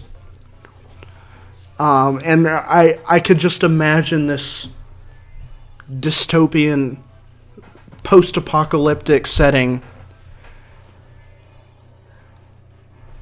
that Dimentio has in his little bubble.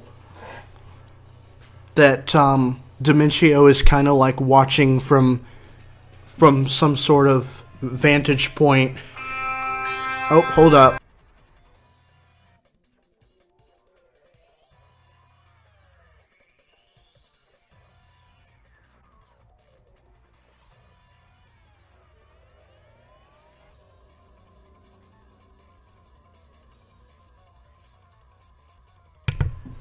Okay, that was weird. It seemed like my delivery was calling, but they hung up as soon as I answered, so I don't know what that was.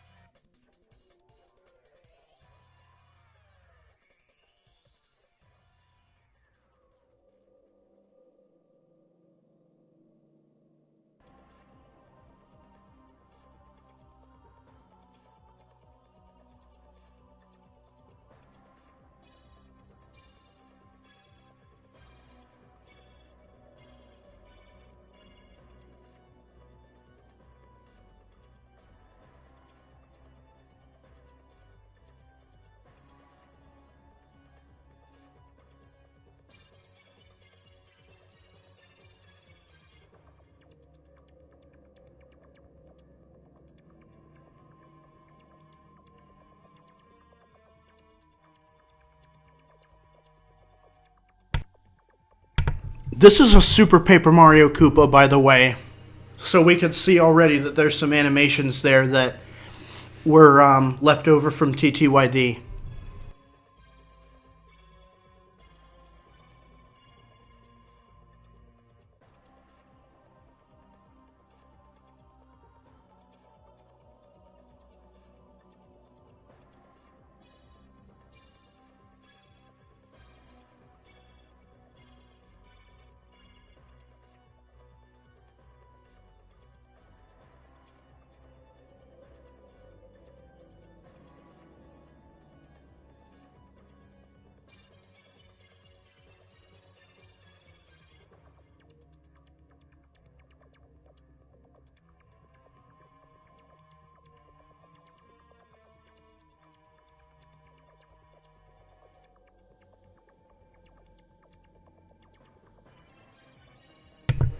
I am going to stop talking for a little bit so I can eat and turn my mic off, but I'm going to keep looking through animations here, so...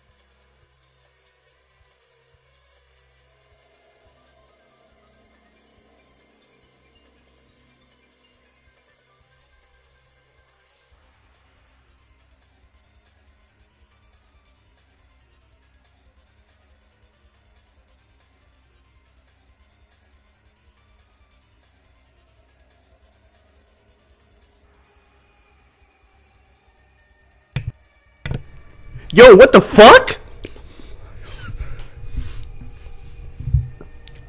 This has to be an effect applied in game. I do not remember these sprites at all. But, yo, what? Look at this guy. Look at this Koopa. He's totally blank.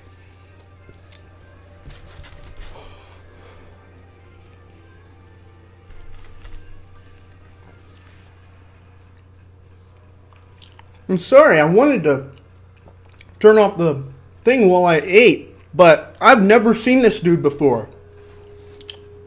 Never. At all. I'm gonna pull up this Koopa sprites because...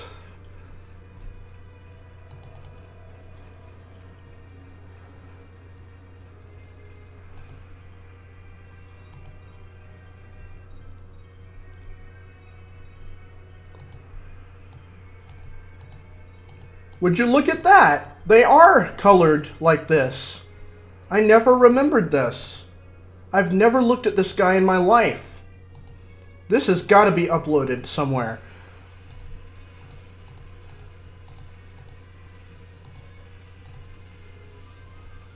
Yo.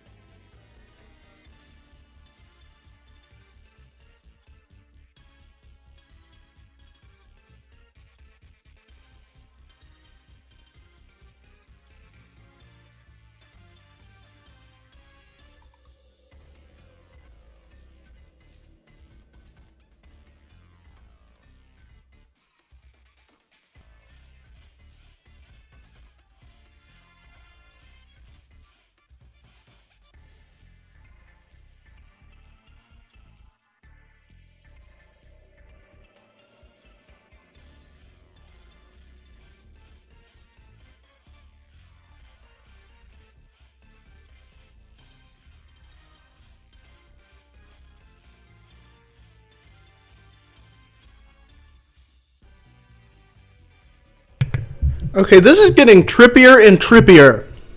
Why have I never seen these? This one just looks weird.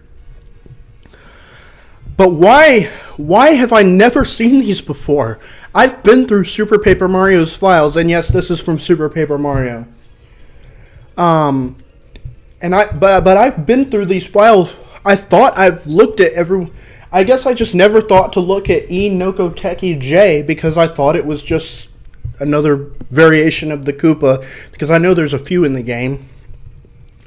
But I didn't know it was going to be something as bizarre as this. Holy shit. Okay, there's some Spiders resource content here, okay? But I'm still going to turn the mic back off because I need to eat without talking.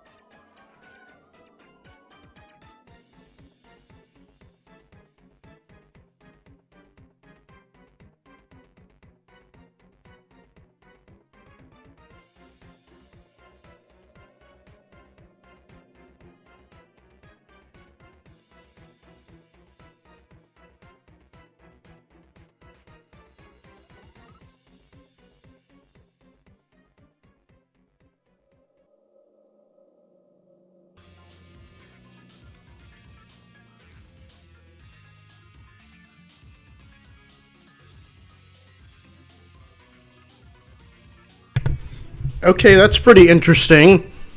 So the different parts of the cursor are separate animations that play on top of each other.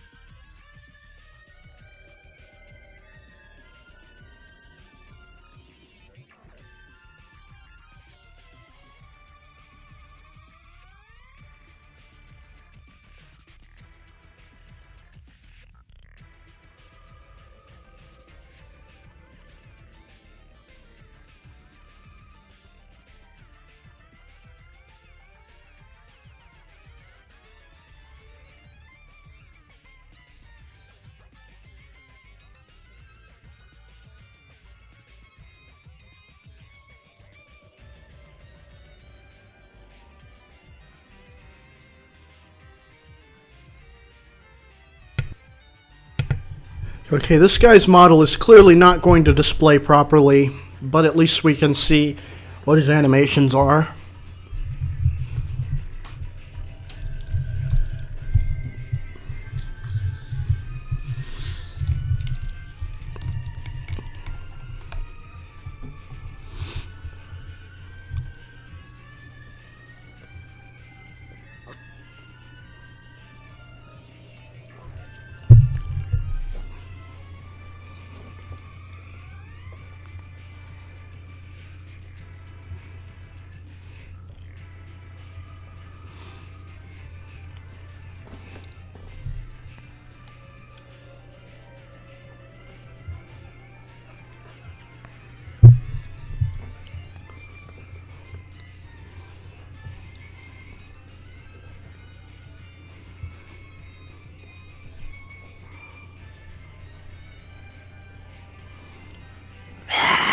Roar, roar, roar.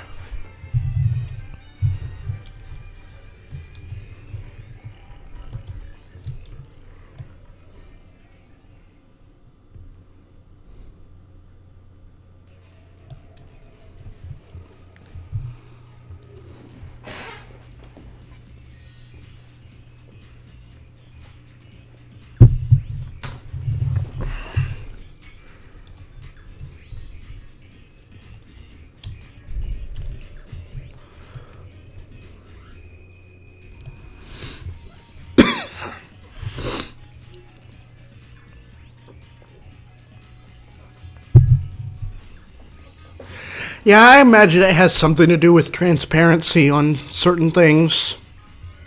Things that are semi-transparent, we're already warned to not work properly using this tool.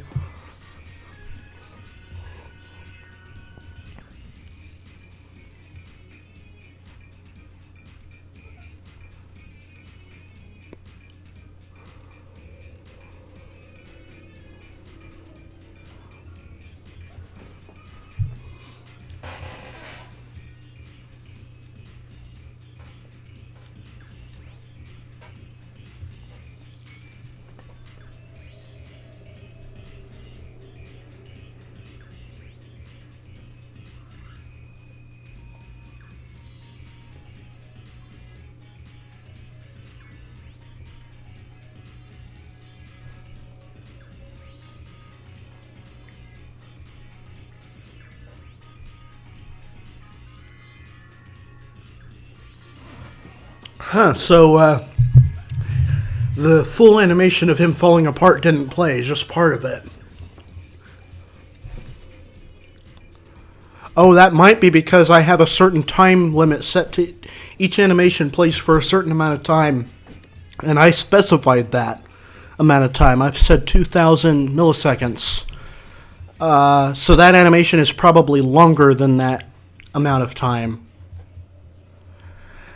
There's no way I'm waiting through every animation again for even longer just to see that one play in its full, because I'm pretty sure I know what it looks like.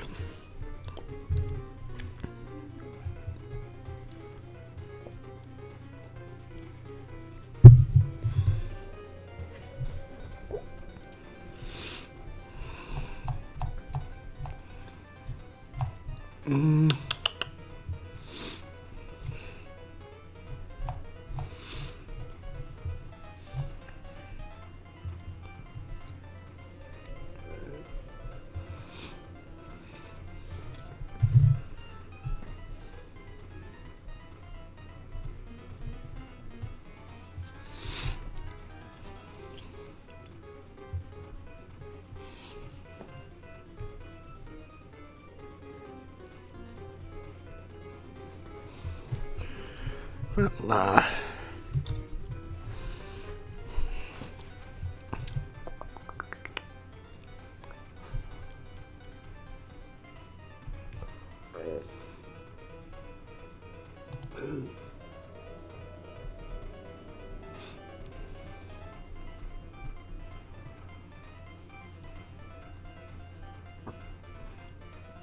Interesting. It looks like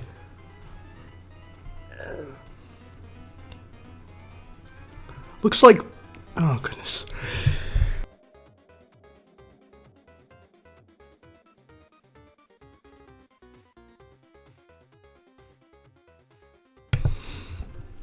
I'm looking at a list of characters that appear in the menu of TTYD, menu versions of each partner sprite, because the ones that rotate on the menu, those are actually separate models.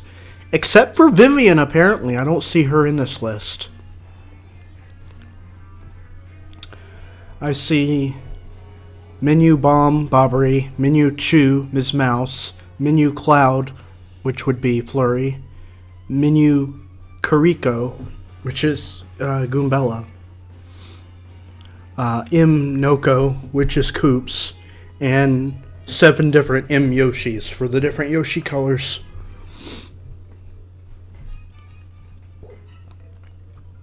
And if I'm going to look at any of those characters, I'd probably be better off going into their main file, because the menu one probably doesn't have as many animations. I was just wondering if maybe there might be an unused animation in that file that's not in the others, but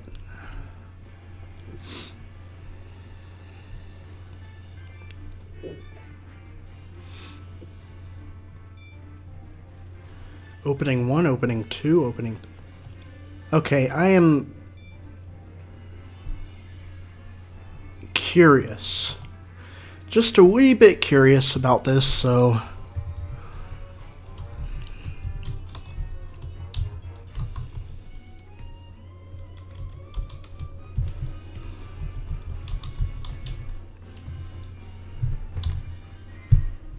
Oh. That's literally all this is, really? Why is it so huge? But yeah, that's just the little level preview from the intro to Chapter 1 in Super Paper Mario.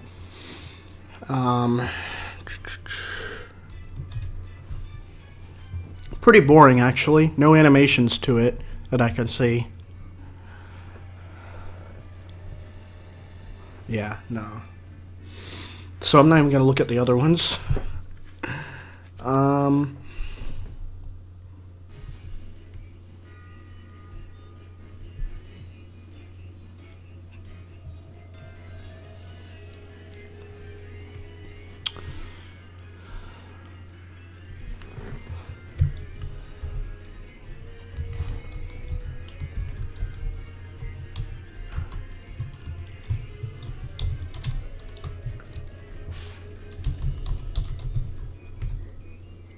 Oh, hello, Barry. I did not know that your file name would be Count.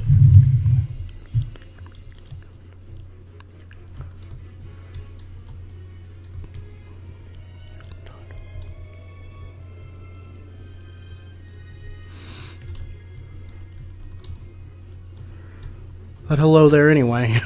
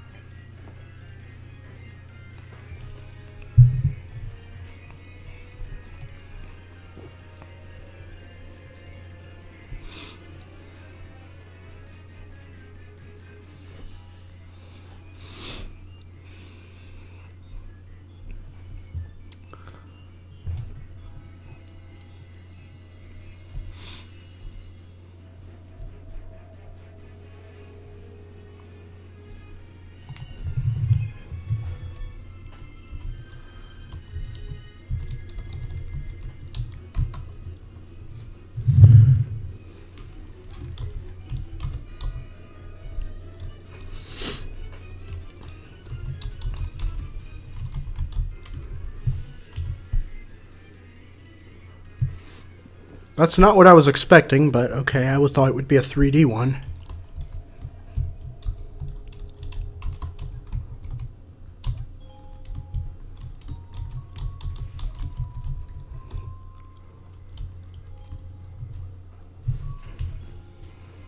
Oh. It's still a background pipe, it looks like, but...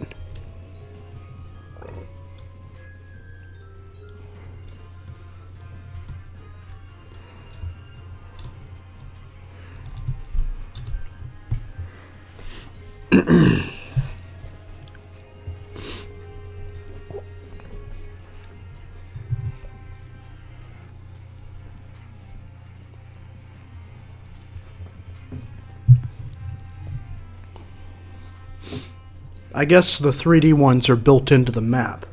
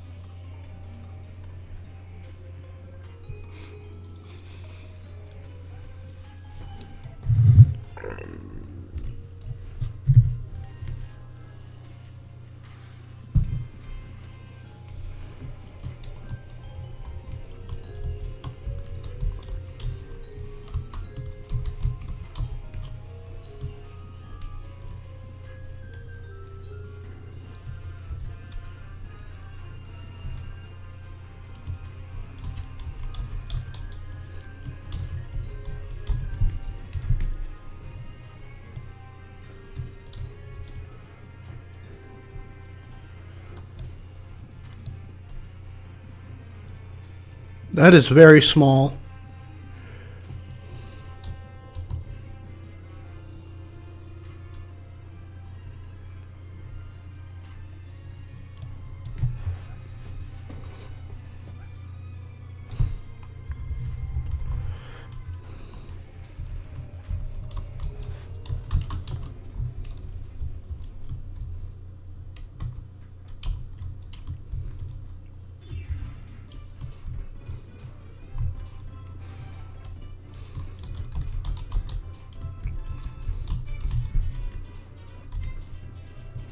And then that's the one from Super.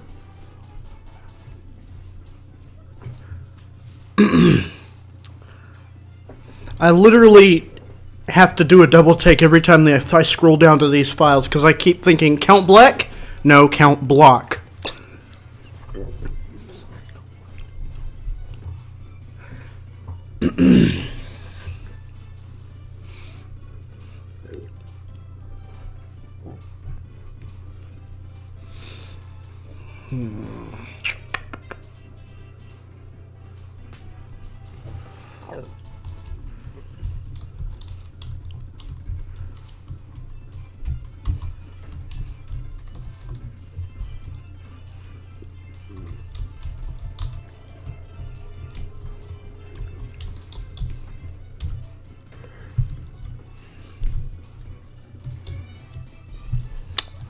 Would you look at that?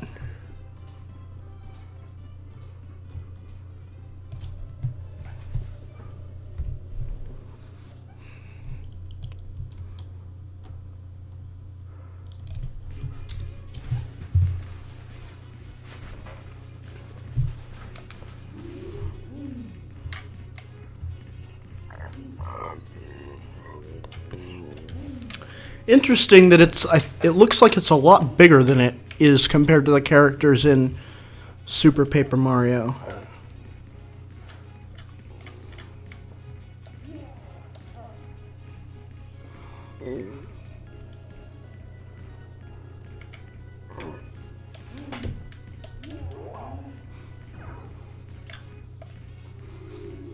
One way to heal a broken heart, put an OTP inside of it.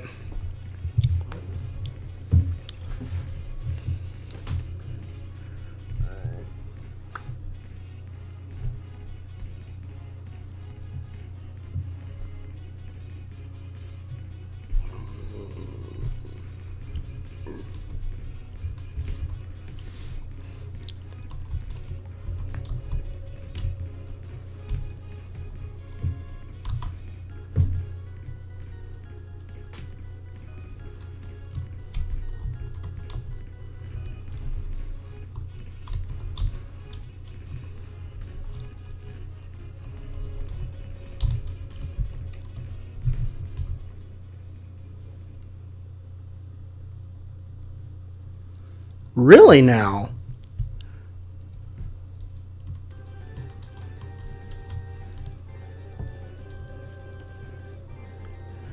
What is this now?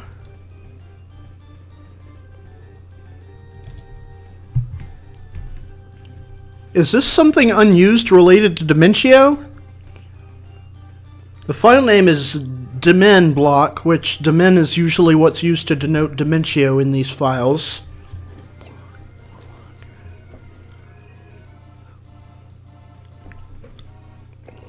It seems to only have this one animation of appearing.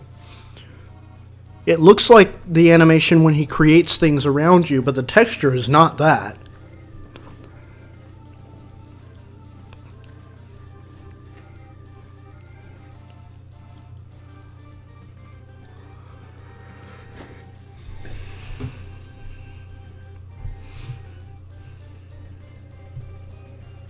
I do notice that this doesn't seem to have a texture associated with it, so that might be a placeholder texture.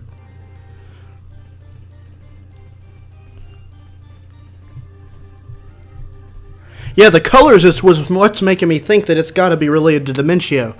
It wouldn't just have a placeholder texture wouldn't be so conveniently Dimentio colored. And plus, those diamonds come in like individually of each other.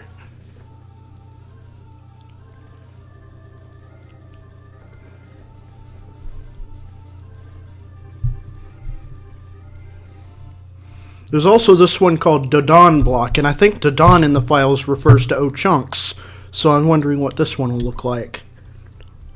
It does seem to have a texture associated with it.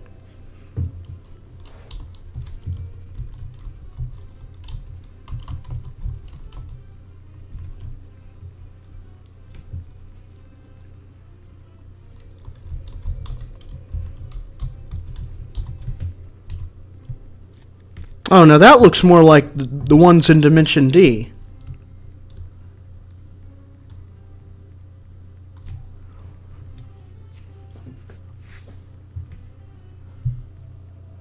Because O-chunks uses them in Dimension D. He pulls them out of the ground and throws them.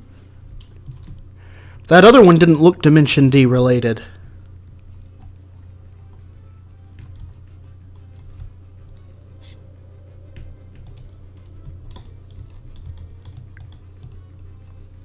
And it looks like each size of it is its own animation.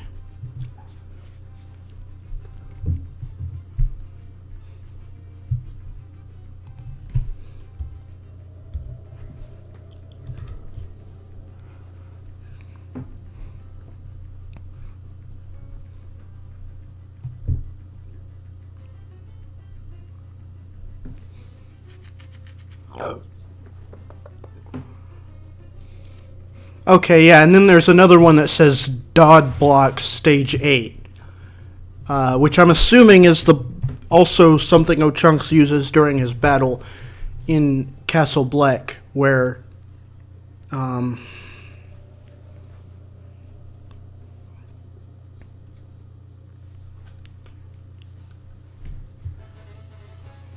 Sticker Star is kind of like the Teen Titans Go of Paper Mario.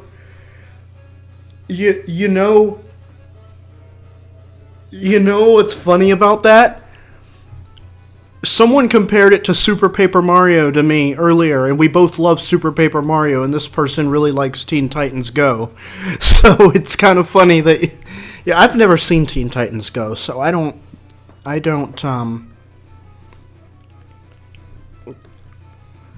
but that's kind of funny.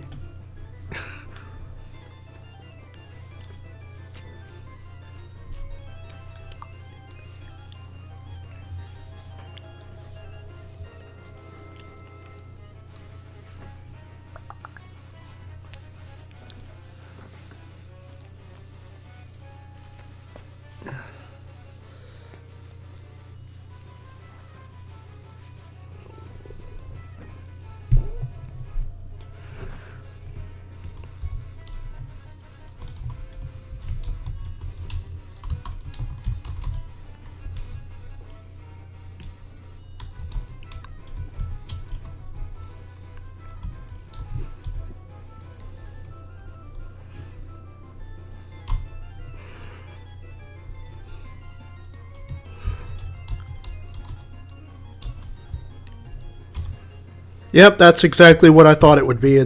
Same thing, but with Castle Bleck texture.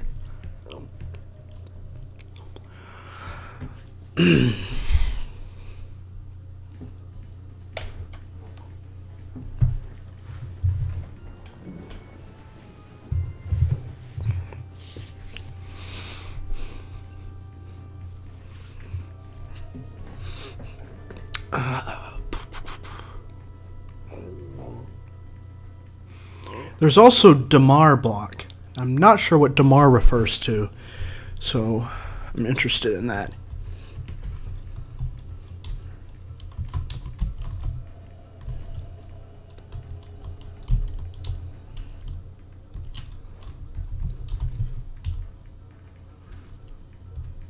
Oh, that is a little... Wait a minute. I think I know it. I know exactly where this is used, too. In Super Paper Mario, sometimes you have blocks that look like this in 2D and they look unbreakable, but when you flip to 3D, they're just brick blocks.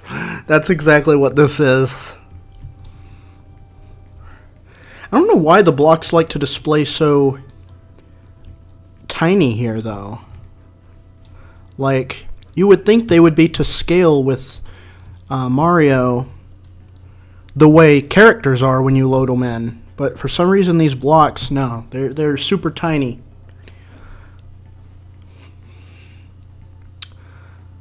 Same with the those other blocks, the Dimentio and O-Chunks blocks. They were a lot smaller than they would be in the game. Hold on, I looked at Dimen block B. I didn't look at Dimen block S. I'm assuming that one's going to be even smaller because big and small.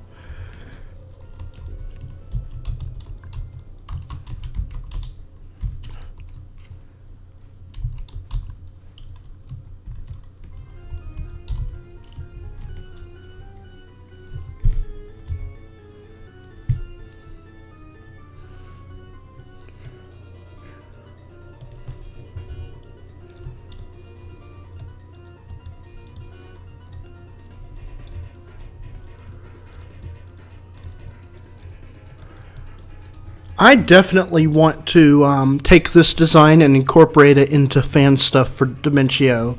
Like,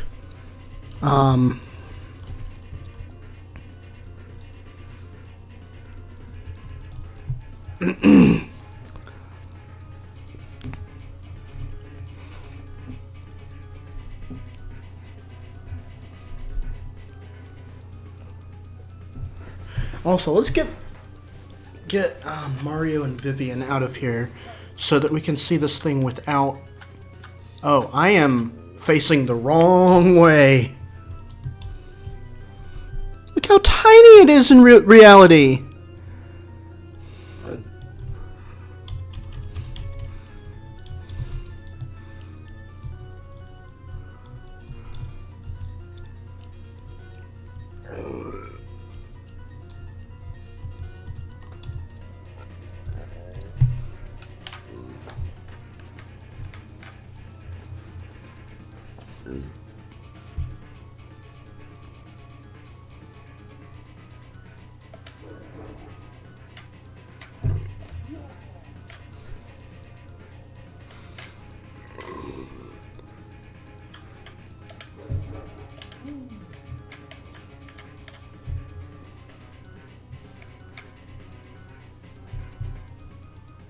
Boom. Oof. You really think that's gonna hurt me? Huh.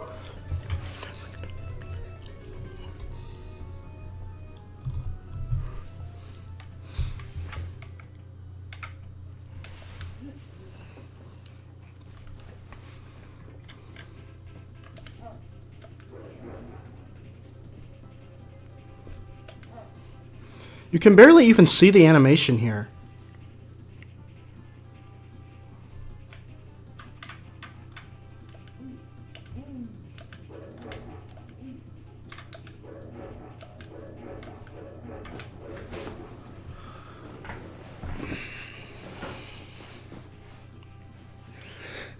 But the blocks can't do much because they're small.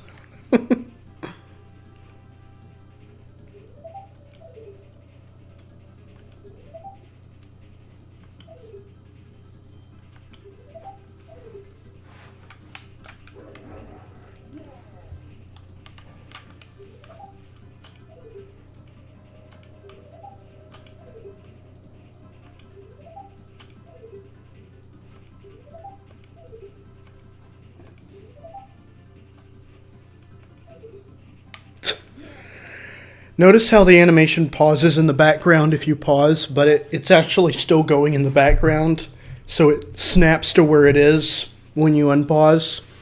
That's actually an interesting thing about the way TTYD pauses. When you pause, the screen before you pause just becomes a single texture. And if you move the camera, you can see that. It's just a single texture.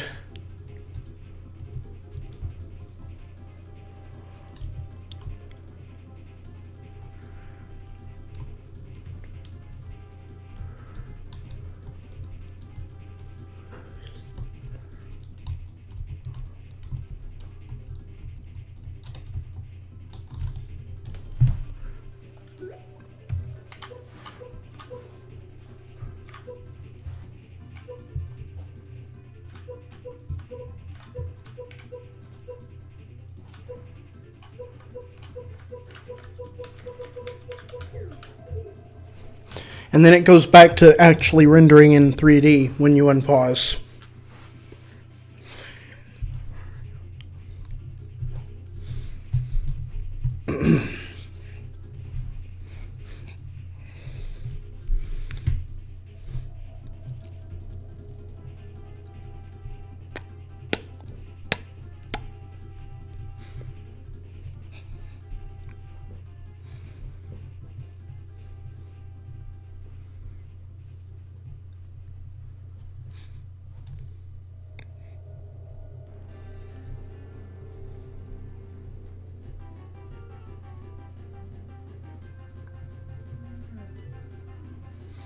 Big Thaco.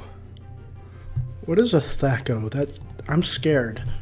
I'm very scared. What is a Thaco?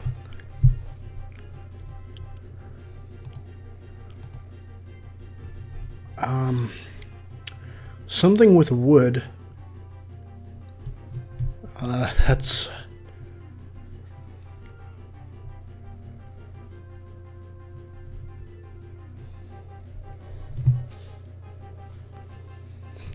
Well, I'm not a big Sonic buff either, but I do know that Sonic 06 is considered bad, and for that reason I disagree with you.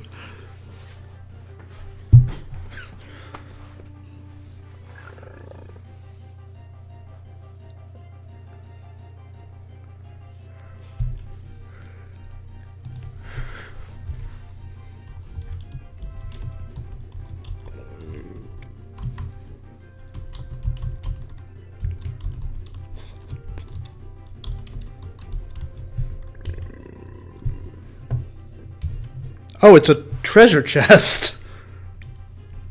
That is not what I thought a Thaco was. And also, I do not remember all those textures being in that file.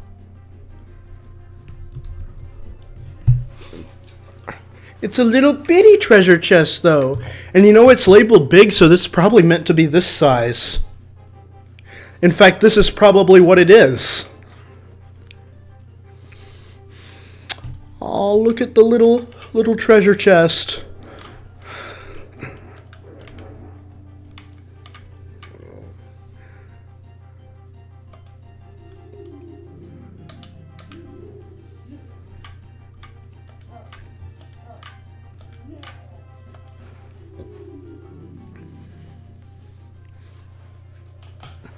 I actually think I've watched videos about making fun of Sonic 06, and I've seen how bad the gameplay is.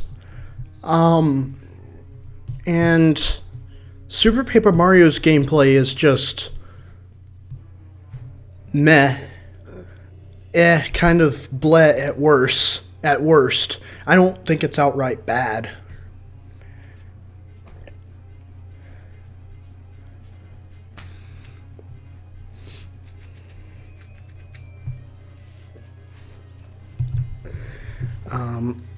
At least on the level that I've seen of Sonic 06. Because Super Paper Mario,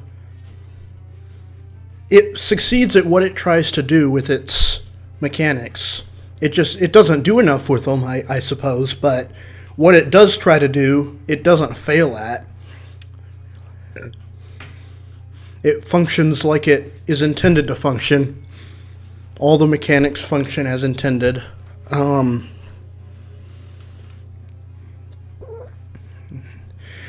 If I were to think of a game that is comparable to Sonic 06 in terms of broken gameplay, I would think of Super Mario Sunshine. Because I actually quit playing Sunshine. I gave it another chance. Recently with Super Mario 3D All-Stars. I streamed it.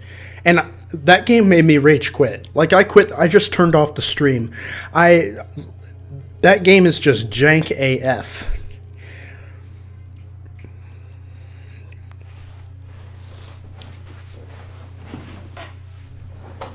Actually, none of the Paper Mario games have enraged me quite that much. Not even the ones I don't like. In terms of gameplay, anyway.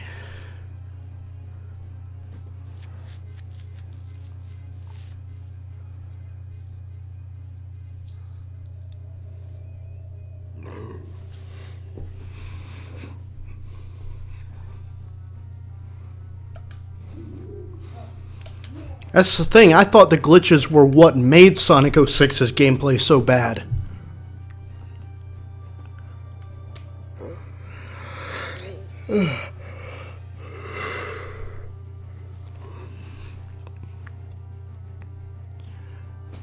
Okay,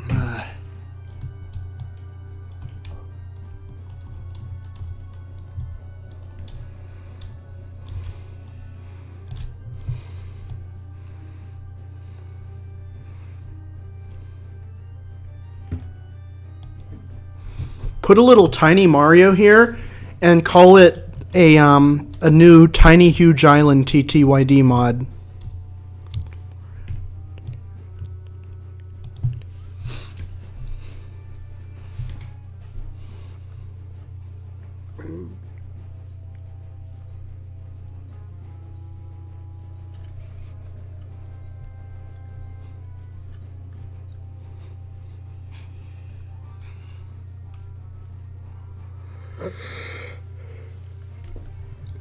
Oh, goodness. I haven't heard that name in a while. Wasn't there a big controversy with that person? The extent I knew about them was that they collaborated with Silly Pwns sometimes. But I've heard they kind of went off the radar after getting canceled for something.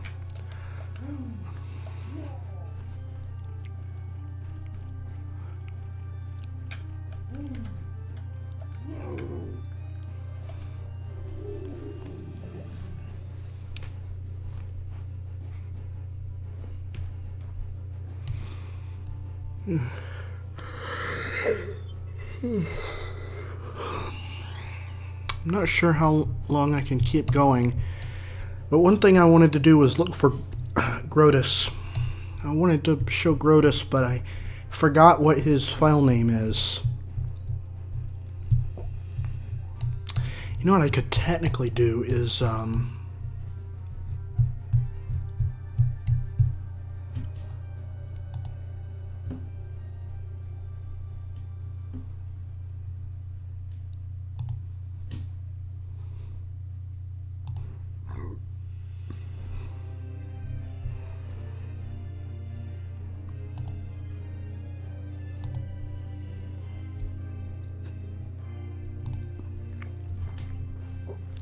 okay, I'm going to a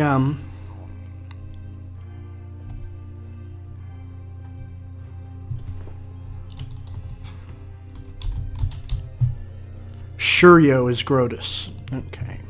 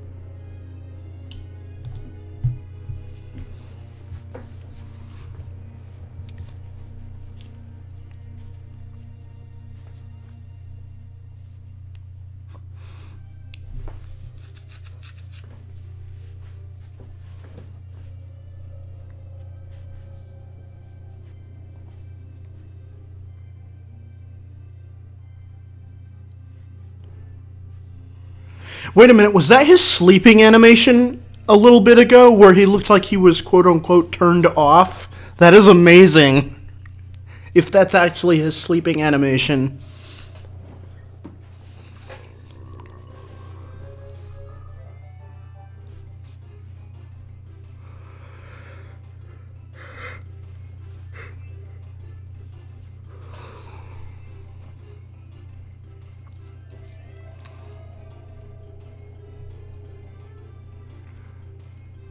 Sonic Lost World is on the 3DS.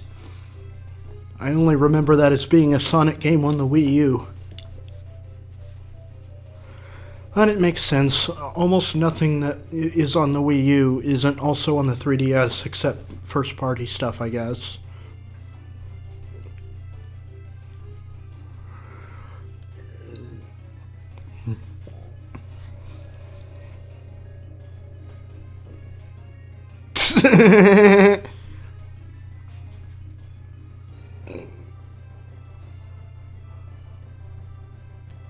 Wait, is that his... Oh, those are his, little lights. They must be separate. Interesting.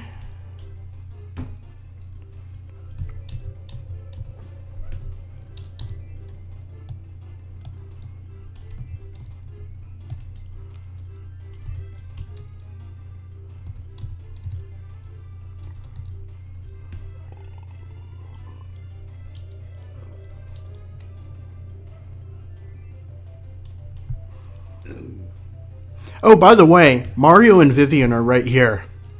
This is where they get stored under the ground, totally flattened out like this.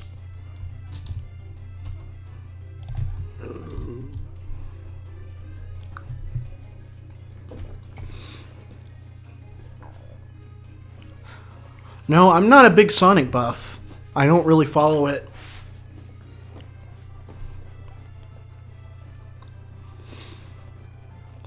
I legit only remember because I think there was a trailer in a Nintendo Direct somewhere.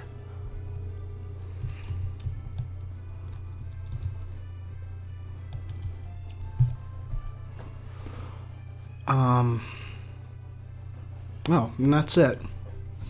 I was honestly hoping for some juicier stuff with him, but...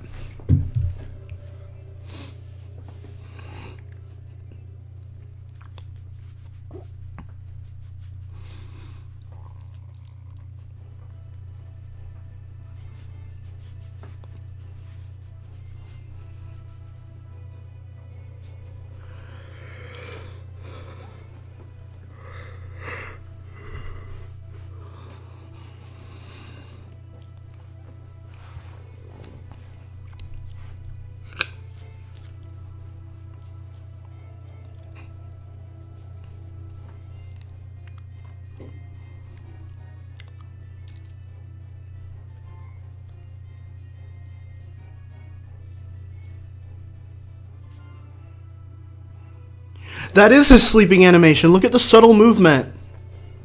And he's turned off. That's his dizzy animation, I think.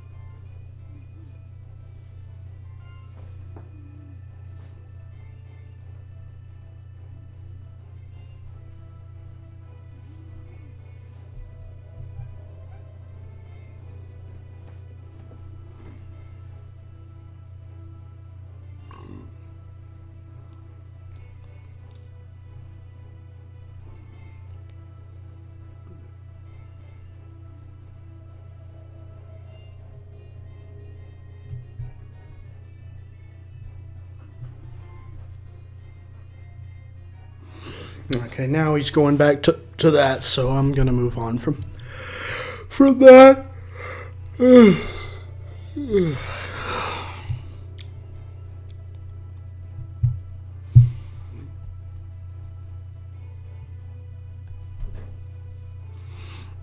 see ya, Lord Fawful. I'm probably gonna be ending pretty soon too. I'm getting tired.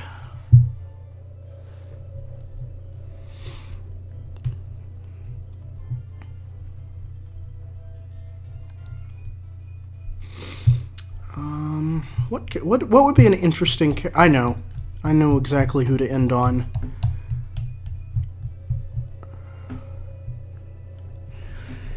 And buckle in, because I'm probably gonna cycle through every version of this character.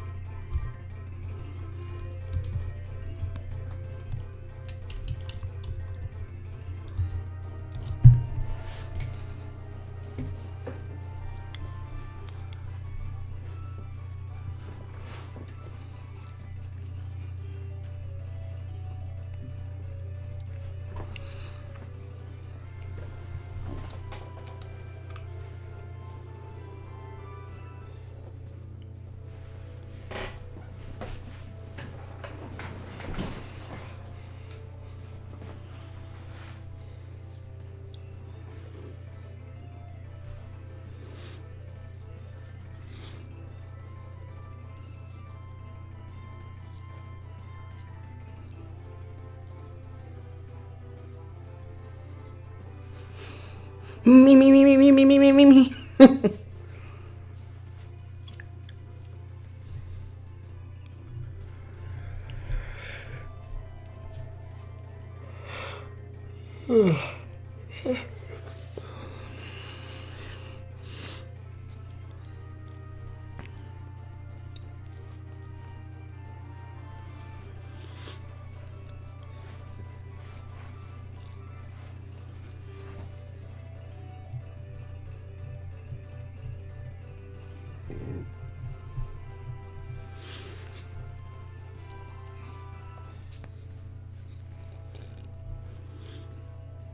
Oh, look at her sleep.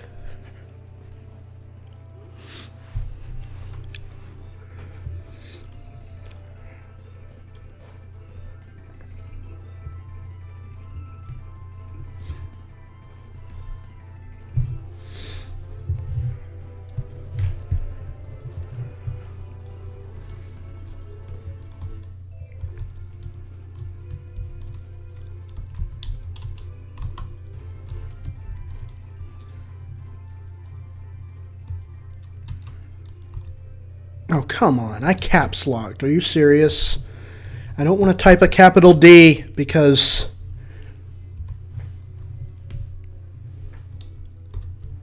it moves the camera also.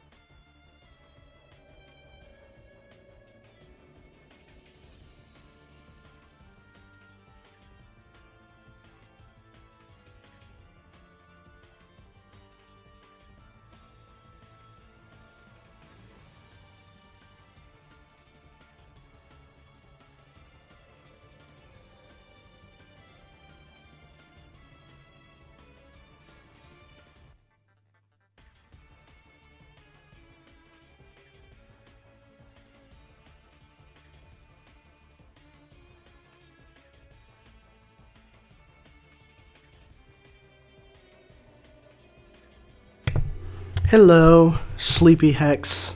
How are you?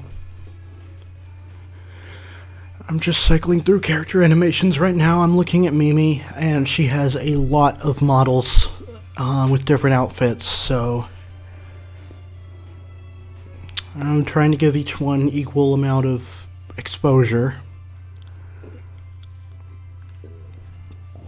I don't know how much longer I'm going to be live. I've definitely gone through a lot of stuff already.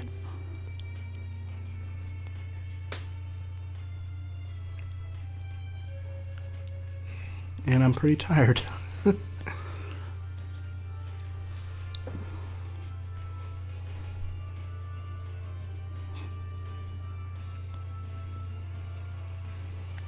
I believe this costume has only showed up during one of the Castle Black intermissions. So it's kind of interesting that she has her full animation set from what it looks like in this costume. Same with the others. Same with all the other costumes.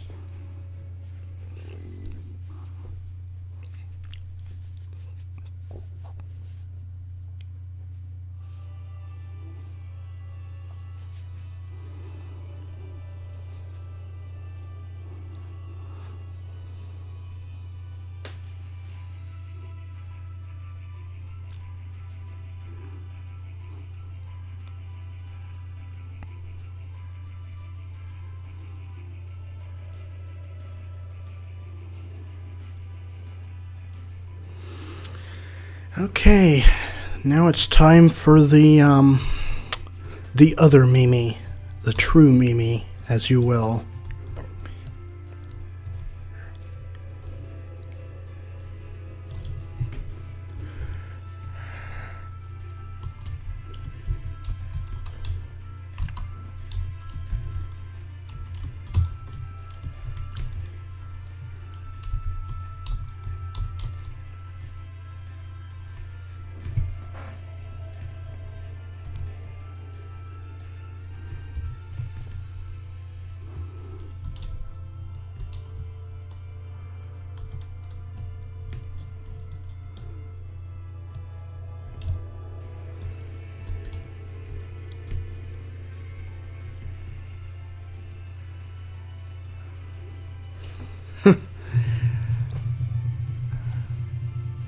Oh, right. Her legs apparently don't appear here. They're their own file.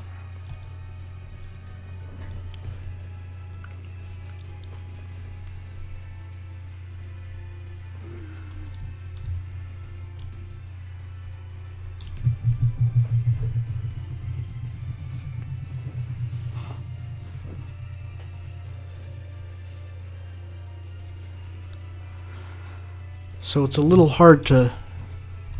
Oh, goodness. It is hard to get a good look at these, too, considering how high up she goes. And this stupid UI is in my way. I wish I could hide that. I mean, technically it is being hid according to the game, but that just means pulling it up off screen. And, it's still in the way here.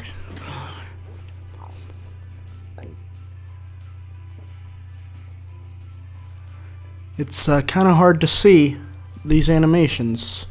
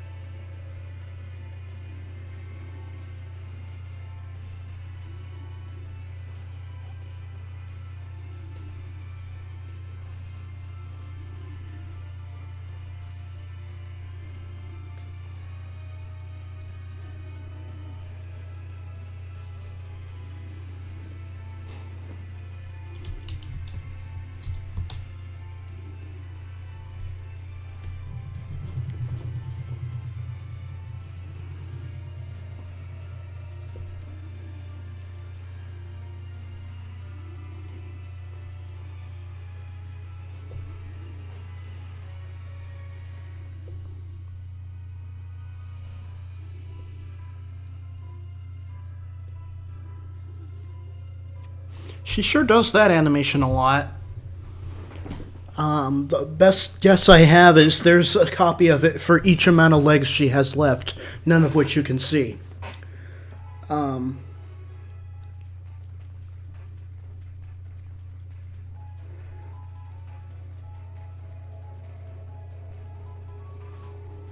Also, that full animation doesn't play because it's more than the amount of milliseconds I told it to switch to the next animation after. And I don't remember the command to change that off my head right now, so it more than covers most animations in both games though, so let's see.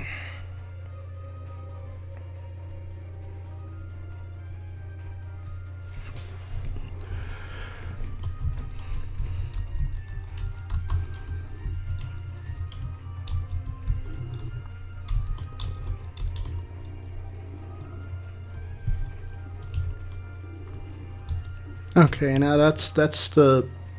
It's going to be exactly the same thing, but with that dress.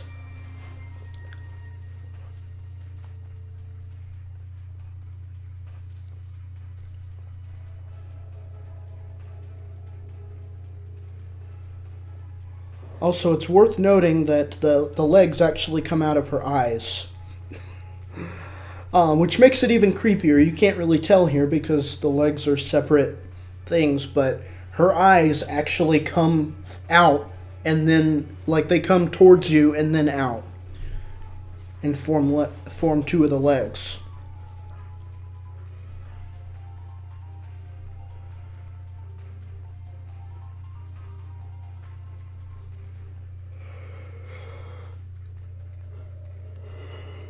Oh boy.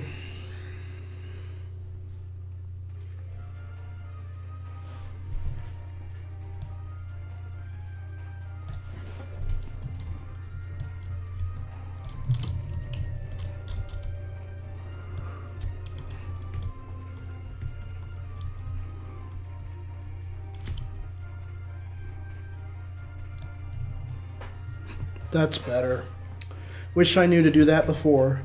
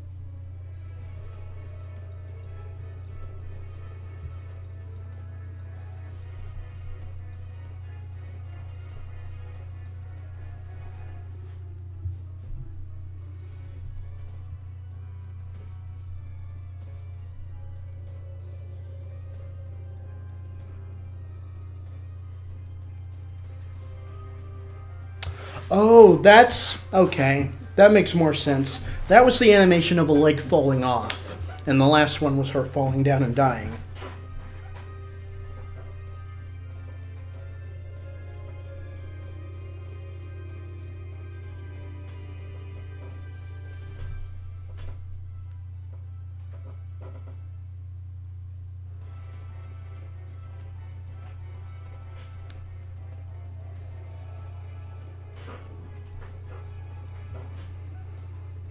No, I don't think I will.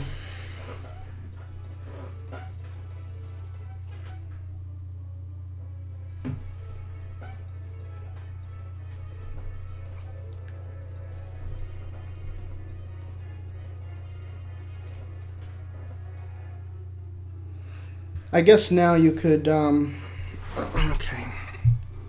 Unfortunate that I have to do this, but,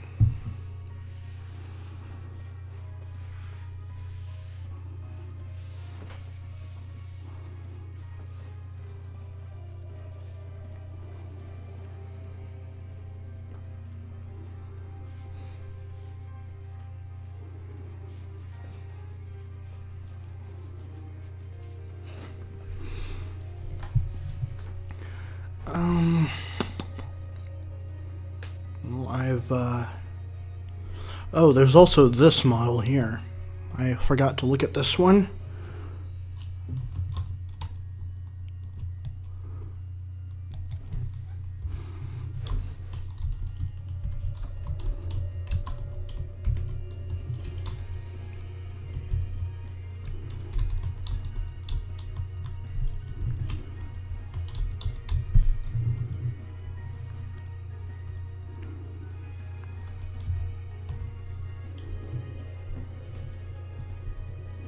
Oh. Okay, that is literally just for when she explodes. Every piece of her is individual.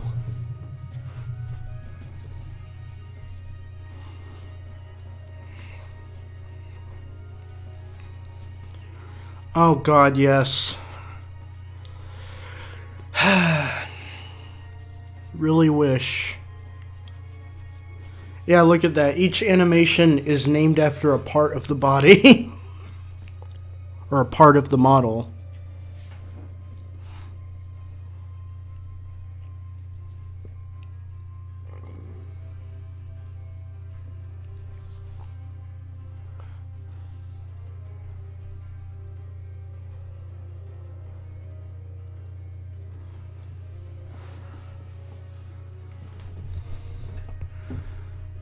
Okay, to finish this off, I think a good character to look at, because I haven't yet, is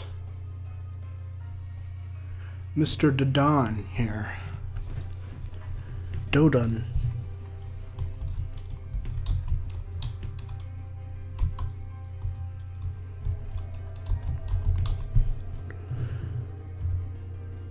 Oh, that is not who I thought you were going to be. I guess that's not...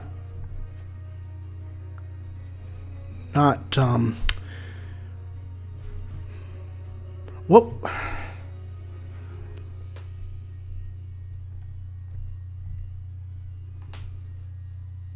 I could have sworn that was... Okay, I guess we can look at this random enemy, but that's not what I wanted to bring up.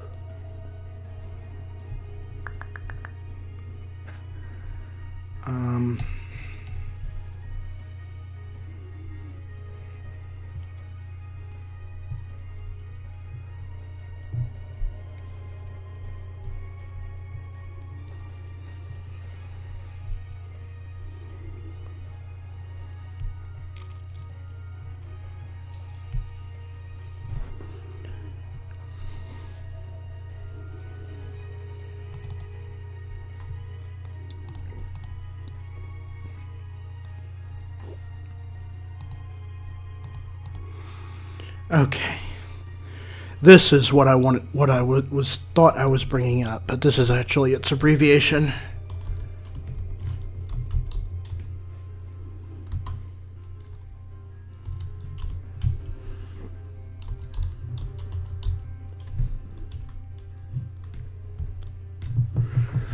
Oh, chunks.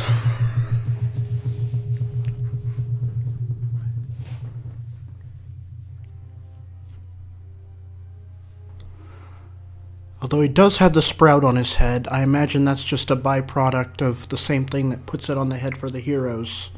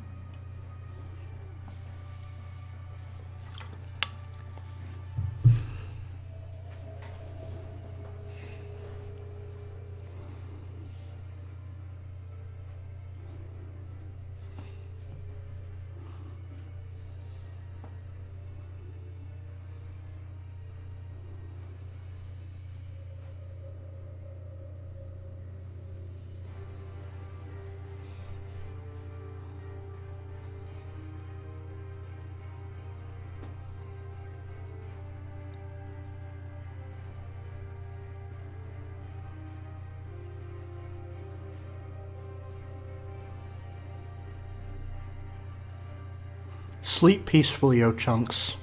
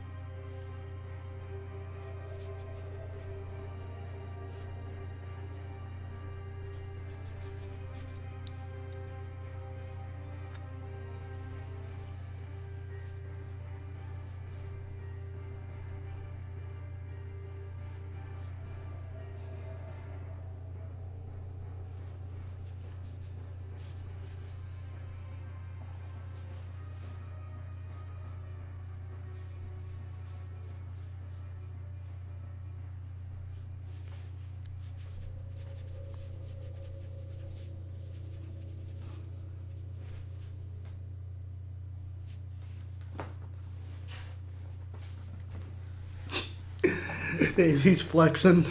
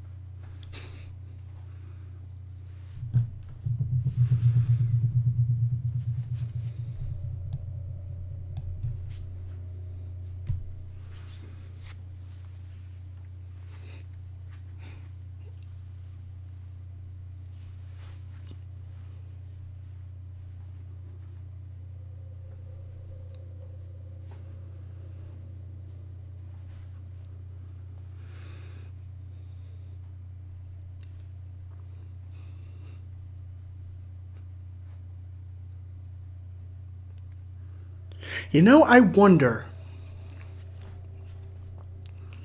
since O'Chunks has a state with and without the Floral Sprout, if I were to port him over one of the heroes, would the state of them wearing the Floral Sprout work with him, Or would I just have to delete it altogether to not get it to show all the time?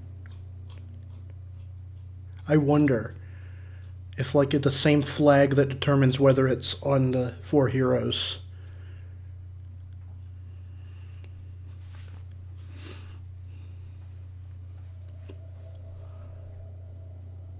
Would work for any model that has a toggleable floral sprout on it.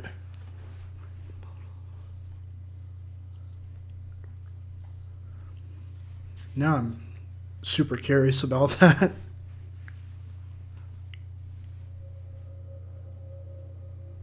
Oh. Well,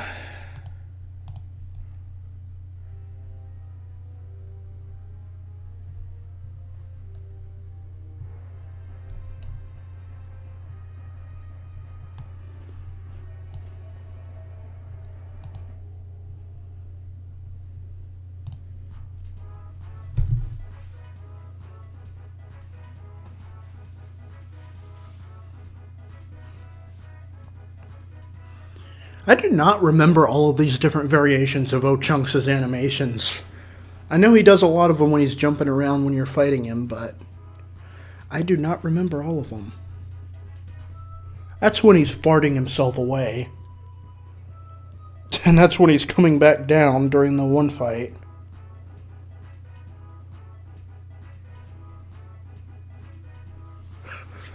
What? I do not remember that one, though.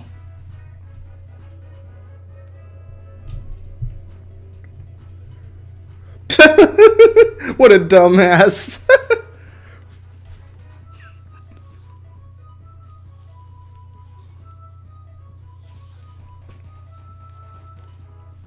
And there we go.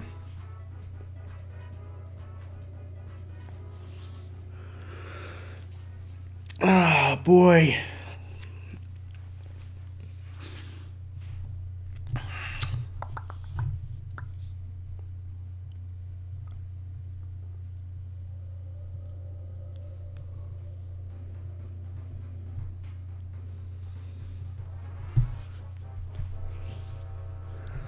I think that's going to do it for me. I've looked at a bunch of characters, including one unused character that I didn't even know existed, which I will, because it's not on Spriter's resource or anything, and I'm definitely going to be uploading that. So,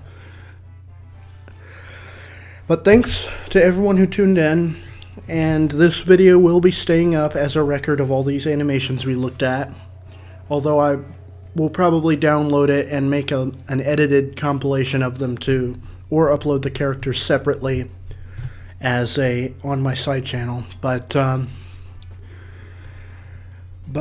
want to thank everyone for watching regardless, and I will see you next time.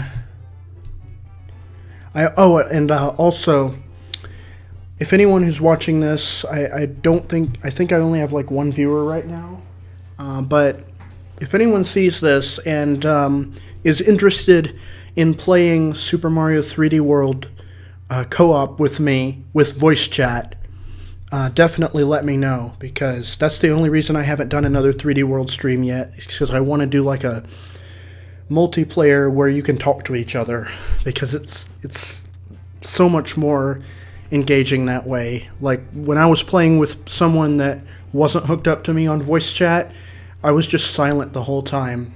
So, yeah.